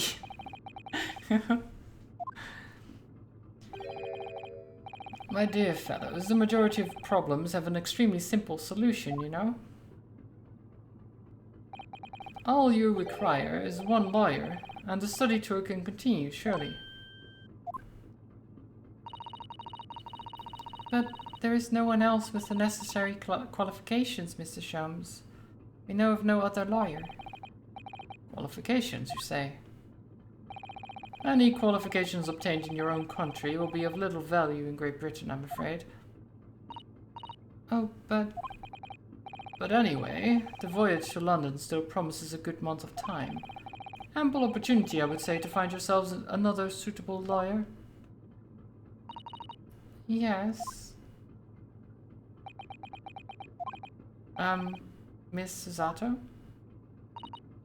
Yes? Do you think perhaps I might be able to do it? Ah, but you're not a lawyer, Mr. Naruhodo. Oh, unless... Are you studying law? No, I'm not, but... I'm sorry, in that case I don't think there's even a chance it could work. But as I said, there's still more than a month before we reach England's shores. Isn't that right, Mr. Naruhodo? Yes, I have a month in which to study, to learn what I must to become a lawyer in Great Britain. Mr. Naruhodo? That's ridiculous. Are you seriously suggesting anybody could learn all of that in just 40 days? There's only one way to find out. I would work my fingers to the bone, Inspector, every single day. Will you let me try? And if by the time we reach Great Britain I haven't learned enough to be recognized as a lawyer, I'll take whatever punishment is deemed appropriate. But why put yourself in such a difficult position? For Kazuma. He said that there was something he had to do in Great Britain, and that he would sacrifice anything to make it happen. He was passionate about it. I can't let all that passion just come to nothing. And anyway, it's for my own benefit too. I will become a lawyer. I have to. What do you say, Miss Sato?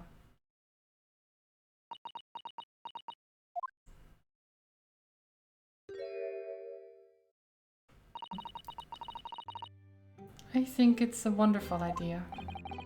Thank you. So, what does our bespectacled inspector friend say? Are you serious? 1 lawyer and 1 assistant. The numbers are indisputable. No, it's madness. Yet fascinating, wouldn't you agree? Fascinating. Duty and rules are the dull routine of existence that we all abhor. Give us interest, give us fascination. Speak for yourself. Besides, qualifications are no measure of a man. What matters is his character, no? And you've witnessed ample evidence of this man's exemplary character today with your own eyes.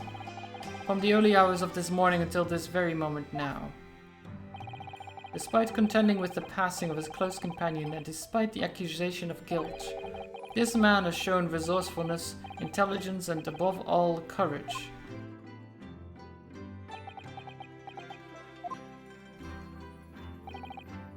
Very well. I'll think of a clever way to reword my report to the Department of Justice. Inspector, after all, I did just make a promise, didn't I? I said that I'd do anything at all to make up for my shortcomings here. Oh, thank you, Inspector. If you'll excuse me, I must pay a visit to the captain's quarters, I think. I need to discuss what to do next and how best to make my report.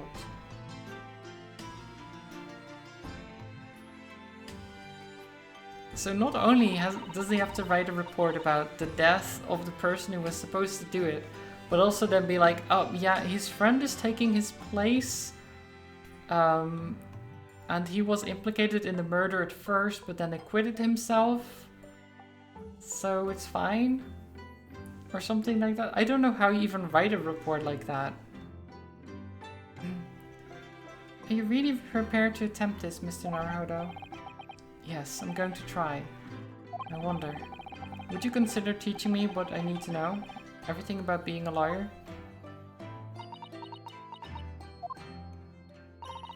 I would be delighted to help you. I am a judicial assistant after all. Thank you. And, Mr. Naruhodo,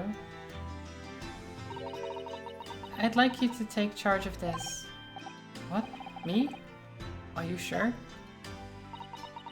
I'm sure it's what Kazuma-sama would have wanted.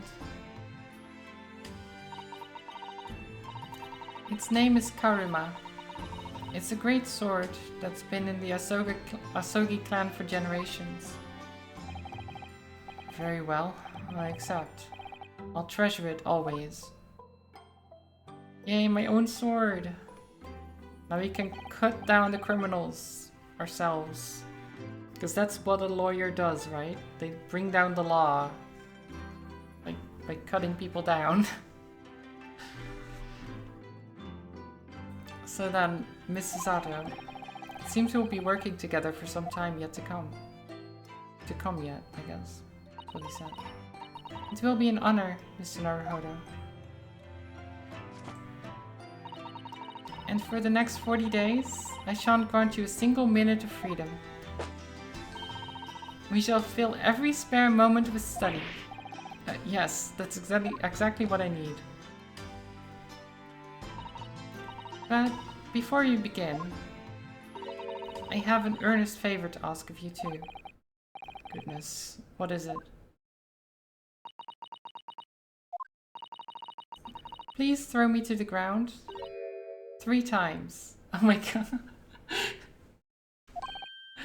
What? I should never have doubted you. You were Kazuma-sama's closest friend. Of course you would never have done anything to hurt him. That should have been obvious to me from the start. But I allowed suspicion to get the better of me. And no matter how upset I was feeling, it was completely unforgivable behavior. No, you were in shock. You just found out about me stowing away in the cabin. No, I won't let you make excuses for me. Whatever the circumstances, I should never have thrown you. And not just once, but 5 times. The number keeps creeping up, doesn't it? Wait, so she threw me 5 times, but she wants me to throw her 3 times. I feel like that's not right. We need to equalize.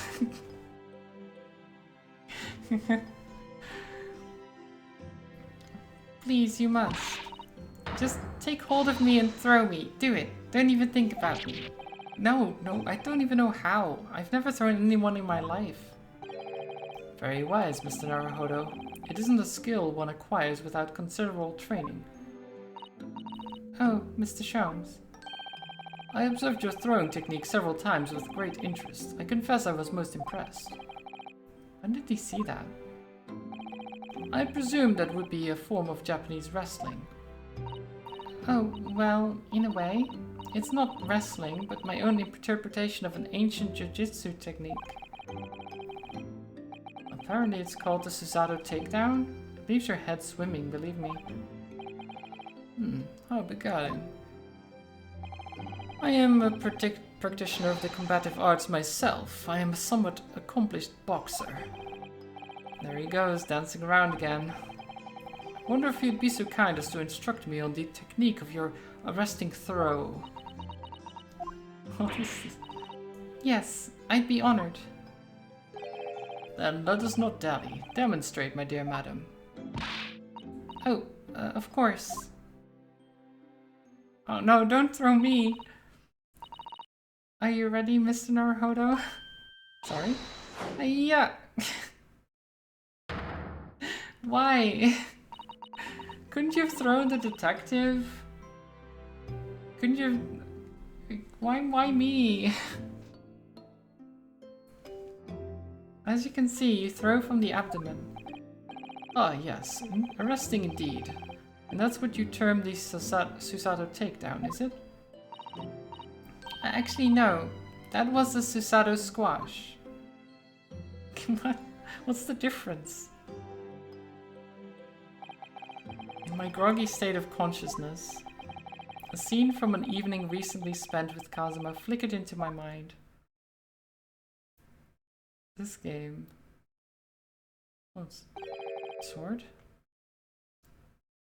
Karuma? That's right. It's a prized sword that's been passed down through generations of the Asogi clan.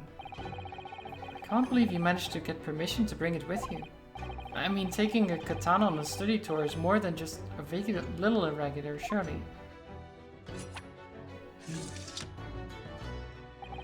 A Japanese man's sword is his soul, Ryanosuke.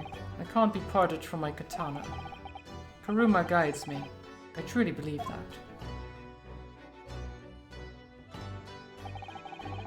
So its name compels its wielder to slice evil in two? Not that you would need much compelling. On that subject, there's something very important that I have to do in Great Britain. And I'll sacrifice anything to make it happen. I'd appreciate you seeing it through with me. Of course, I will. Whatever it is, I'll see it through to the end with you. I knew you wouldn't let me down.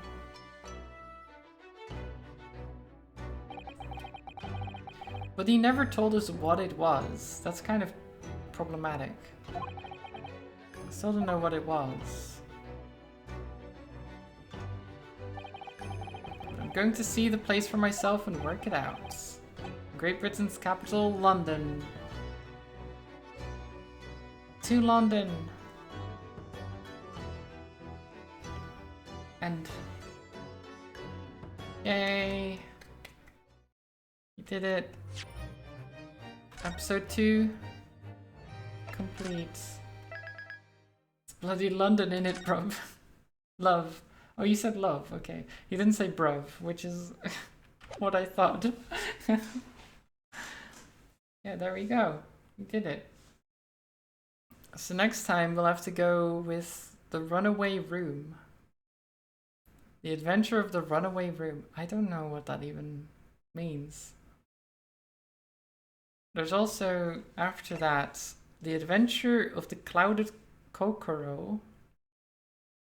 And then The Adventure of the Unspeakable Story. But I guess next time we'll have to do the Runaway Room. But that will have to wait. Because it's been nearly 6 hours. Well, not quite, but close enough. Wait, how can I exit game?